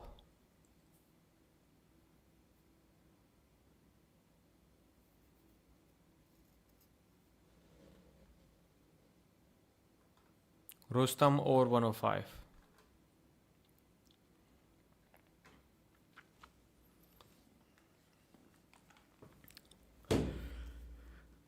Ladies and gentlemen, we just witnessed the final Todd Hutchings versus Irakli Zirakashvili match. Before this match, Irakli said that if I lose again, no matter how, I am never going to ask for the fourth match against Uncle Todd. And that's exactly what happened. It looks like Irakli didn't come in prepared, at least not in a special manner, and Todd Hutchings was looking stronger than ever before. At 60, the guy cannot be beat. How crazy is that? Round 1, in the straps, Todd just contained him with the finger curling ability and just hooked him. That was really weird. Todd was saying that I forced the best top roller to hook. How good is that? And inside a hook, obviously Irakli had no chance at all. So that was the first round. Second round, they agreed to start in the straps. This time Irakli did try to go for a flop. He tried to get behind his shoulder, but Todd was having none of it. It was way too late. The match was already like 5-10 seconds in, and Uncle Todd was an inch away from winning. There is no way he was going to let Irakli get into a flop from there. Irakli needed to do that early. And I think his only way, that was quite common sense even before this match happened, that Irakli's only hope of beating Todd Hutchings is a flop press. He cannot top roll him, he cannot hook him, he cannot tricep press him, only a flop press. But Irakli did not try it the way he should have. He should have just tried to pull him back, which he was doing for a second before Todd pulled him back in all of the 4 rounds. In that 1 second, he should have immediately tried to switch to a flop press. And how insane is Uncle Todd's strength? Just with pure back pressure, finger containment, he can prevent a flop press. Nobody else does that. If the match stops in center, anyone and everyone can switch to a flop whenever they want, but not against Uncle Todd. In the post-match winning speech, Todd was even saying that he fooled me once, last time with a flop, with a press. He's not going to do that again. I won't let that happen again. And he didn't let that happen. I was still hoping in the final round, Irakli just does his thing off the go and switches to a flop. But this time, Todd was too offensive. And people talk about Todd's speed. I talk about it a lot. His top roll, his side pressure, his hook. Nobody talks about Uncle Todd's finger pressure. In the second round, Irakli was in a slightly pronated position. And Todd was slightly palm up. And he was just, you can clearly see, there was no other pressure going on. He was just holding Irakli's entire power with his fingertips. Insane level of fingertip strength from Uncle Todd. Nobody talks about it. So that's it. 4-0 destruction. I would say it was as easy as their first match. Second match was still somewhat entertaining, but Irakli did not prepare a flop for this match. I can tell you that. Irakli's whole training should have been pulled back, switched to a flop. He was too uncomfortable to do that against Todd. Didn't happen. So still the 95 kg champion, undefeated here. I'm not sure if Petrenko wants to cut to 95 again to give Todd a match. Todd said Rustam maybe, if Rustam heals up because he got injured. He was leading before he got injured. Otherwise, time to move up to 105 kg category and vacate the title. So that's how good he is. At 60, he has to vacate titles. That's it for this video. Thanks for watching. I'll see you again.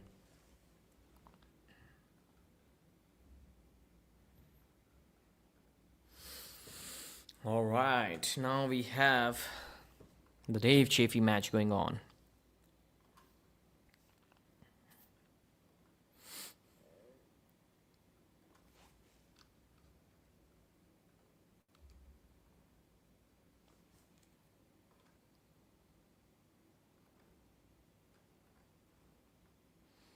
Todzilla versus Yoshi for the 95 kg world title. Todd can't move up. Now Irakli gonna cry again, making videos about how Uncle Todd fouled on him. Irakli was closer to winning last time. Yes, surely. Surely.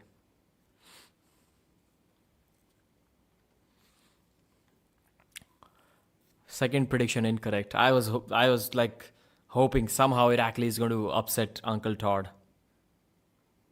Finally, he has learned his lesson. If he's feeling confident that he's going to make things change this time.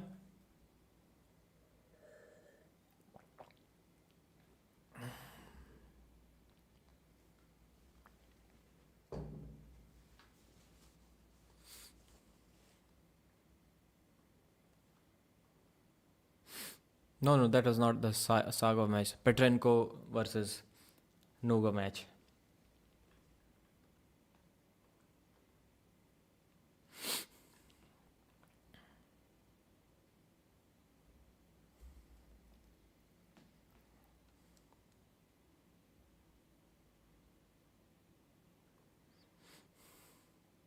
I predicted Nugo to win this one. Another upset I've predicted. Let's see.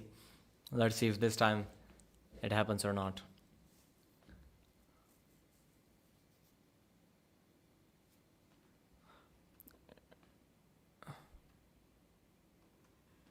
It looked like a false start on Nugo. Not to the referees though. Todd Hutchings versus Irakli. Let's update the result. 4-0.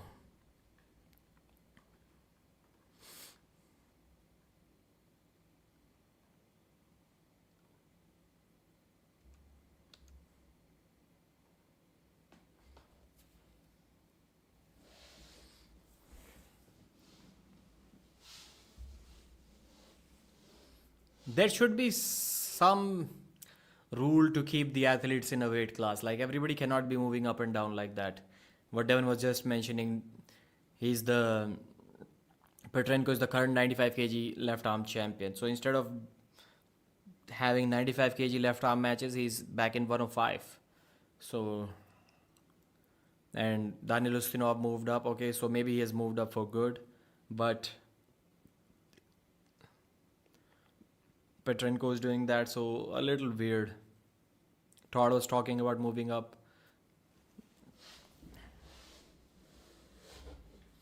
Nugo looks unsettled in the setup, not happy. Nugo is taking too much in the referee's grip. Foul him out, referee. Foul him out. Nugo needs that LSD full tab dosage from Devon. He'll calm down if he takes that, for sure.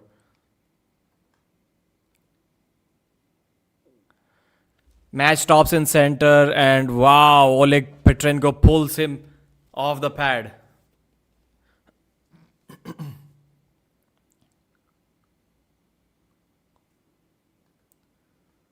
The match kind of stopped in center. Nugo's wrist slowly started to go back, and just Petrenko, too much side pressure. Nugo kind of decided to move sideways, elbow foul.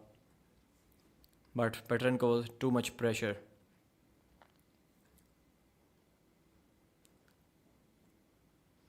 Uncle Todd is a legend. Yes, he is.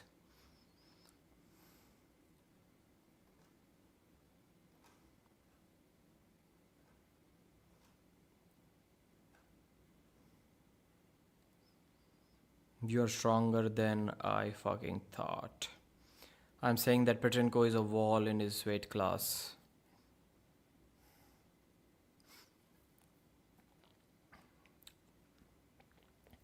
The thing has, Nugo had good start. He had a good start. He had good hand positioning, and Petrenko just stopped that, and he started pulling him back.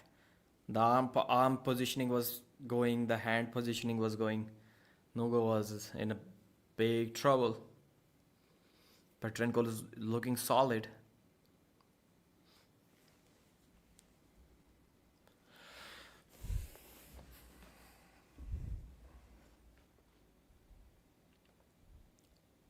It looks like now if Petrenko wins this, then Petrenko is the new Evgeny Prodnik. He's the replacement for Evgeny from Ukraine.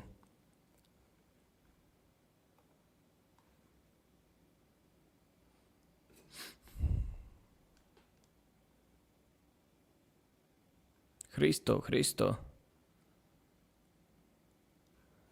One warning and one foul on Nugzari Shikadze. So Nugo does not move his neck so much when he's interviewing, but he does it when he's arm wrestling. So foul him out, man, for moving shoulder.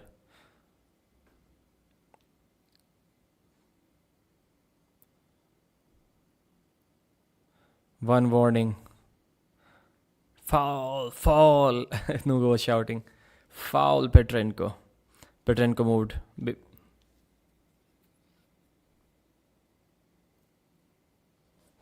He was moving his hand in a strap in a weird way. Petrenko didn't say anything about it.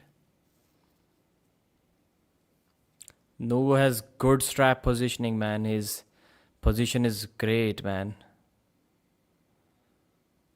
How is this a fair start? Come on. One warning. Second warning. Second warning, second foul. 1-0. Petrenko. And Nugo, like, position was all weird, man. He adjusted the strap. He rotated his wrist like full a couple of times.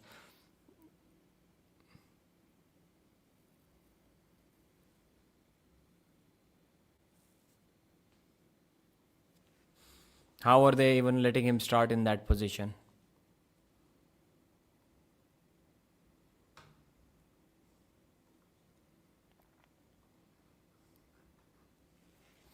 Pradeep versus जोड़ी Evgeny का क्या हुआ था प्रदीप ये जोड़ी Evgeny का क्या हुआ था कुछ नहीं I don't know Petrenko is potentially 105 kg right 95 kg right and left champion so Petrenko versus Todd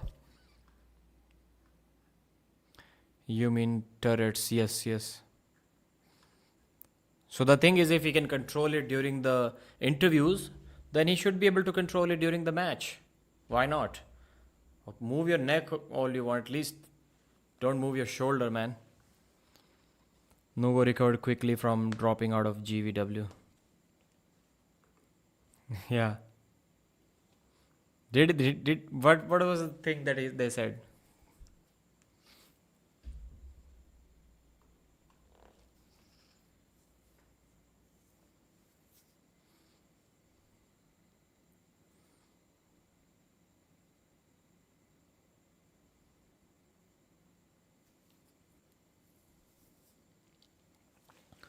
So, second round.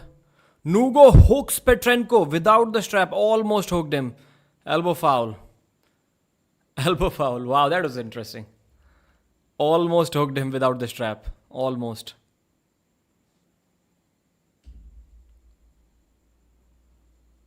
That was weird.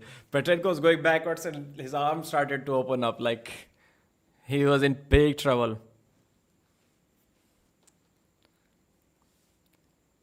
Petrenko was going to get in some trouble.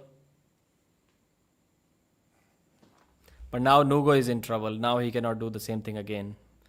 Because there can be another elbow foul. That will be a problem.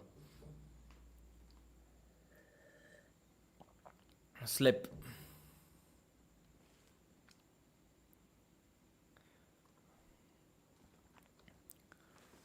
One warning foul. So another weird observation.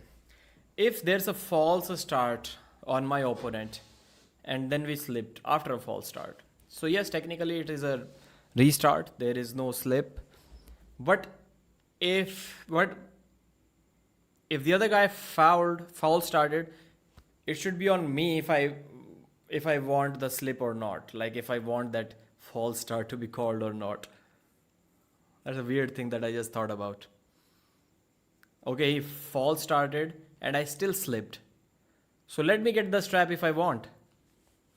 It should be a strap. It should be a strap.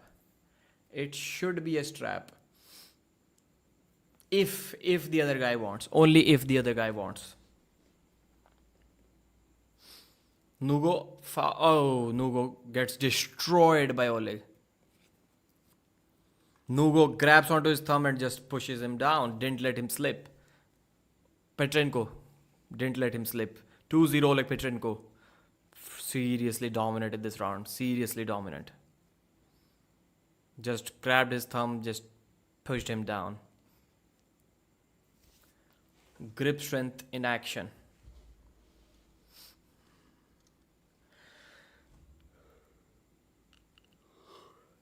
That was an easy one. And then Petrenko was like, now what? Why aren't you shouting now?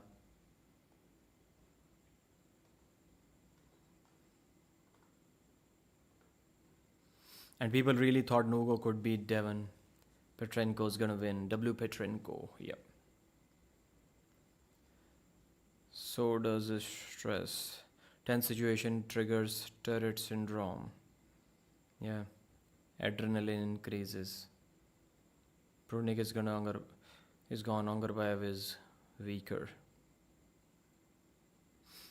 I think Nugo is much stronger than Irakli. I think they need to limit the fouls.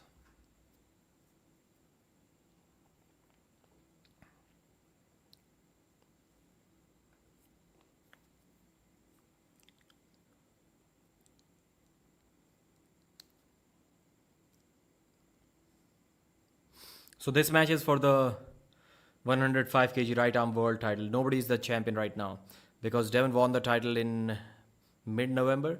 So it still hasn't been 1 year. So technically he's still the champion. But after this match, a new champion will be crowned.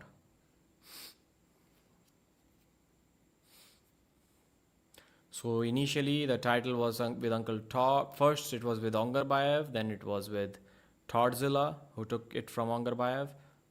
This time a strap match again. So finally we'll see something in the straps. Finally.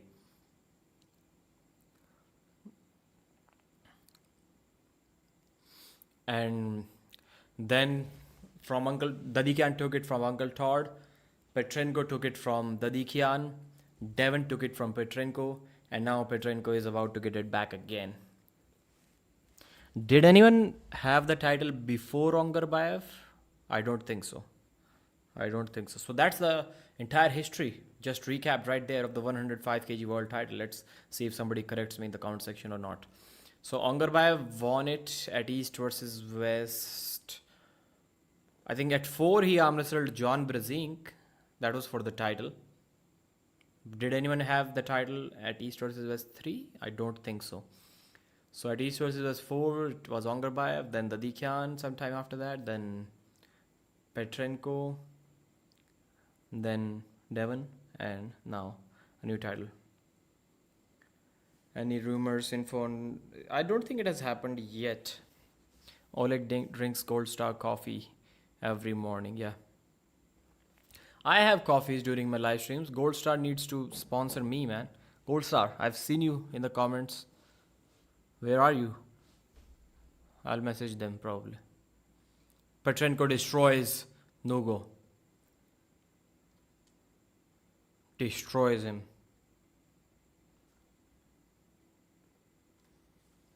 Petrenko is the man. He's the man. Even in the strap, like so easy. He was shooting for the hook. Didn't work. And he did the Tordzilla head rub as well. Nugo, bro. Come on. He was saying that 95 kg is too much. Bro, you're fat.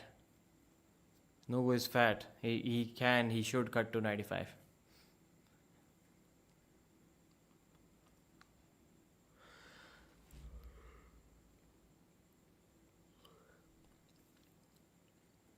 And if we look at it, Petro beat Nugo and Yoshinobu Kanai beat Petro 3-0. So Kanai versus Petrenko next.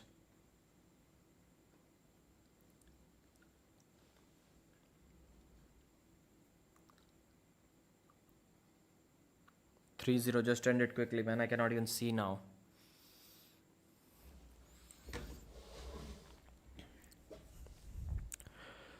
Three hours 43 minutes. So 3 hours 45 minutes. This 10 matches ended in 3:45.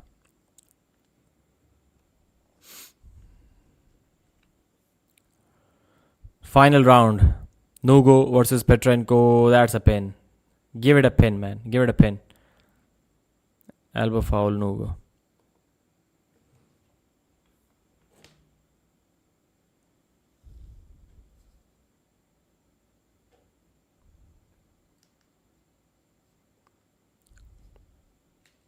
That's a pin, man. He still couldn't slip. If you're getting pinned despite doing an elbow foul, just give the round to the guy, man.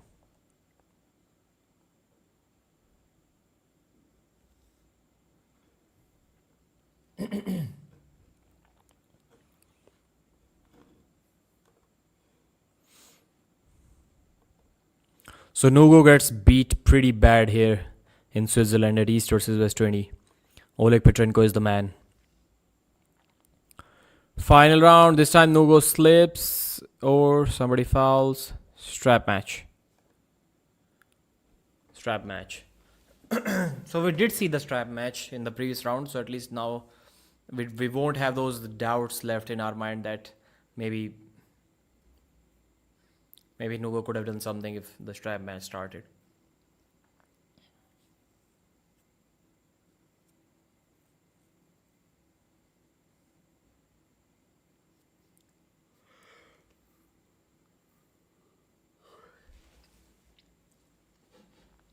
Man, just imagine if Devon can somehow replicate or just do the same thing which Uncle Todd is doing. Like get better even when you're 60. Like how good is that going to be? Where can Devon reach?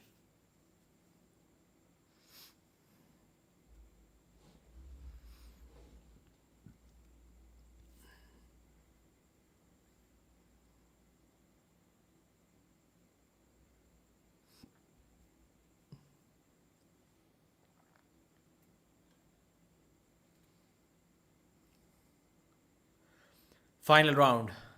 Petrenko. Nugo. Nugo goes back. King's move. Nugo is in a king's move. That's a foul. Nugo is under the table. Second foul.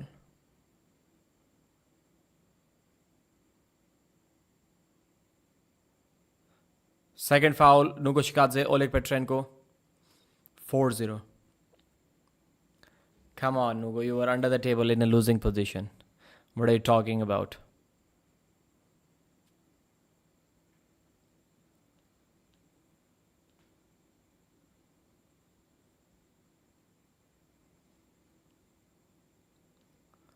Easy money. Okay. That girl maybe Petrenko's wife, I think she is, but they don't need to show her like 10 times every other frame they're showing her on the screen. Yes, she's looking good, but again, don't need to show her every 5 or 10 seconds. Oleg Petrenko. Again, retake.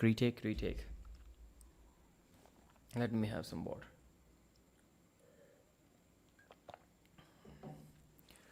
Oleg Petrenko versus Nugo Shikadze 105 kg right arm title match. The title was vacant. Devon won it in November last year. This match was to decide the new winner. So there were lots of expectations going on coming into this match from Nugo Shikadze because he was pretty dominant recently. He was on a winning streak. But Oleg Petrenko is the man. Round 1, they were in the straps. Nugo was already on 1 foul. When he got stopped in the center, in the straps by Petrenko, despite having a good start, and he got immediately brought back, that was shocking. To especially Nugo Shikadze after seeing Oleg Petrenko's hand dominance and his arm power dominance even in the straps. And even as I'm speaking, they're taking a review. So the match technically is not over, but it will be over. I know that. So in the second round, Nugo forced the hook on Petrenko. That was shocking. Almost. He almost did it. He curled him in and he was about to do something, but then there was an elbow foul on Nugo. After the restart, he was going back. Petrenko grabbed onto his thumb and he straight away pushed him down. Nugo is arguing with the referees. I'll let you know what he might be arguing about. 2-0 Oleg Petrenko. Third round. This time he tried to hook again in the straps. Too much hand control, too much side pressure, down pressure from Oleg Petrenko. That was again an easy win. 3-0. So the final match, Nugo was 1 foul again. This time he switched technique. He switched to a king's move. Apparently he was not aware that you cannot go under the table in a losing position. He was doing okay, but he went completely under the table. He was in a losing position. So even if he might have cracked Petrenko's wrist back slightly, that was an illegal foul. Second foul. The winner was Oleg Petrenko. So 4-0 total dominance. Looks like maybe Uncle Todd can do something against Petrenko in both 95 and 105. Yoshinobu Kanai, because Yoshi beat Petro Marharint today 3-0. Who beat Nugo Shikadze 3-2 a year ago. So maybe Yoshi versus Petrenko is the match now. Or we don't know what to do. Well, these are the only 2 matches left for this guy. He is looking so strong. Devon is congratulating him, handing him over the title. Of course, Devon is not going to come back. So that's it. Todzilla or Yoshinobu Kanai. Thanks for watching. Like the video. I'll see you again.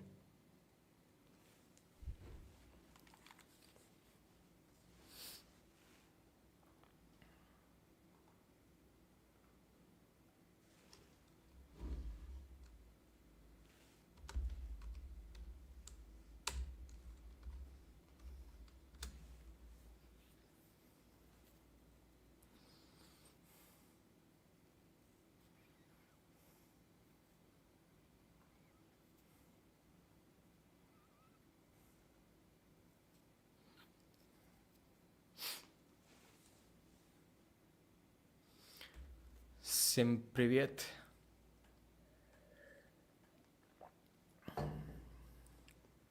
Tordachings, yeah. That's what he said.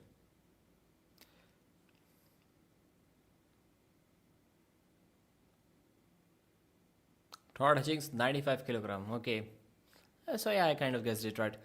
So yeah, this, I think he's obviously, it's like a big situation, big stage. So somebody needs to tell this translator. Amazing guy. So whenever the guy says something and the crowd starts clapping and he's holding his mic to his face like about to translate it, but since the crowd is clapping, he starts clapping on his hand, on his forearm. Like, bro, you're the translator. You don't need to clap along with the fans or the athlete that you're interviewing. You have a microphone and a job in your hand.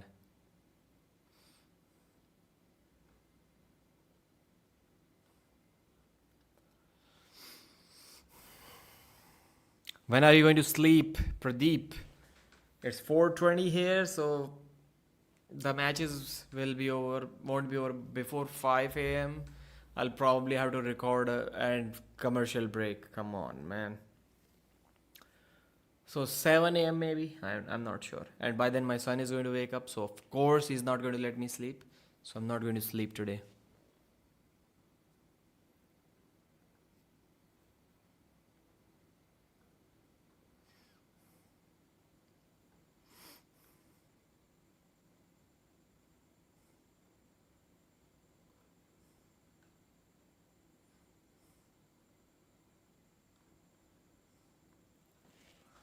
All right, let's get back to the chat. How old is your son? 2 years old. This month was his second birthday. Earlier this month. Good prediction, yeah. Hello, Christian. You are earning from it, but why am I awake? Yeah, just pure fan of arm wrestling. There won't be more than 2 rounds. Hi, Alfred. More than 2 rounds. 2 rounds of what? Dave versus Sagov, your prediction. My predictions have been going wrong. All of the upsets that I predicted weren't really upsets. So I predicted Irakli's upset. I predicted Nugo's upset. Both of them didn't even win a single round. I have predicted Sagov's upset. Let's see if Sagov gets the job done. How the hell did Hutchings' boy do that? Yeah, that was insane. So the second match was more difficult for Todd, even though he actually did some big elbow fouls in that match. So maybe we're like seeing a trend. First match, okay, easy. Now Irakli is a little bit older. Todd Hutchings is way older now. So maybe Irakli is improving. Todd is kind of staying constant. And that's why the match was a little bit closer. And the trend is going to continue in the third match. But no, Uncle Todd reversed the trend. I love watching 6-hour pay-per-views. This one isn't a 6-hour pay-per-view, but still like it can be a 5-hour pay-per-view, even if one match is long.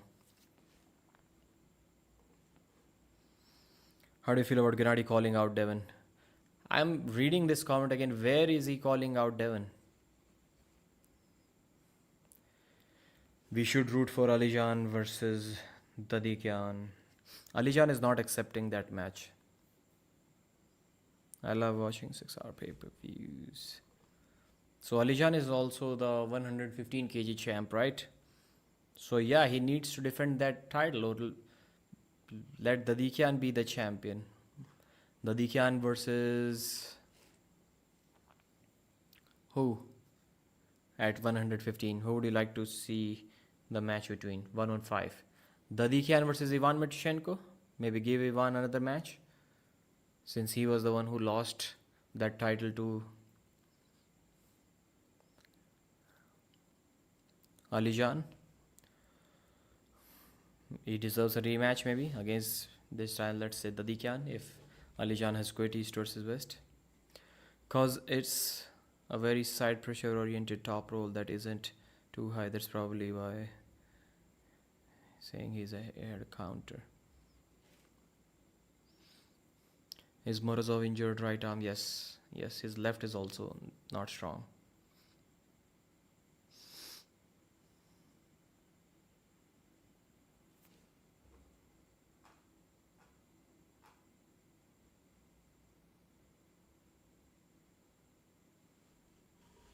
Can I use back pressure or dragging to bleed out a low hooker?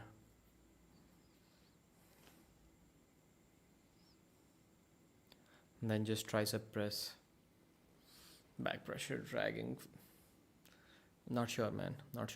If you're dragging for the back pressure, more pressure has to be on your lower fingers.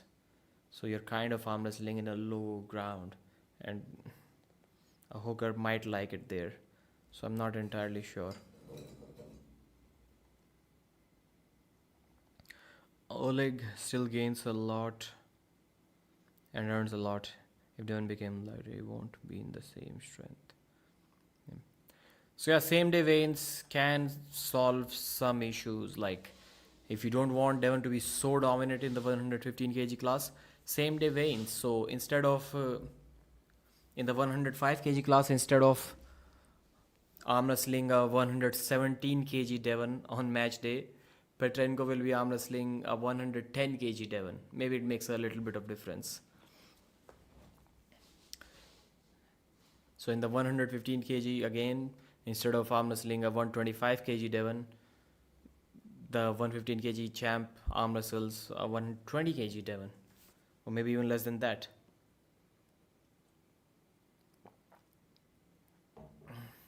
Yes, Day versus Sagov is next. This card, somehow on paper it looked amazing, but I did not enjoy the card for some reason. I don't know why. Let's see. Let's be honest. What are the matches that I enjoyed? Let's take a look at it together, okay? Window, which window? Microsoft Edge tab, video details.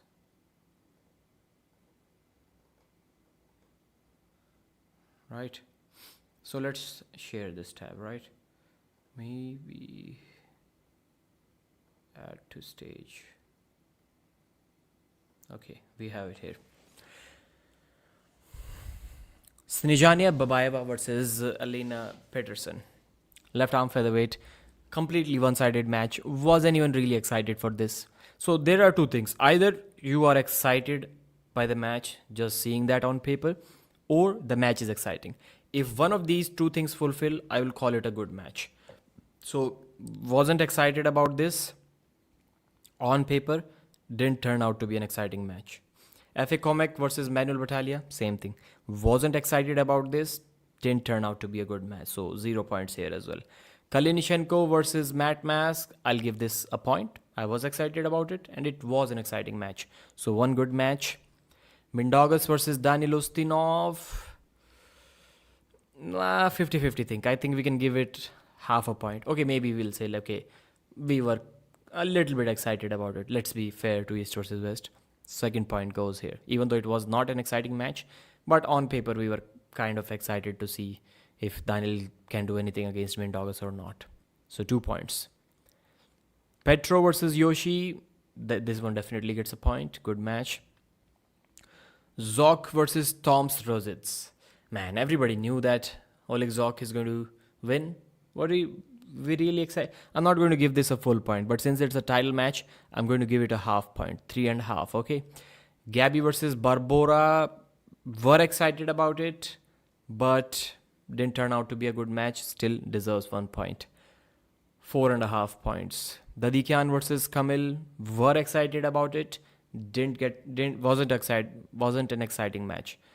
So again 1 point. 5.5. Or we can even improve the rankings by giving 2 separate points to these things. I think that's a smart ranking system to kind of evaluate the card. Still, we'll discuss that later further. 5.5 points. Let me, meanwhile, while I discuss this, let me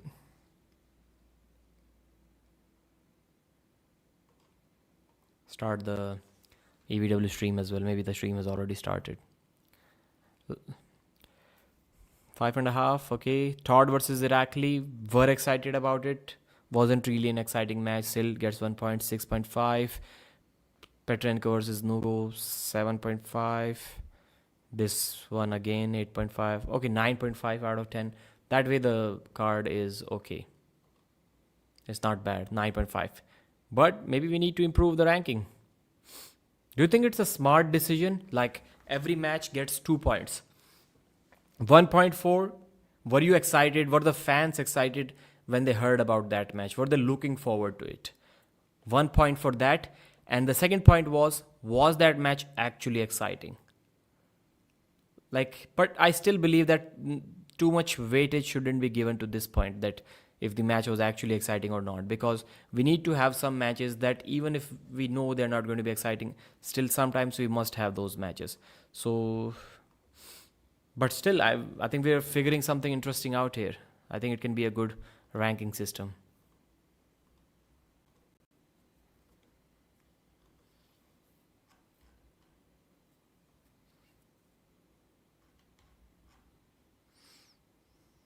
Next one, greetings.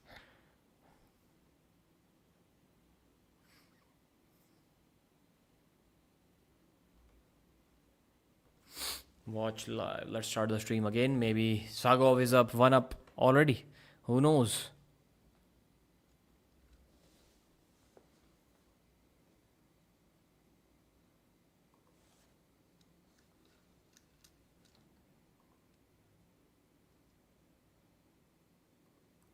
Was that a false start on Sagov?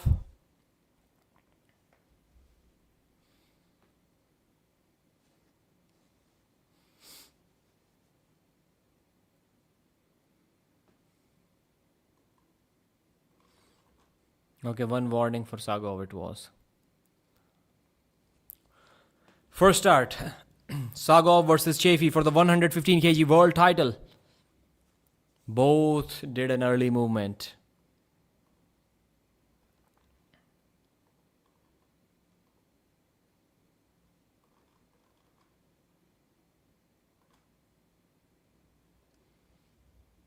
They're going to start again.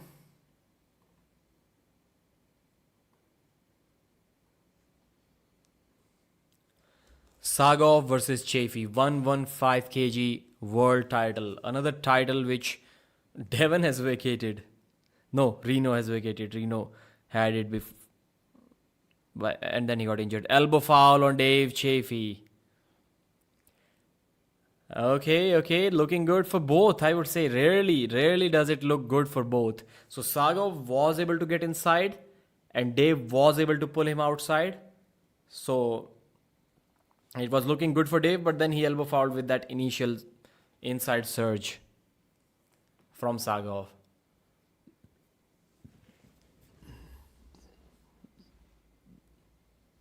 Sagov got this. If he can get inside with Dave, I think my prediction is correct tonight about this match at least. I think Sagov got this. Dave cannot arm wrestle inside. His endurance does not last too long. He can top roll all day long if the strength is kind of close, but he cannot hook.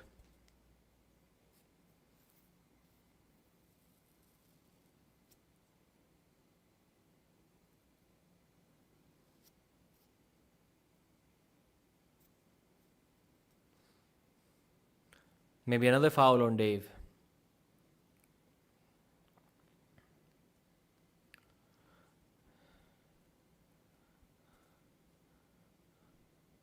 Both moving, so nobody gets a foul. Dave Serhii on 1 foul, Sagov on 1 warning. Devon is looking forward to this match very closely because if the Vitaly thing doesn't work out, he's probably going to face the winner of this match. He's easily within striking distance. Devon is weighing 127 kilos as of now. He believes he can easily cut to 115 kilos whenever he wants. He just needs a couple of days to do that. But I'm not sure how. If he did a 10 days fast, just drinking water and salt, and still he didn't go under 270, then how is he going to cut to 254? Go Sagov drills Dave Serhii to the pad. 1-0 Ibrahim Sagov. I told you, different styles and a bigger guy too. Yes, Hutchings beat Sagov. Dave Serhii destroyed Hutchings, but man, Hutchings cannot get inside with Dave. Sagov can. Sagov can get inside with almost anyone and everyone. Too fast. Dave was caught lacking. He was sleeping.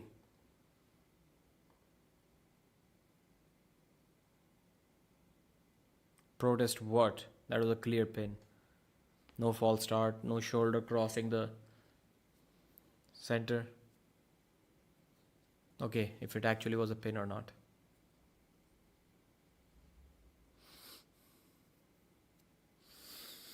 I think it was a pin. I don't think it was an early start. I don't think the shoulder touched the hand. I don't think the shoulder crossed the center. So I think it's a fair pin. Okay. The decision there. Move on. Don't waste our time. Come on, man.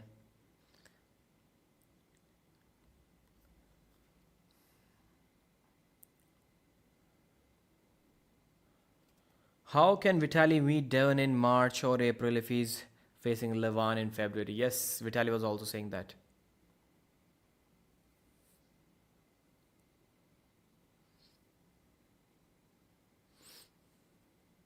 Protest decline. I already told you, man. I have the Hawkeye here.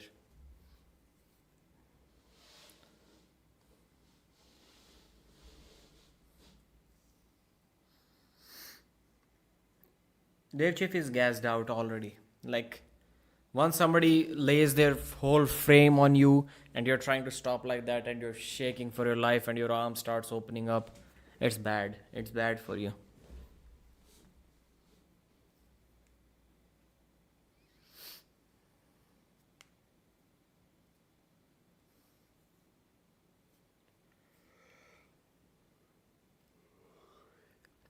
Let's see what Chafee can do. I don't think we are going to see a slip in this match. It will be very difficult. Maybe Sagov realizes that the tricep press isn't working and then he flops his wrist back. That way we can see a slip. Or if Dave is winning, then we can see a slip.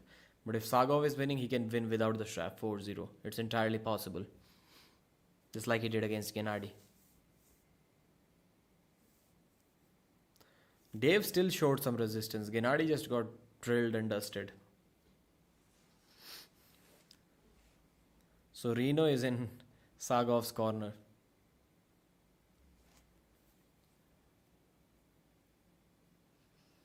Reno beat Sagov. That was interesting. So for a comeback match, maybe it can be Reno versus Dave. Even if Dave loses this match. Since Reno's injury seemed pretty serious. So let's not throw him against the guy who injured him in the first place.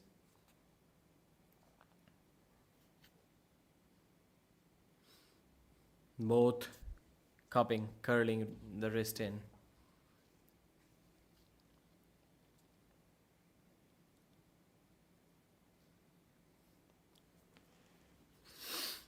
That's the thing, man. Even if this is a one-sided match, it's going to take like at least 15, 20 minutes.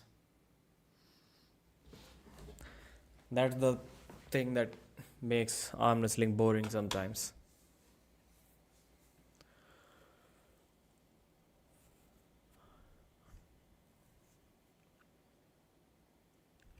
Sagov versus Chafee. Another start. This time Dave is in a better position. It's in a hook, but Dave is on the offensive and he wins it. He wins it. Yes, he does. Wow, Dave Chafee is fired up. You rarely see him that fired up. So Sagov, just in an attempt to force the hook, went way too forward. By the time he realized that he has secured the hook, he was already arm wrestling over Dave Chafee's elbow pad. That's the mistake which he made. Immediately you can see that mistake. At what point does it become not worth it shooting for the hook? Because yes, he shoot for the hook, he secured the hook, but by then Dave Chafee was in this position and he just pulled him down.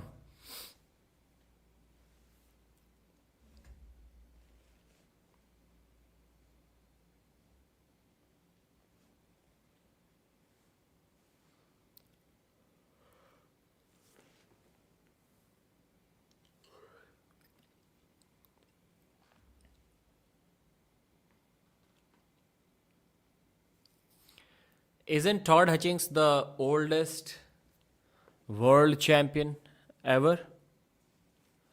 Like, if you ask Canadians, they're going to say, well, Crazy George was the best guy in the world. But was he? Like, did he win anything? Of course, he didn't win any WAF. When he beat Tokarev in a super match, was Tokarev any world champion? If he was, then maybe we can say that. So, like, no. Crazy George was not a world champion at that age. I think Todd Hutchings is the oldest world champion. And by far, number 2 is Number 2 is who? It's Devon Ladd at 50.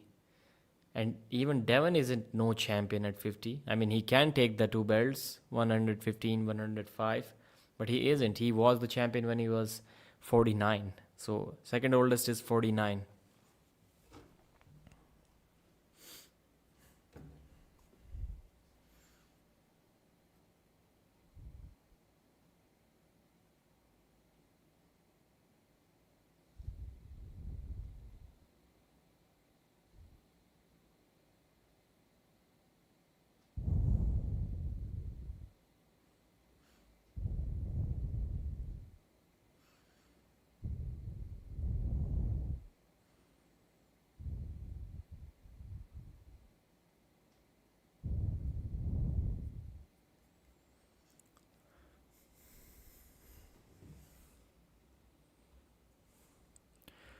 Referee's grip, 1 warning on Sagov. Man, this stuff is not exciting.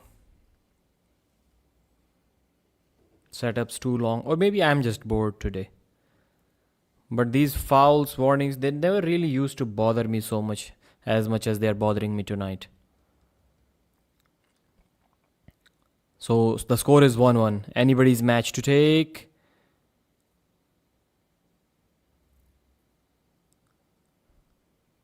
If both are kind of moving equally, if you're giving coincidental fouls, so basically no foul to both, then just start the match. What's the problem? Isn't this ridiculous again? So if both are moving, nobody gets a warning. So if nobody gets a warning, then why don't you start the match? Come on.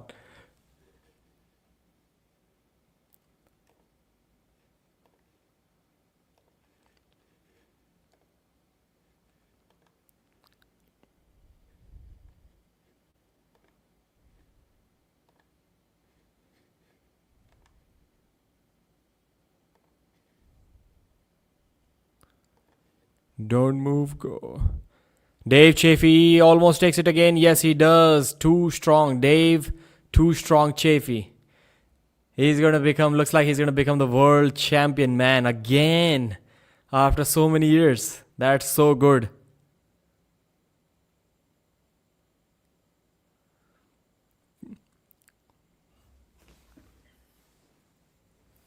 Sagov cannot press. He has to like force the hook and then try to move. Like that straight away press. Like it worked against Gennady, it's not working here. It worked against Reno too in a couple of rounds. But it's not working here.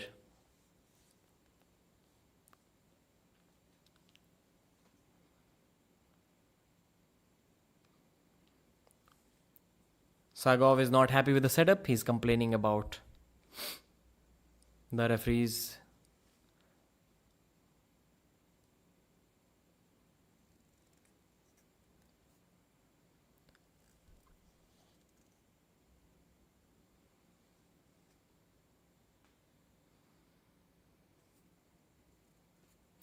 But that's pretty disgusting that they're not showing us the replays.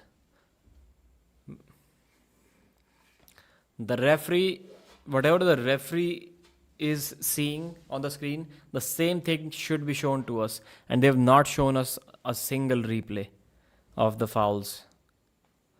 Especially the ones, I'm talking about the ones under review.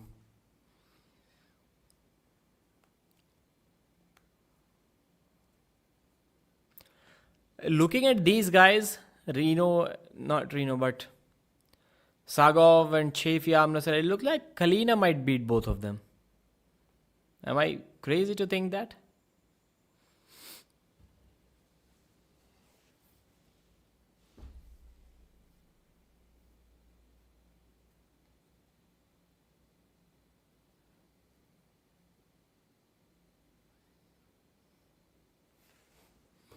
So what's the decision?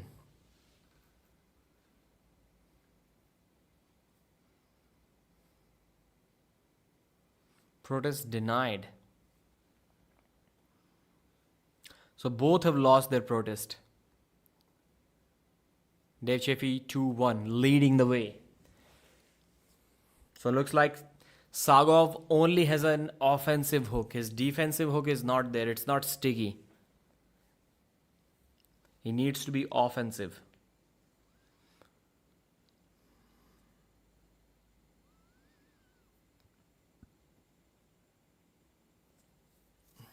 Dave Chafee bringing that rockstar North power into his arm wrestling game with the GTA 5 tattoo.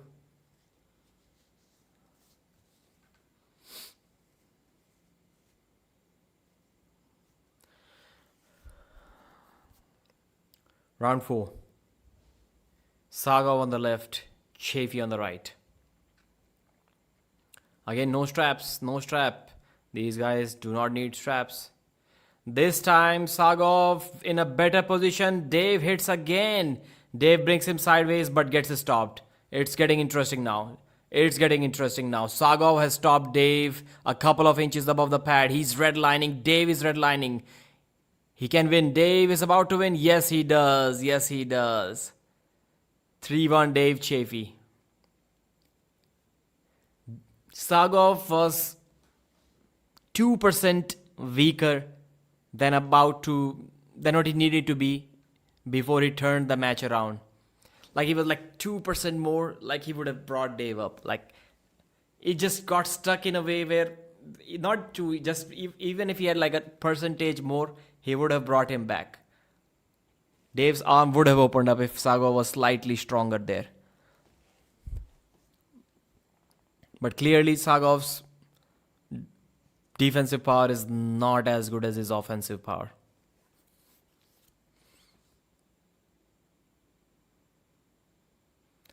Coach is saying exactly the same thing. Ibrahim is not good at defending in this position. He's primarily an offensive arm wrestler. Let's see if this round took more out of Sagov or more out of Dave. It looked like... It's difficult to say, man. It's difficult to say. When you get these hard stops on someone, you're usually in the right spot. Great match, by the way. This is a great match. Initially, it started off like as a boring one. Now it's Dave Chafee especially. It's turning it into a great one.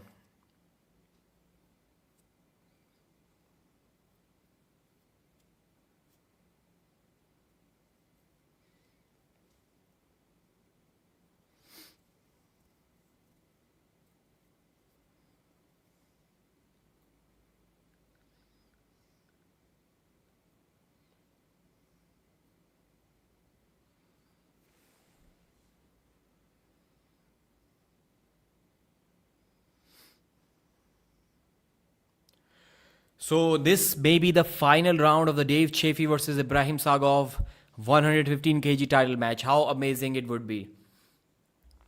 3 years ago, when Dave was falling apart, he was losing matches. Who could have guessed that one day he's going to become the world champion again?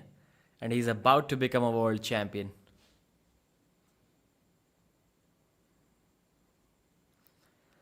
Round 5. Sagov versus Chafee. Can Sagov make a comeback? Center table hook. Dave pulls him out of his hook. Dave is about to become a champion. He's a couple of inches away. Sagov is stopping. Sagov is holding for his life. Dave Chafee is going sideways. Sagov is complaining about foul. There is no foul and Dave Chafee almost wins it. He's an inch above the pin pad now and he wins it. Winner Dave Chafee. Sagov is pissed off. He's running back and forth. Dave Chafee is your world champion. 115 kg world champion. Sagov is about to beat the referee up. But why is he throwing the towel thing again? He has already lost his protest. Come on, man.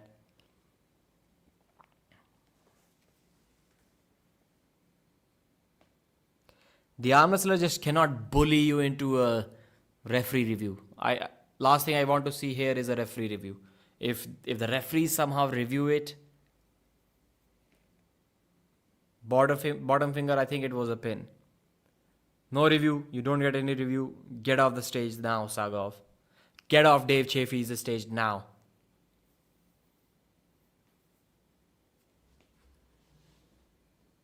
Dave, why are you sitting on a sofa chilling? You should already ask Coach Ray to start doing the, or Neil pick up whoever it is to do the post-match interview. Start giving your victory speech already, man. He's going to bully the referees into a review. You don't want that to happen. I don't like this stuff. Sagov has lost his review. Even if it was a wrong call from the referee, I don't want to see a review here.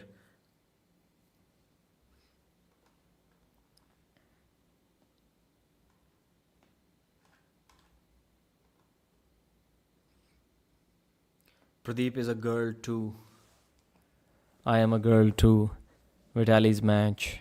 No, I am a girl. What's happening with everyone being a girl in the chat?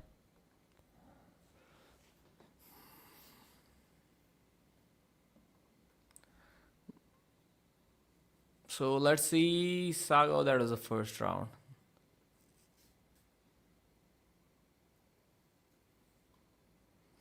So Dave Chaffee was kind of sleeping in the first round. That's how Sagov got his tricep press. After that, the press option was gone. He can only hook and then try to pull. But then Dave was ripping him open. Too much hook power. Dave's hook is looking healthy first time. That's interesting. That's interesting.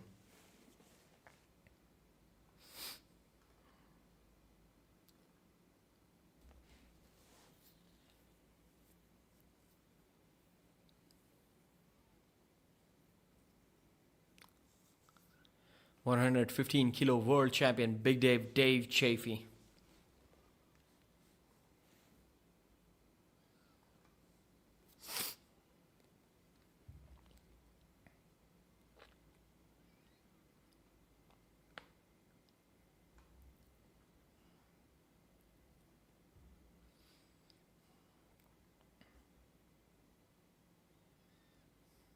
The champion should be given some extra incentives, especially financially.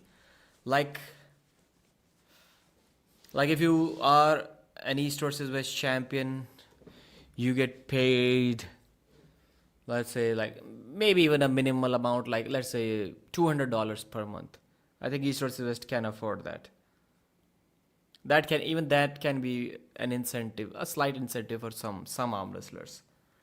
How much is that? Like $2,000, a little over $2,000 a year? It's nothing. It's nothing for East versus West. But then there are so many champions. That's the thing. So many champions.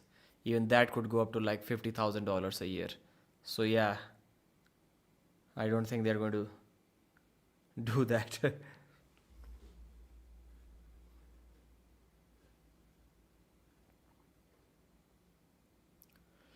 Chaffee. Let's see what Chaffee wants. Reno, Ivan Matyushenko. Ivan versus Chaffee. That's what I want to see now. Ivan Matyushenko versus Dave Chaffee. Book it, Robert. Let's see if Chaffee mentions Ivan or not.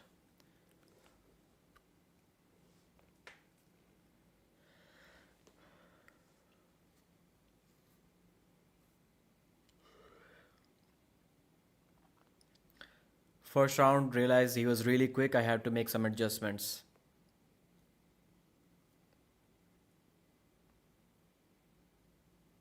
And Dave was 112 kilos for this match.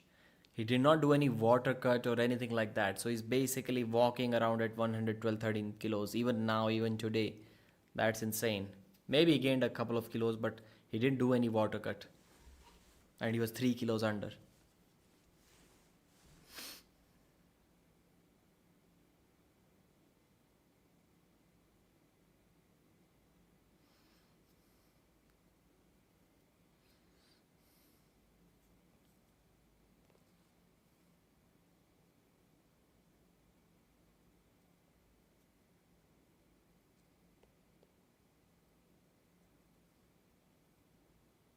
I'm pretty sure he didn't have any protests left, so I'm not sure what he was protesting.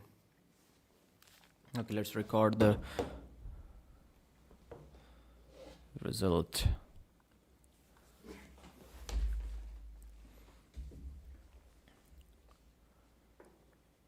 Dave Chafee versus Ibrahim Sagov, 115 kg right arm world title.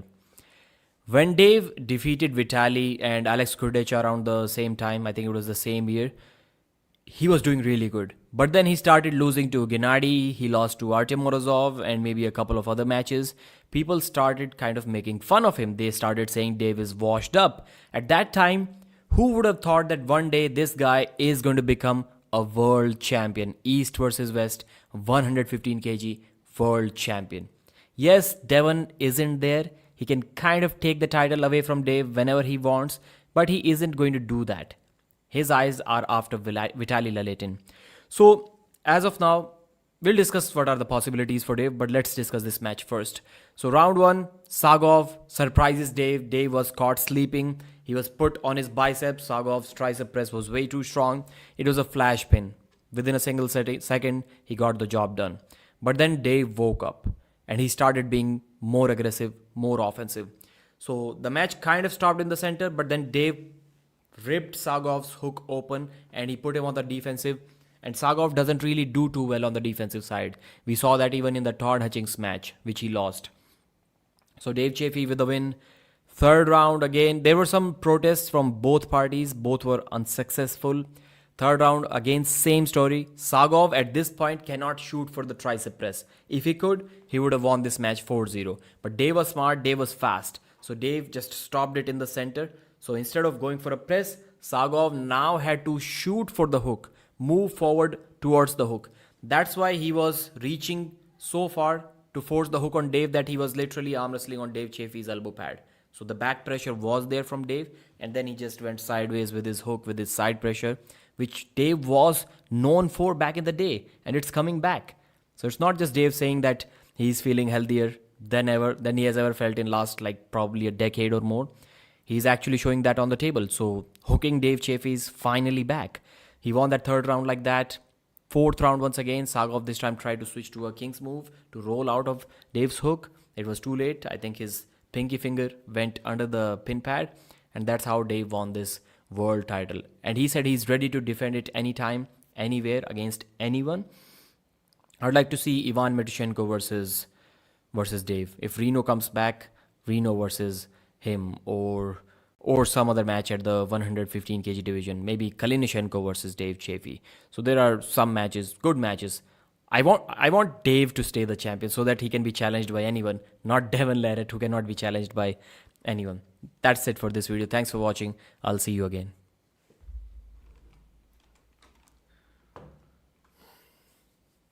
So let's do it. Sagov acting like a foul call would have saved him. Yeah. So the main event now. It's 4:59 a.m. already, man. 5 a.m.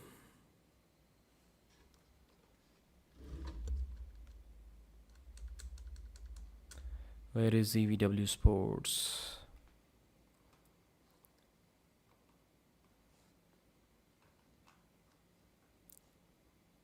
I've updated the results of all of the matches in the description of this video, so you can check that out if you want.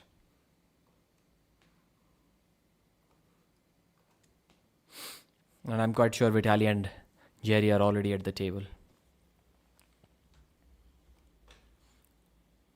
Since I took at least 3 minutes to record that result of the previous match. No, they are not. They're not at the table this time.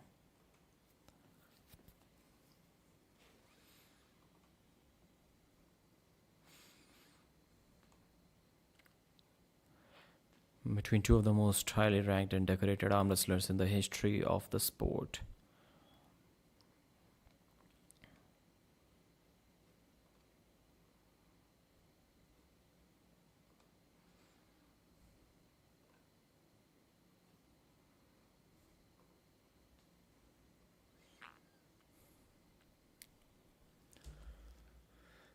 That's the match.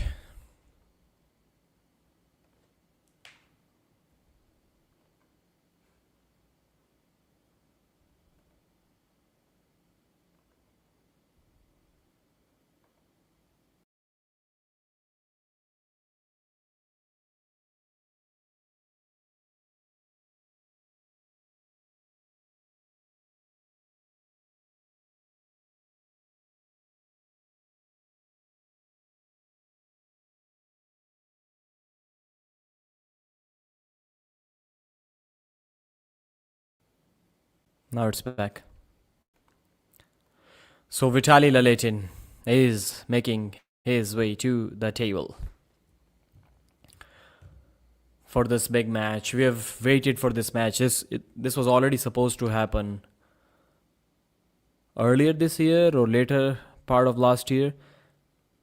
Jerry cancelled it for some reason, I think, but finally it is happening now. I need to grab a little bit of water so that I can commentate with a little bit more energy in this match. I'll take about 30 seconds. Thank you.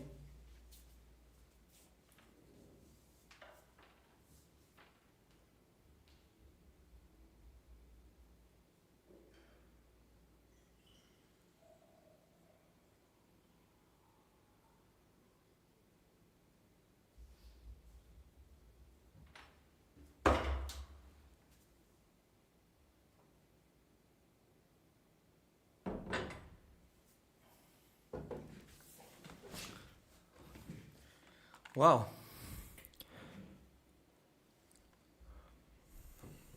Neil is still introducing Jerry.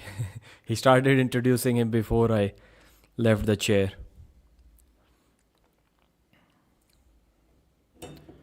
Jerry. Jerry is going to lose 3-0, right? Am I crazy?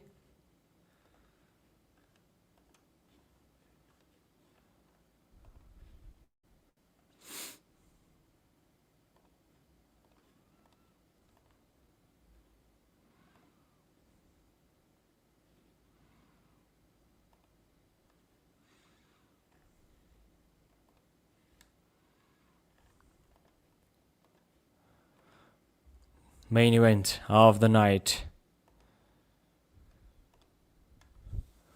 Vitaly versus Jerry. It's on. It's on.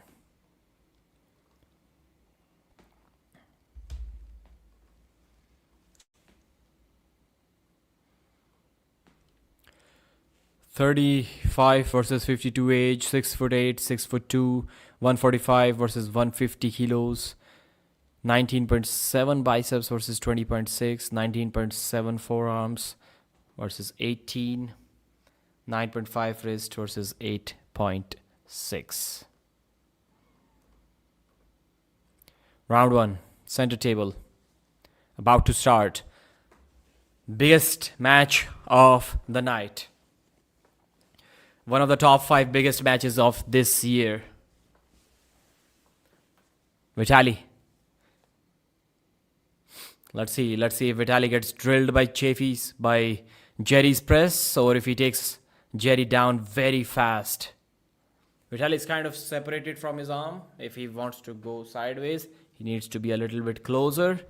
He just simply cannot do this. Referee's grip. Devon is in Jerry's corner. Devon wants to face Vitaly, but he also wants Jerry to win this match. He doesn't mind facing Vitaly even if he loses to Jerry. That's interesting. That's interesting.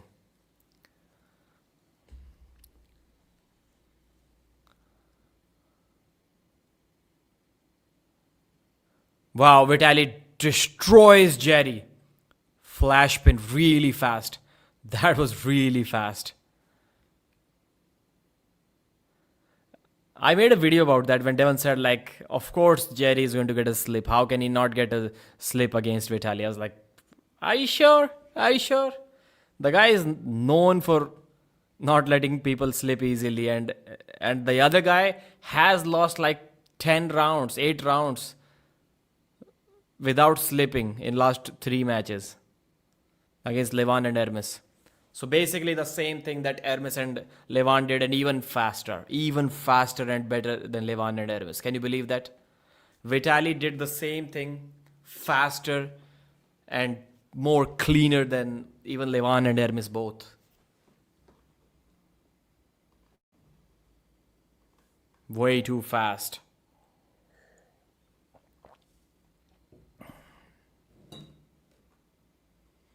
So fast. Bringing it back for matchmaking. No, this match was more than half. This is an uninformed comment. Engin did say that more than half of the matches of this card were set by him. Engin has set these matches.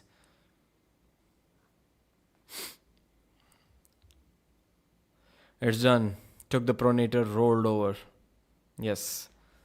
Yeah. It's entirely possible. I'm not sure why people are thinking that if Hermes can do this to Vitaly, to Jerry, why can't Vitaly do that? Let's see if he can do that 4 times or not. Doing it a single time. I would like to see a round go to strap. Wow, false start. This looked even faster, but it was a false start. Even faster. Like 0.2 seconds of false start is not going to stop Jerry. You can clearly tell that the way he got drilled again. It's not going to stop Jerry.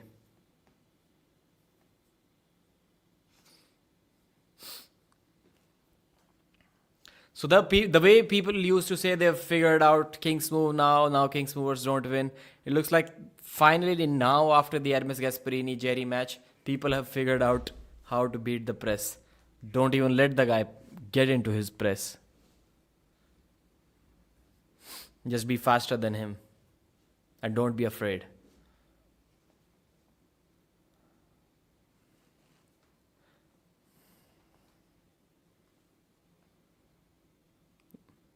Jerry's shoulders are turned in.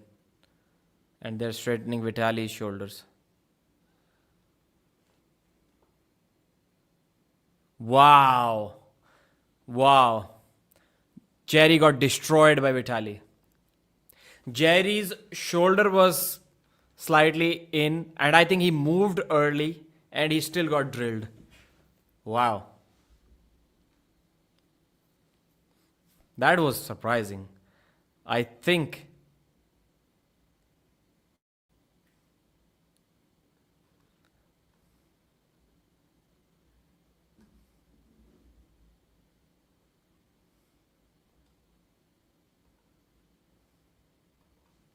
wow.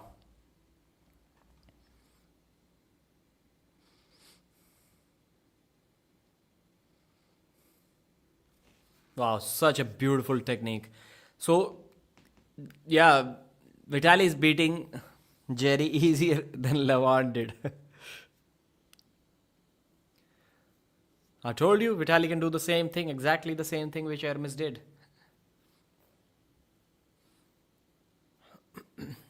And then the other thing that's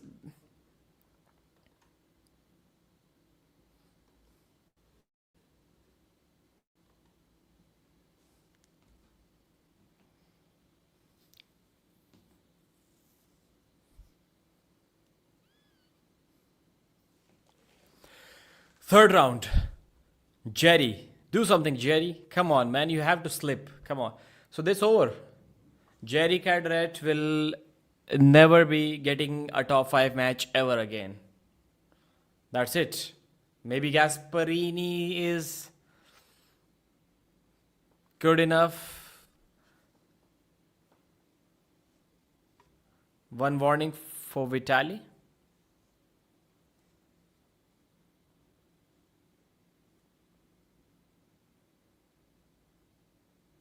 Destroys him. That was almost inside, man. That was almost, you can call it a hook.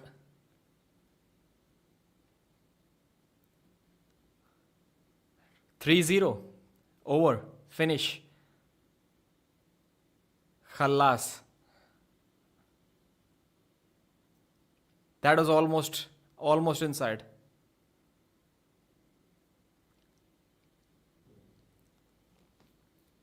Definitely saying very impressive.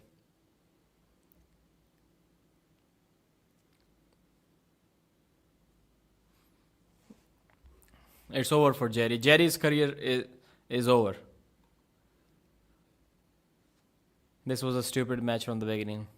That was not the main event worthy. For people that are delusional, Vitaly will never beat Levant.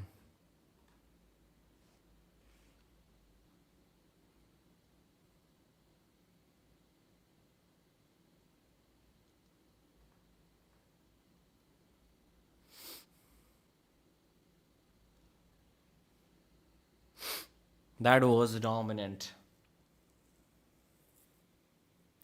Man, today it looked like Vitaly could have hooked Jerry and like stayed there if he wanted to.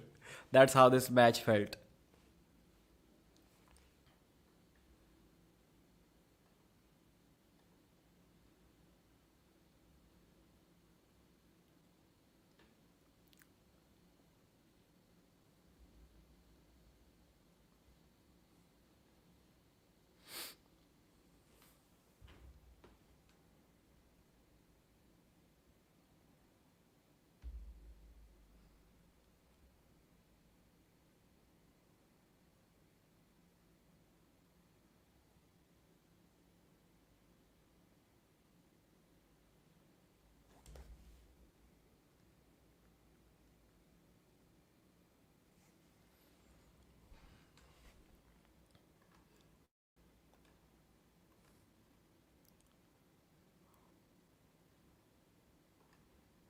Let's see what Vitaly is saying. Let's hear what Vitaly is saying about this match.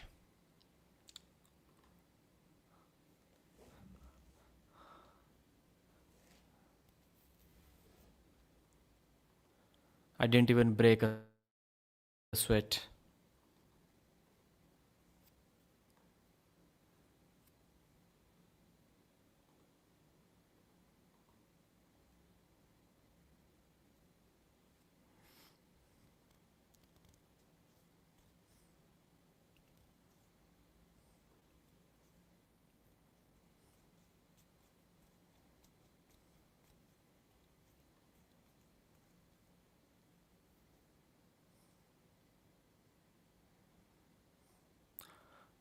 Levan or Devon, who's next for Vitaly?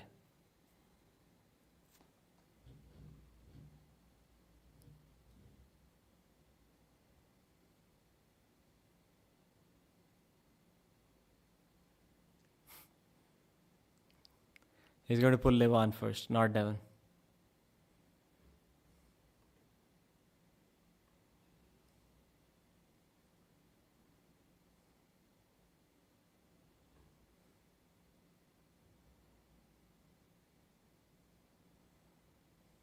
So Vitaly versus Levan is confirmed.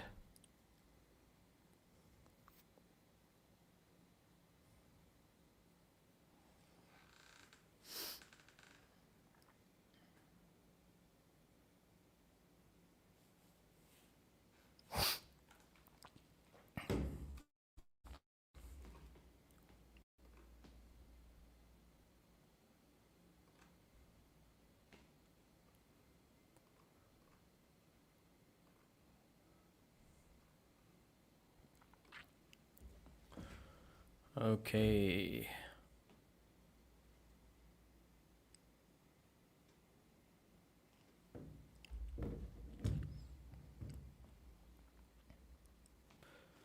Vitaly Laletin versus Jerry Cadorrette. The most hyped match of East versus West 20.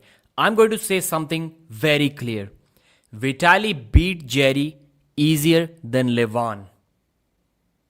Let that settle for a moment. He did it so effortlessly that I believe Vitaly could have done anything he wanted to Jerry today. Yes, in the post-match interview, he was saying that I won because I was really fast. I didn't even break a sweat, but if it was a slow pull, it would have been very difficult. It looked like Vitaly could have stayed in a hook with Jerry if he wanted to and then just roll from there and get the easy win. So Vitaly exactly followed the blueprint that was laid by Hermes Gasperini, then later followed by Levan Saginashvili, and now Vitaly did the same thing. Round 1, too much cupping, too much side pressure, flash pin, less than a second. Second round, again the same thing. Jerry thought he can do something. There was a false start on Vitaly, but despite the false start, Jerry had absolutely no resistance. So I knew that 0.2 second of false start is not going to save Jerry. He would have still been flash pinned. And that's exactly what happened once the match started. 2-0 second flash pin from Vitaly. He was almost curling his wrist in, almost going out inside, but immediately rolling out and getting the pin. Once again, thanks to Hermes Gasperini for showing people the way. Third round, this time it was almost in a hook. He didn't roll out. He just went sideways and it was somewhat between a top roll and a hook. As I said, today, Vitaly could have even beaten Jerry in a hook if he wanted to. I still would have loved to see a strap match, but no chance, no chance. Jerry is never going to get into the straps. So poor day for Jerry. It has been 3 matches like that now where he lost 3-0, 3-0, 4-0 without even getting to the strap. The exact same way. Vitaly showed that he's the man. He's really strong. He went to Devon. Devon congratulated him. He said, "You're very strong." So next up, it's not Devon versus Vitaly. It's Vitaly versus Levan. The guy is looking pretty strong. Let's see what's next for him. Maybe he's the world champion. Who knows? Maybe Levan is going down. Thanks for watching. Like the video and I'll see you again.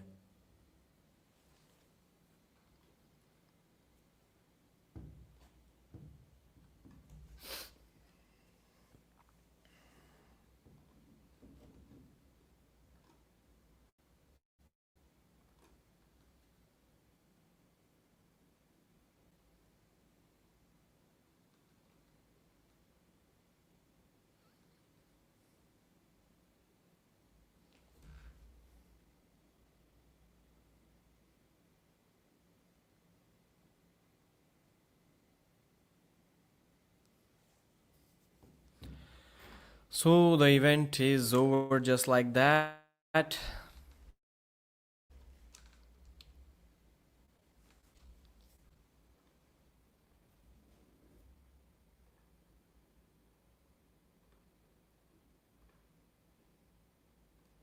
Let me see if they are showing the replays of all of the matches, then I'm going to recap the matches. If not, then we go home, we sleep after 5 minutes. 500 people still watching. 3-0 easy flash pins. It's a shame. Jerry one-dimensional. Once you solve him, it's relatively easy. I'm confused. I thought Vitaly was officially facing Devon next. Now they're... Yeah, Levan. He's facing Levan. He can just face Levan now and then Devon if he beats Devon. Yeah, why do they need to wait until February? This match was easy for Vitaly. When is the next event? Maybe it is in February. There is no event before that. Yeah, that's why. What happened to King of the Table?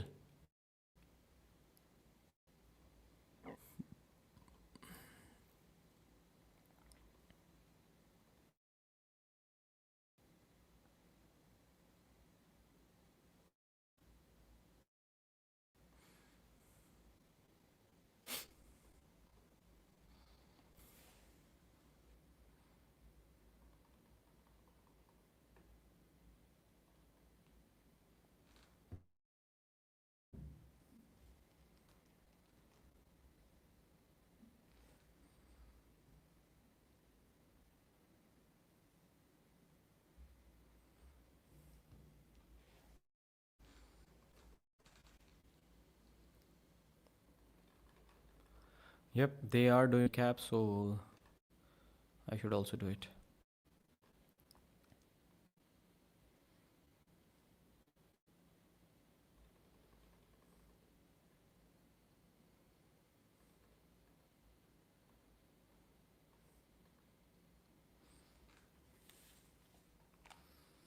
Their replays are too long. Let me see if I can still... 448, 445.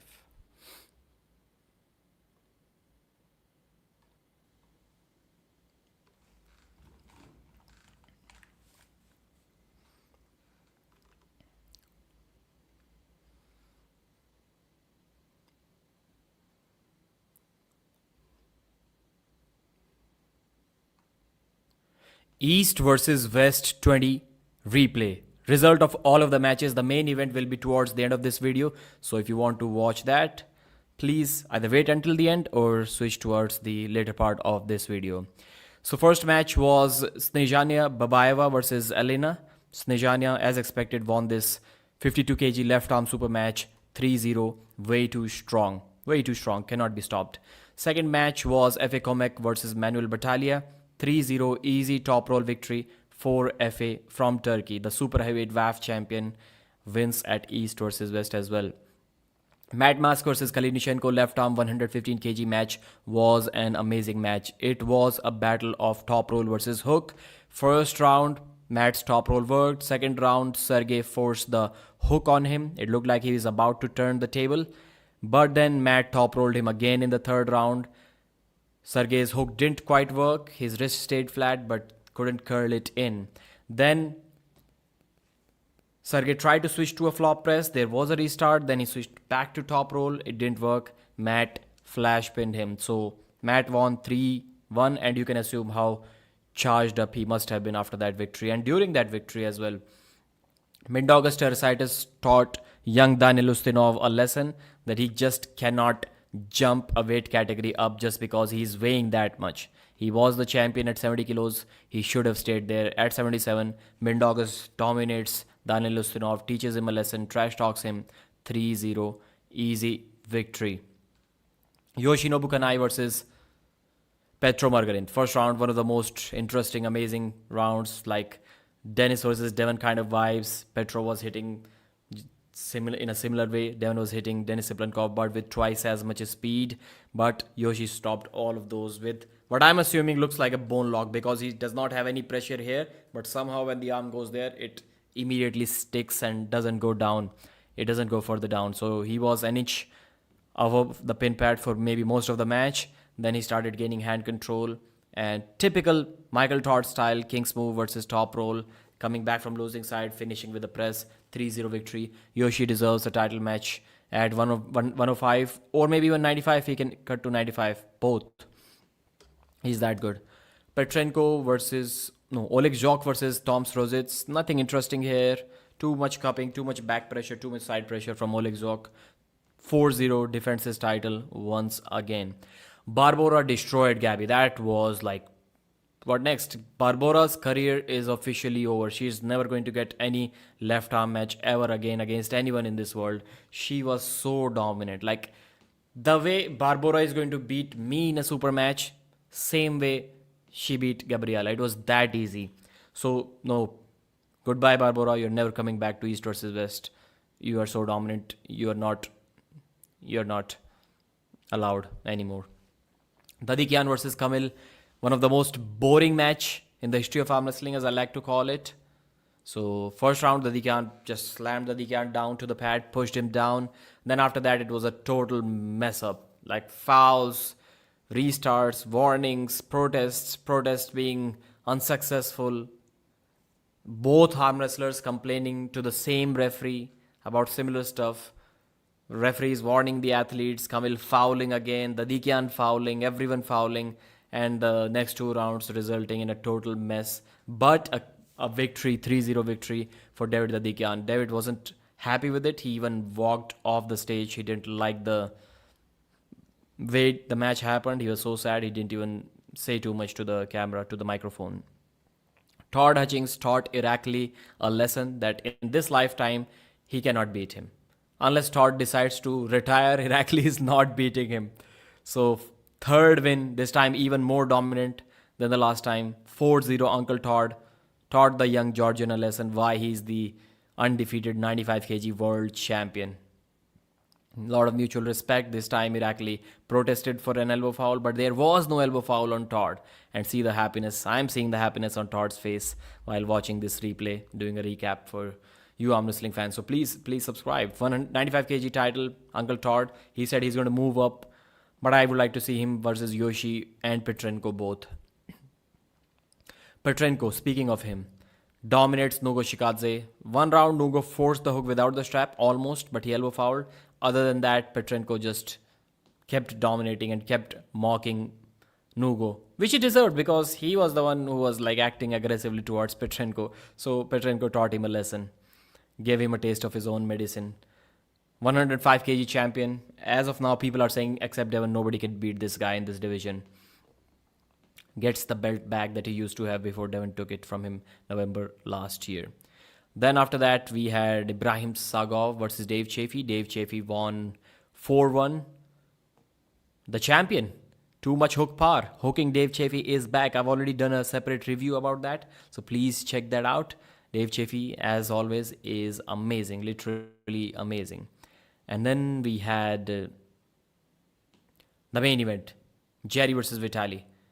Wow, Vitaly did exactly what Hermes did. Vitaly did exactly what what Levant did to Jerry Cadorrette. That is just cup your wrist, go sideways, roll out, finish Jerry before he even realizes that the referee says ready go. That the referee said ready go. That's exactly what happened. And Jerry was like, I think he's beating me off the go. No surprise. Yeah, of course he's beating you off the go. And he's too strong. He's too strong. He's beating you anywhere. You can slow start a match in a strap. I think Vitaly still beats Dave today. That's how strong he was. That's how fast he was. So 3-0, Vitaly Laletin. The next match is Levant Saginashvili. The guy is seriously leveling up. Against this Vitaly, I think even Hermes Gasparini is in trouble. Even the last match was really close. This time, he may be in trouble. But Hermes, Devon, Vitaly, Levant, these three matches Vitaly can still have the next year. That's it for this video. Thanks for watching. Please purchase the pay-per-view if you still want to do that. Why not? Subscribe to the channel and I'll see you again. So that was my recap of the whole stream. I'll probably do I hope the video audio was okay this time. I'll probably do and there was a super chat, 40 rupees, Shakti saying Devon is not Jerry, he will crack Vitaly. That's a possibility. Why not? Vitaly knows a 300 plus pound Devon destroyed Gennady, so Vitaly figures he'd better take Levant. Yeah, Vitaly can destroy Gennady too. Like, name one move where Gennady is stronger than Vitaly. Vitaly pressed Michael better than Gennady, so even Vitaly's press is stronger than Gennady. Vitaly's hook is stronger than Gennady. Vitaly's top roll is obviously stronger than Gennady. So yeah, Vitaly would have destroyed Gennady too. I don't think there are any surprises about that. Like, of course, he's going to flash pin him with a top roll, but I'm saying he would have beaten him in all of the other moves too. Yes, that's exactly what I said in my recap, Gaurav. Devon still took like a very long time beating Gennady. He even fouled out in one round. Vitaly would have just flash pinned him like he flash pinned Artyom Morozov.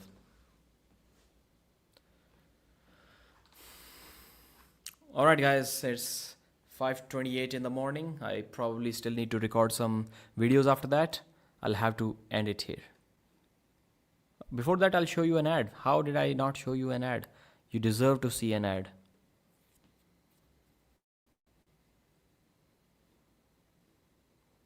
Some of you lucky ones didn't get an ad.